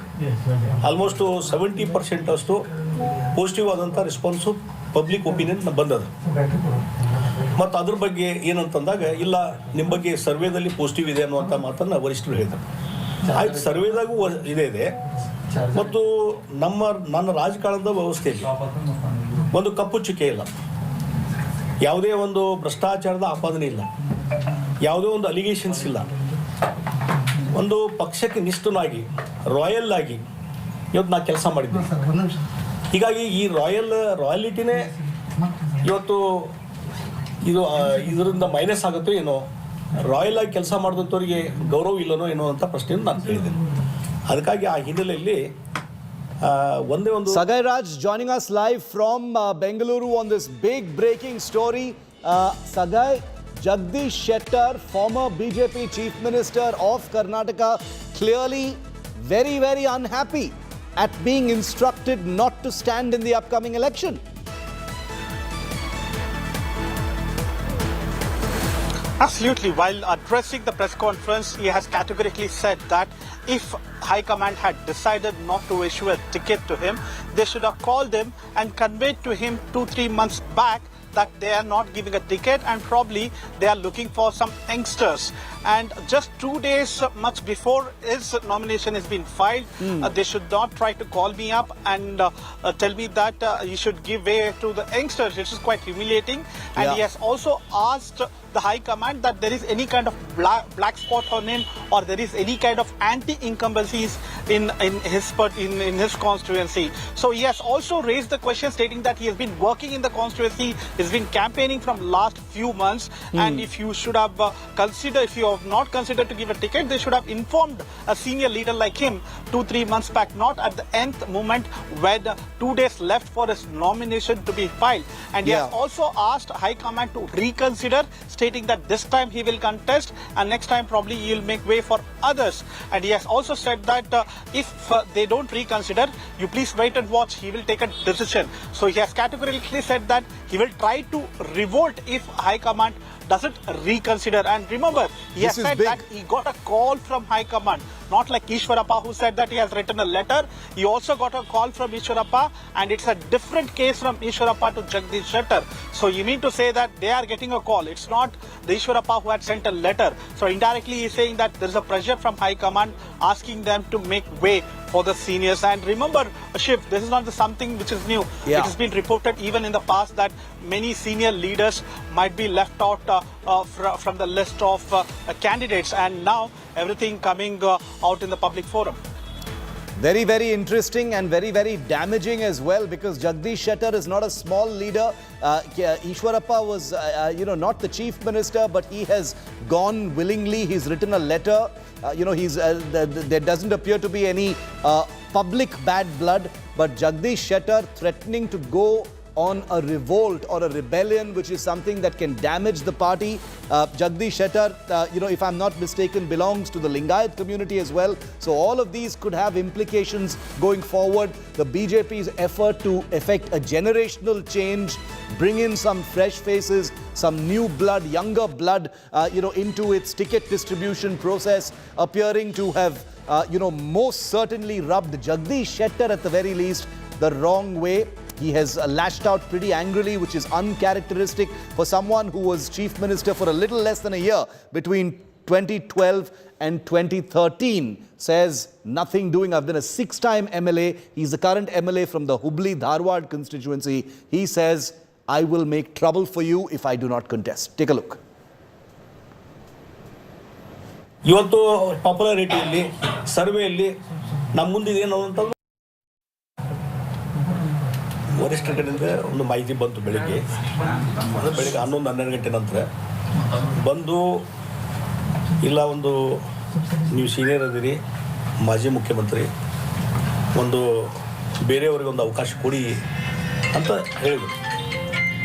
ಅದಕ್ಕೆ ನಾನು ಹೇಳಿದೆ, 30 ವರ್ಷದಿಂದ ಇಡೀ ರಾಜ್ಯದಲ್ಲಿ ಮತ್ತು ಅದರಲ್ಲಿ ಪರ್ಟಿಕ್ಯುಲರ್ಲಿ ಉತ್ತರ ಕರ್ನಾಟಕದಲ್ಲಿ ಭಾರತೀಯ ಜನತಾ ಪಾರ್ಟಿನ ಕಟ್ಟಿ ಬೆಳೆಸುವಂಥ ಕೆಲಸ ನಾನು ಮಾಡಿದ್ದೀನಿ. ಸೀನಿಯರ್ ಲೀಡರು, ಮಂತ್ರಿಯಾಗಿ, ಸ್ಪೀಕರ್ ಆಗಿ, ರಾಜ್ಯಾಧ್ಯಕ್ಷನಾಗಿ, ಲೀಡರ್ ಆಫ್ ಅಪೋಸಿಷನ್ ಆಗಿ, ಮುಖ್ಯಮಂತ್ರಿಯಾಗಿ ಕೆಲಸ ಮಾಡಿದಂಥ ವ್ಯಕ್ತಿ ನಾನು. ಮತ್ತು ಹಲವಾರು ವರ್ಷ ಬರೀ ಹುಬ್ಳಿ-ಧಾರವಾಡ ಸೆಂಟ್ರಲ್ ಅಷ್ಟೇ ಅಲ್ಲ, ಉತ್ತರ ಕರ್ನಾಟಕ ಭಾಗದಲ್ಲಿ ಭಾಳ ದೊಡ್ಡ ಪ್ರಮಾಣದಲ್ಲಿ ಪಕ್ಷವನ್ನು ಬೆಳೆಸಲಿಕ್ಕೆ ಹೆಚ್ಚಿನ ರೀತಿಯಂಥ ಕಾಂಟ್ರಿಬ್ಯೂಷನ್ ನಾನು ಮಾಡಿದ್ದೀನಿ. ಹಿಂದೆ ಯಡಿಯೂರಪ್ಪನವ್ರ ನಾಯಕತ್ವದಲ್ಲಿ ಅನಂತಕುಮಾರ್ ಅವರು, ಈಶ್ವರಪ್ಪ ಮತ್ತು ಎಲ್ಲರ ನಾಯಕತ್ವದಲ್ಲಿ ಎಲ್ಲರೂ ಕೂಡ್ಕೊಂಡು ಇವತ್ತಿಲ್ಲಿ ಪಾರ್ಟಿ ಕಟ್ಟಿ ಬೆಳೆಸುವಂಥ ಕೆಲಸ ನಾವು ಮಾಡಿದ್ದೀವಿ. ಮತ್ತು ನೂರಾರು ಜನರಿಗೆ ಟಿಕೆಟ್ ಕೊಡುವಂಥ ಒಂದು ವ್ಯವಸ್ಥೆಯಲ್ಲಿ. Let's go straight across and get some perspective from our reporters, all looking at Karnataka very, very closely. Akshita is also with me on this. Akshita, for a man who was chief minister between 2012 and 2013, a very trusted, kind of sober, low-profile leader, who's been a party builder for the Karnataka BJP, an old RSS hand as well, for him to publicly display his unhappiness and displeasure is extremely rare, and that's what Jagdish Shettar has just done. Akshita, I'm coming to you in just a moment. Priyank Kharge of the Congress Party is with me on this story. Priyank, welcome. Big outburst there by Jagdish Shettar saying he's going to make trouble if he's not allowed to contest. He sounds very unhappy. I wonder if you've heard what he had to say. How do you react, Priyank? Who gets the B form from BJP, who is the candidate of BJP, is entirely left to BJP. But having said that, you can see the pattern on how BJP treats their senior leaders. I mean, this is not the first instance. Take it in Gujarat, take it in UP, take it anywhere else. People who have built BJP from the scratch, people who have ensured the BJP exists in South India, they've all been just thrown into the dustbin today. Be it Yadurappa ji, be it Ishwarappa ji, be it Lakshman Saudi ji, be it Jagdish Shettar ji. I mean, these are all people who built where BJP could not have existed. And today they have been treated with such disrespect without any proper reasoning. That is what is probably hurting them. Like Mr. Shettar said, what is the reason? Am I too old? Am I not competent? Have I lost my logic? Have I lost my sense of reasoning? Have I lost my political teeth? Nothing. It's like a use and throw politics. Okay, now we are able to control it from the center. We don't need state leaders to build this. Well, the BJP might defend this and say that this is a generational change being affected, and what is wrong with trying to bring in new blood, Priyank? No, like I said,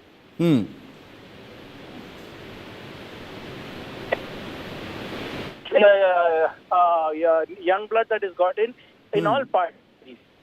Got in respectfully. It is got in. You don't like Shettar ji himself is saying, what is the reason? Isn't he fit enough? Physically fit, mentally fit.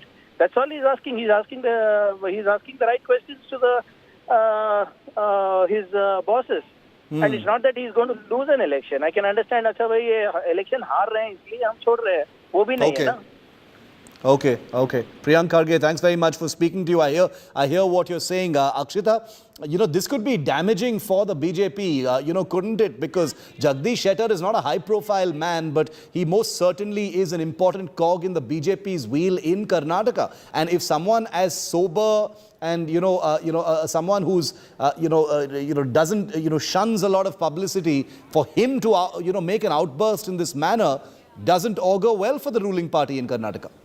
Very true, Shiv. You're right in saying that this came as a huge surprise because Jagdish Shettar is known to be a very quiet politician, a very down-to-earth politician. And for him to come out and say that, look, I wasn't expecting this. Does the BJP think I won't win? It's clear that there are cracks within the party right now.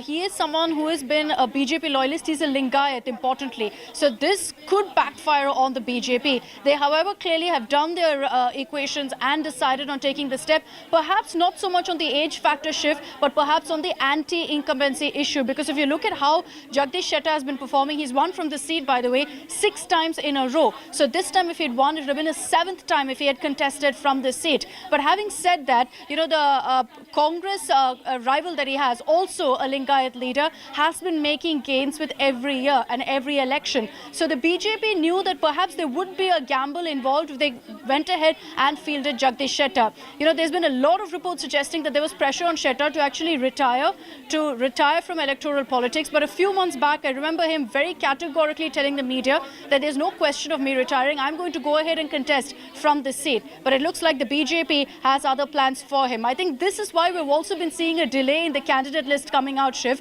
because you've got some of the senior-most leaders of the BJP right now being shunned. And perhaps the central leadership is making it a point to personally convey it to them before they go ahead and release that candidate list. Very, very interesting developments, rapid developments. Ishwarappa first, even though he has not made any trouble, but Jagdish Shettar, a Lingayat leader, person who has served as the chief minister. He has held many different positions, 6-time MLA, current incumbent MLA from the extremely important Hubli-Dharwad constituency in Karnataka, to make this public attack on the BJP High Command, no less, is going to have political reverberations in Karnataka. This is, viewer, a double whammy for the BJP at a time when the suspense over ticket distribution has already created an atmosphere of tension, an atmosphere of anxiety within the party just a month before the elections. It has also opened the BJP to a huge attack from the Congress party, which has already announced most of its candidates and has given itself the position of advantage as far as who is more battle ready for this election. The two current leaders, K.S. Ishwarappa and Jagdish Shettar, being asked to step aside, one of them doing so willingly, even if unhappy in private, the other one making his displeasure known, very, very publicly and in an uncharacteristic manner, has given the BJP's rivals and enemies even more ammunition to paint the BJP as confused, divided, and not really battle-ready in Karnataka. Sagai Raj is with us live. All of our other Karnataka reporters are going to be live with us in just a moment on this big breaking story. Sagai, what is Jagdish Shettar likely to do now? What is he planning to do?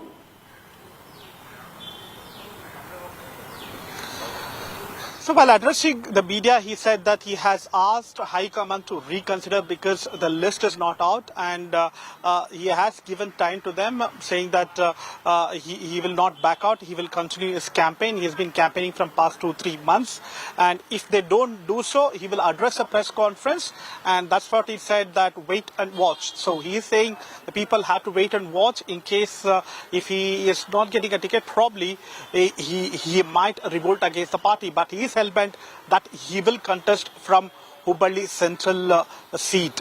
But whether from BJP party or from any other party or independent, probably the time will tell us. No, but when he, is he going to be in a position to cause any trouble, Sagai? What kind of influence does Jagdish Shettar have? He is a former chief minister. Hubli Dharwad is an important constituency. Can there be real problems for the BJP as a result of this?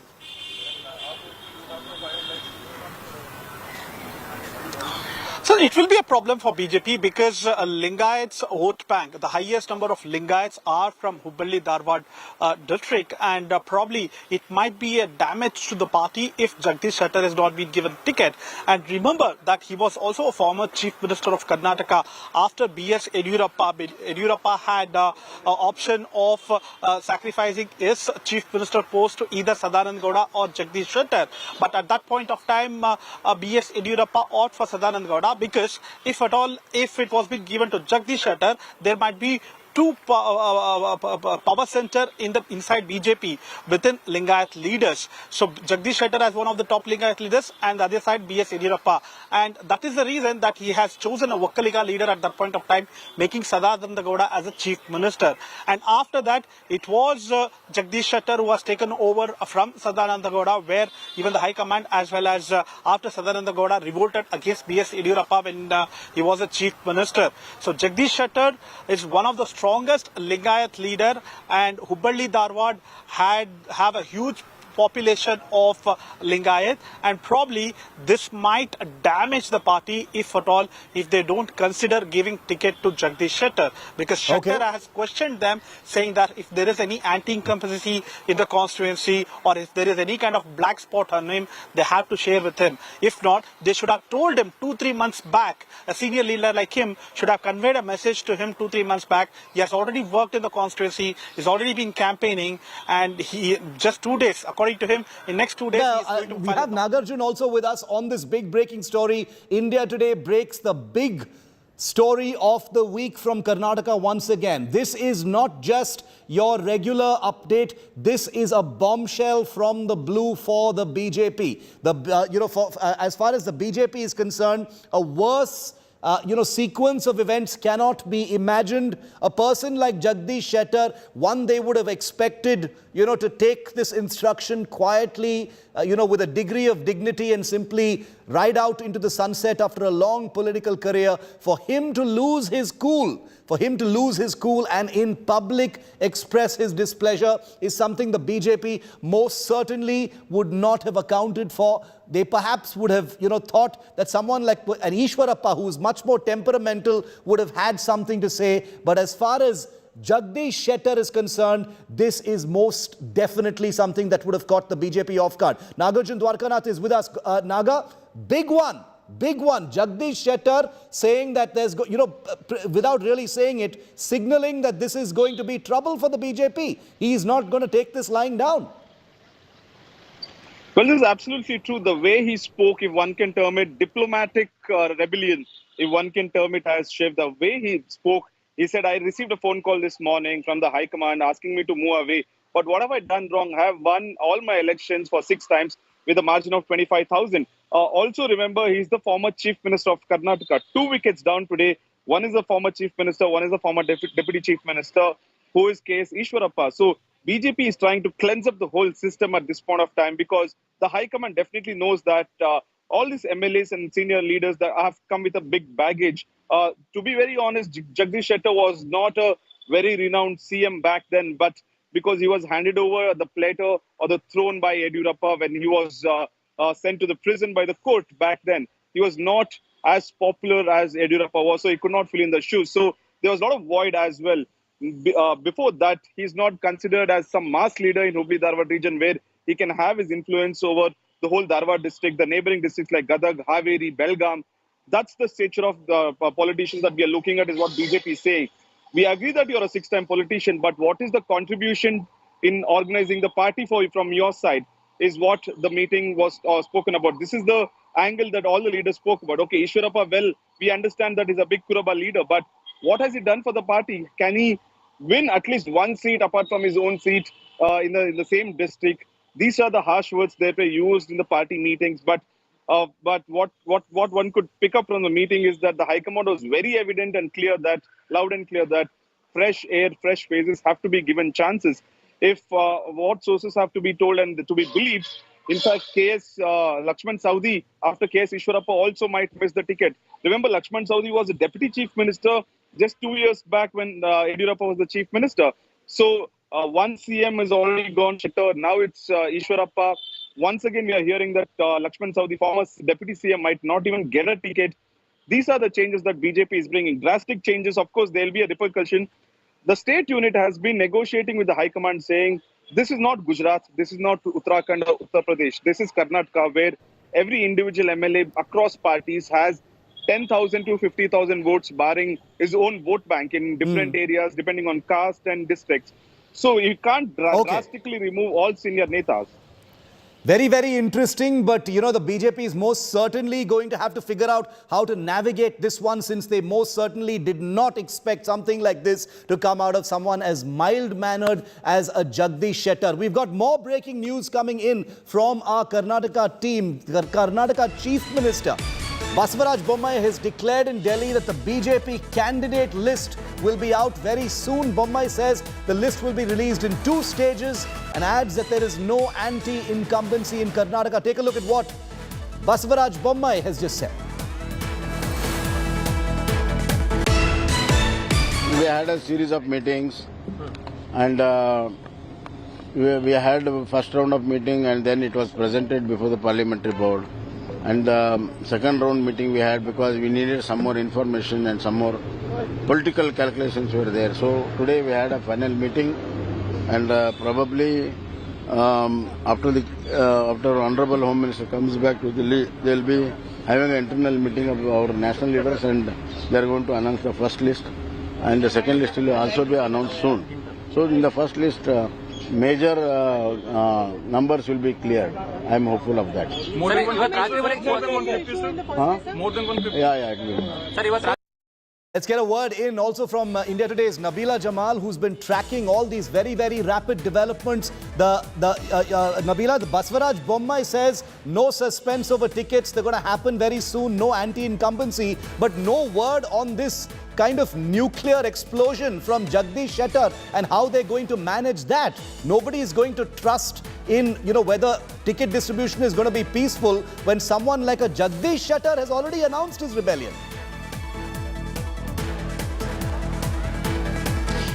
Shiv, it was very well expected that there could be rebellion within the BJP, considering they've waited for this long. It's barely 10 days, barely a week or more for the final date of nomination. They've got to submit their names. BJP netas haven't even been given a whole month to campaign for their respective constituencies. And here you have the BJP now, in a way, setting good precedents, allowing for new faces, fresh faces to come to fore and take forward the party in the state. But on the contrary, many leaders like Jagdish Shettar, KS Ishwarappa, I could still say is a loose cannon, but Jagdish Shettar is a man who's worked for almost 30 years. He was a chief minister, deputy chief minister. He's really worked hard for the party and to ensure the BJP comes to power in the state of Karnataka. These are the few leaders like Ishwarappa, Yadurappa. One should not even forget that Yadurappa also, in a sense, had resigned much earlier, years ago, in a bid to give way or pave way for young leaders. So these are tall leaders within the BJP who are feeling thoroughly sidelined. And now with the chief minister saying that the list will come out soon, the anticipation will end soon.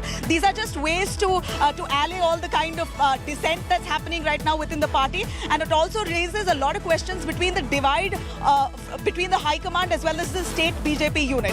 And at this point, Jagdish Shettar is the man who's raised this rebellion. Be sure there'll be many, many more who will be speaking up in the days to come. Tomorrow is likely when the first list will be out, and we can expect a lot many more names to be added to the list. And before I end here, Shiv, I'd like to say, apart from KS Ishwarappa, also Suresh Kumar, KG Bopaya, Tippa Reddy, Haldi Srinivas Reddy, Govind Karjol, Uday Garudachar, all senior leaders who won 3 to 4 times, sitting MLAs who might be dropped from the list coming tomorrow. So, the public heartburn from the most unexpected quarters, but there could be even more heartburn going forward. That big story broken by India Today's Karnataka Bureau. Incredible. This is going to be agenda setting. Jagdish Shettar will be speaking very, very shortly. And once again, he'll be first here on India Today. I guarantee it. What the implications are, we'll tell you right here as India's and Karnataka's #1 channel. We're taking a very quick break from Karnataka politics. On the other side, something completely different, but not unrelated, because it has to do with software and tech. Apple has taken a big bite into India. The tech giant is set to launch 2 retail stores in the country for the first time, in Delhi and in Mumbai. We'll tell you why this is such a big deal, even if you don't operate a single Apple product.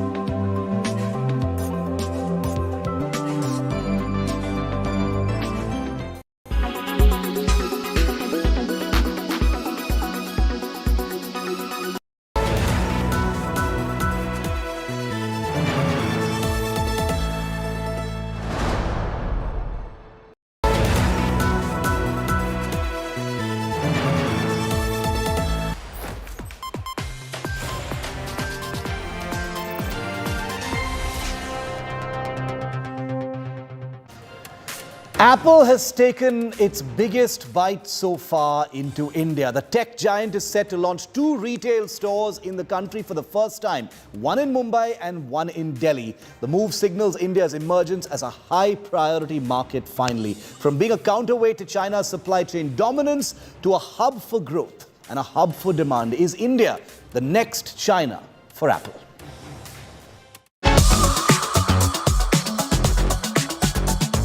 It is tech giant Apple's big India bite.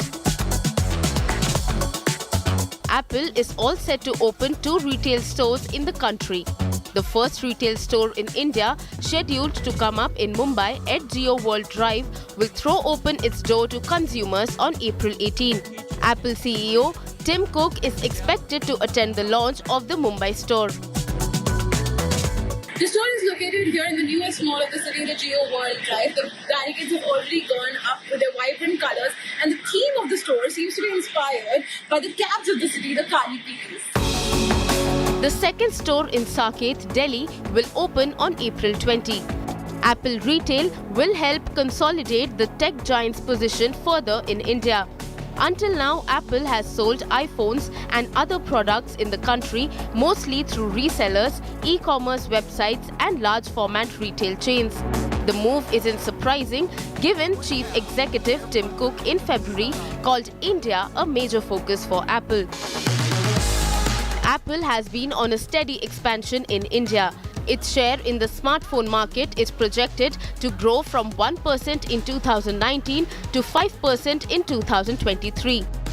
It is no secret that Apple has been growing its manufacturing base in India. Making iPhones and then selling them in India ensures a smooth supply chain.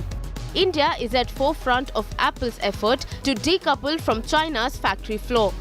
Apple Inc. partner Foxconn Technology Group also plans to invest about $700 million on a new plant in India, underscoring an accelerating shift of manufacturing away from China. It's clear that Apple's playbook is evolving as India emerges as hub not just for manufacturing but also demand. With Rachna Dhanrajani, Bureau Report, India Today. Well, that's a wrap on 5 Live. Thanks for watching. Coming up next, 6 p.m. Prime with Akshita. Sonia Gandhi has broken her silence in a scathing attack on the Modi government through a newspaper column. We'll tell you what she said. It is by far her biggest attack thus far.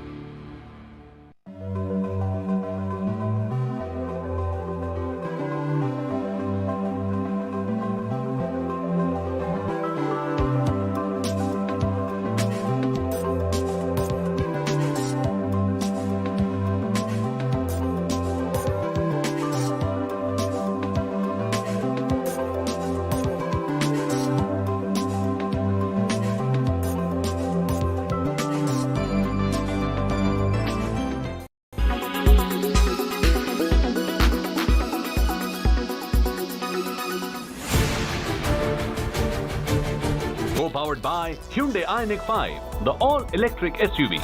Co-powered by घर लेना हो या बेचना 99 acres से ही पूछना. Co-powered by Aditya Birla Capital.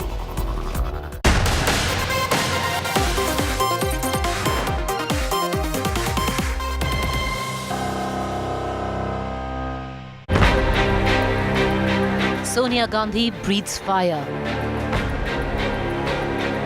Modi government enforcing silence. Pillars of democracy dismantled charge. Modi Mantri hits back. There are people who are constantly saying that Indian democracy is severely compromised. Indian judiciary is almost dead. Sonia beefing up Congress's 2024 battle. Top focus on 6 p.m. Prime.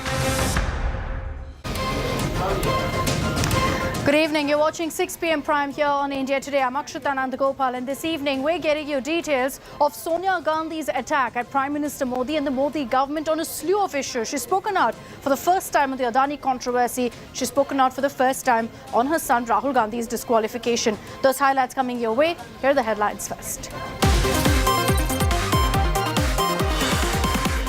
Double whammy for BJP in Karnataka. Big churn ahead of ticket distribution. Ishwarappa resigns, retires. Former Chief Minister Shettar says he's been asked to step aside. Disqualified Rahul leads Satyame Vijayate Yatra in former constituency. Wayanad launches attack on centre. Says they can jail me, but they cannot stop me. Sachin Pilot ends his hunger strike against Ashok Gehlot, says he will continue to fight against corruption. Congress accuses Pilot of anti-party activities but hasn't acted against him. Finance Minister Nirmala Sitaraman's firm rebuttal to negative Western perception of India in Washington says don't listen to propaganda built by people who've not visited. I would only say come have a look at what's happening in India rather than listen to perceptions being built by people who have not even visited on the ground and who produce reports.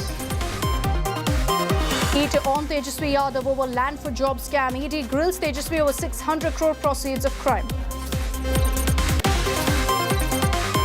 And gangster Atiq Ahmed taken to Prayagraj from Sabarmati jail in Upesh Pal murder case with 30 cops escorting him. Atiq claims a plot to kill him.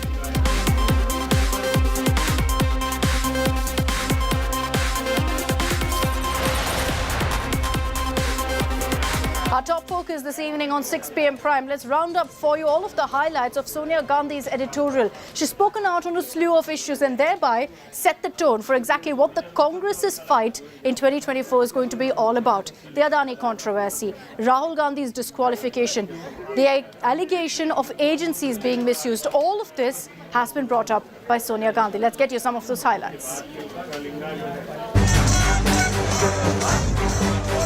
Pillars of Indian democracy being dismantled. BJP, RSS egging on hatred. Verbal gymnastics by Prime Minister to distract. These are just some of the attacks fired by Sonia Gandhi at the Modi government in a detailed editorial. Titled, "An Enforced Silence Cannot Solve India's Problems," Sonia has spoken for the first time on her son Rahul's disqualification, the Adani controversy and much more. Here are some excerpts. Sonia Gandhi has accused the government of resorting to unprecedented measures to disrupt parliament. She says by expunging speeches, attacking MPs and even disqualifying a Congress MP at lightning speed, referring to Rahul Gandhi on the Adani controversy, Sonia has questioned the Prime Minister's silence, saying he makes statements on truths and justice, but allegations of financial fraud are ignored. The former Congress chief did not stop there. She also lashed out at the government, accusing them of undermining the judiciary and misusing central agencies, which prompted a quick reply from the Modi government. Just a few days back, Chief Justice himself said he is under no duress to perform his duty. He never gets any kind of undue pressure from the government to take or to toe certain lines. Despite that, there are people who are constantly saying that Indian democracy is severely compromised. Indian judiciary is almost dead. Kiran Rijiju is an illusionary minister. He just doesn't understand the functioning of his own ministry. The way he comments on the judiciary, these are shameful comments. Nobody in his senses would make comments such as this, calling retired judges as anti-national. These are not comments which befit a stature of a minister of law in this country. However, what Sonia ji has written in her article is proven again by Mr. Kiran Rijiju, because these are the threats to our democracy. The BJP has gone all out to lash out at Sonia Gandhi over her multi-pronged attack at Prime Minister Modi. Sonia Gandhi ji को बताना होगा, आपके लिए आपका लोकतंत्र राहुल गांधी से शुरू होता है और गांधी परिवार से खत्म होता है। लोकतंत्र मजबूत हो रहा है। सोनिया माता जी, अगर आपका बेटा राजनीति में सफल नहीं हो पाया, लोगों का विश्वास नहीं जीत पाया, तो कृपया करके ऐसी धारणा मत रखिए। With Sonia's attacks, it's clear that the Congress ahead of 2024 will be sticking to its narrative, putting the focus on agencies' misuse and the Adani storm. Bureau Report, India Today. So let's get you details of exactly what Sonia Gandhi has said and the retort that's come in from the government, from Kiran Rijiju. Sonia Gandhi alleged in the editorial that the government is dismantling the pillars of democracy. Kiran Rijiju has responded saying this is an illusory statement of the highest improbity, particularly referring to Sonia Gandhi's attack on the judiciary. Let's pull up the next point as well of exactly what Sonia Gandhi has said. She said that the government is misusing central agencies, quoted several instances of that. Kiran Rijiju in response said that this is a privileged family, a coterie that's time and again targeting and criticizing the judiciary. So Kiran Rijiju, the Union Law Minister, questioning that particular statement from Sonia Gandhi. Sonia Gandhi didn't stop there. In fact, in that editorial, she's also gone on to question several other points as well of the government. She's also claimed that violence has been egged on by the BJP and RSS, and claimed that the Prime Minister has been silent or rather looked the other way when such kind of hate speeches are